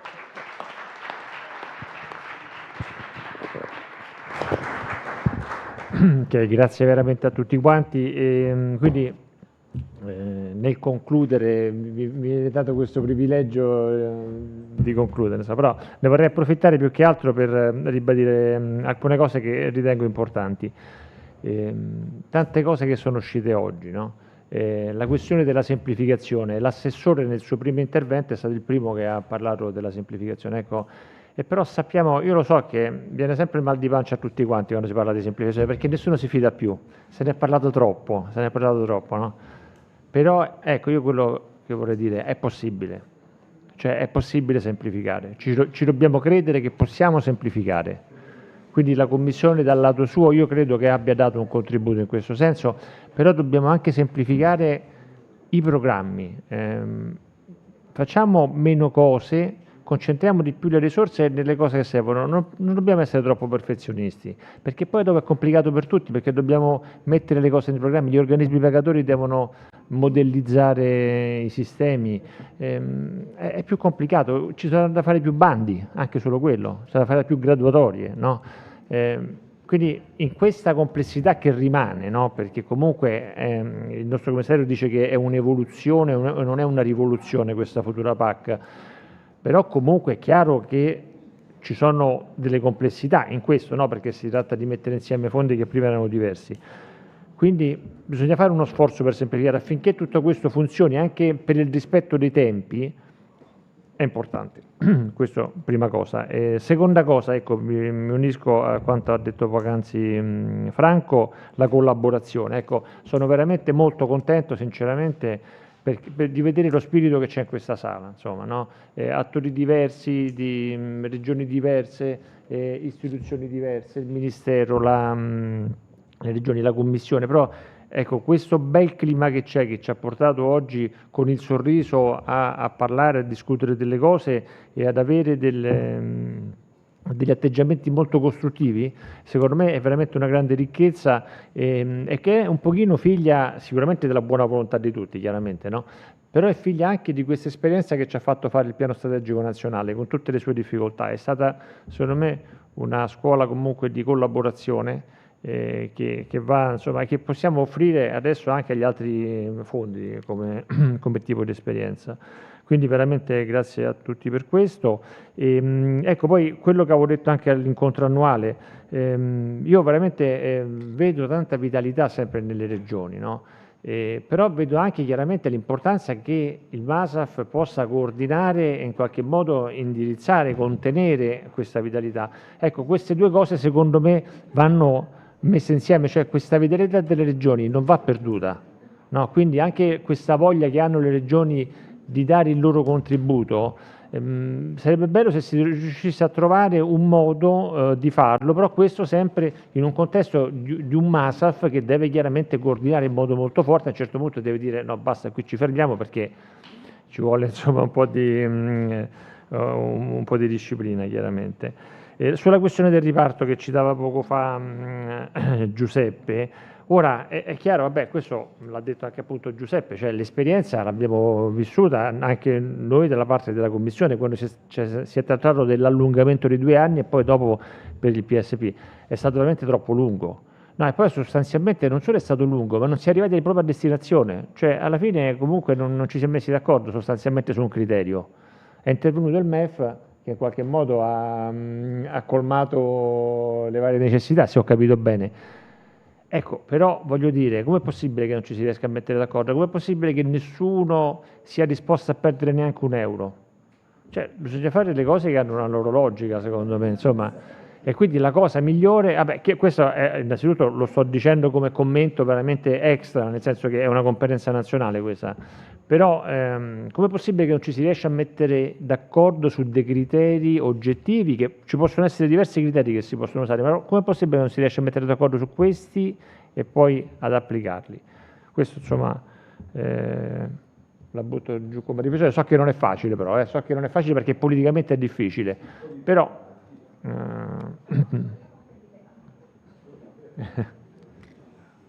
Lo storico comanda. Va bene, ok. Qualsiasi criterio proponete va bene. Va bene, scusate, poi ho quasi finito. Poi ecco, l'invito è veramente a iniziare a lavorare. Non dico che non siano già iniziati i lavori, però adesso proprio anche concretamente al piano, sostanzialmente in questo senso. E poi ecco, volevo menzionare questo fatto, forse non mi compete neanche tanto a me, forse potrebbe farlo Pietro per tutti quanti, cioè ricordare che questo evento fa parte di una serie di eventi, no, che il Ministero molto giustamente, secondo me, e con questa grande iniziativa da parte delle regioni sta portando avanti, una serie di 5 eventi, almeno 5 che saranno quest'anno sulla futura PAC. Devo dire tutti molto interessanti, quello in Piemonte che ha avuto un certo tipo di contributo, questo qui che si è focalizzato più sui quesiti. Adesso una cosa che sarà importante è anche vedere come strutturare i successivi, questo lo dico anche per Vittorio Restaino se ci sta ascoltando, e per fare in modo che ci sia poi sempre fare un passo avanti, no? In ognuno di questi eventi che seguiranno, fare un passo avanti, vedere che cosa si può approfondire e quale, però ecco, mi sembra un'iniziativa veramente eccellente questa qui. Grazie ancora di più.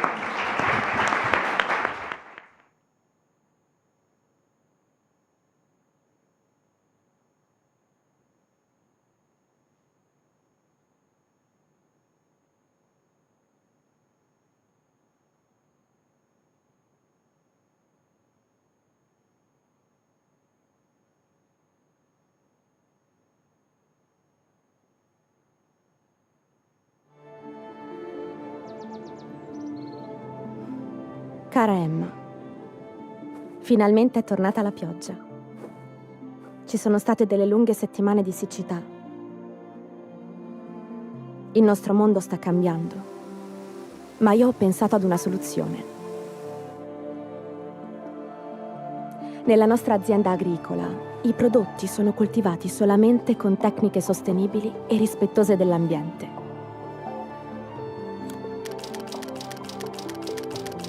Consumano meno della metà dell'acqua e i frutti sono molto più sani. Sono quelli che mangiavo da bambina. Non vedo l'ora di vedere i tuoi occhi illuminarsi quando li assaggerai. Arrivare fin qui non è stato semplice, ma grazie all'aiuto dei miei soci e alla nostra perseveranza, la nostra frutta fresca e la sua lavorazione sono diventate la merenda preferita di tanti bambini. La amerai anche tu. Spero che in futuro tutti possano assaporare il gusto della nostra terra con un semplice click.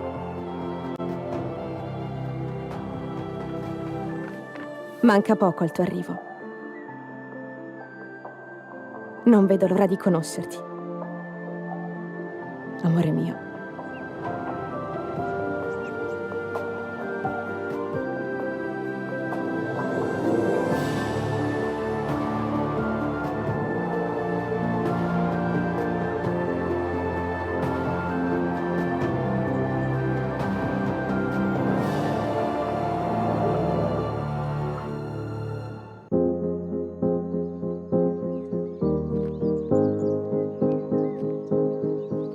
Voglio dedicare questo mio traguardo a mamma e papà, che hanno saputo ascoltare e sostenere i miei sogni.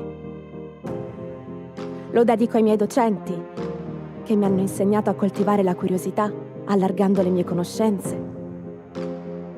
Un traguardo che dedico anche a me, per non essermi mai arresa, anche quando sembrava tutto troppo difficile. E lo dedico anche alla mia terra, che mi ha vista crescere e mi ha fatto capire come rispettarla.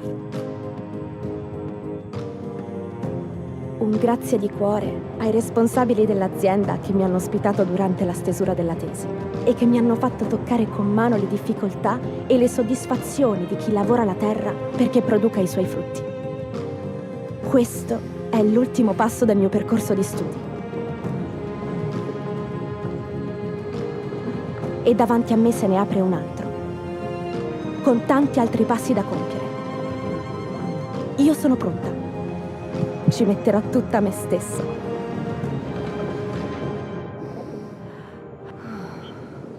Croce sul cuore.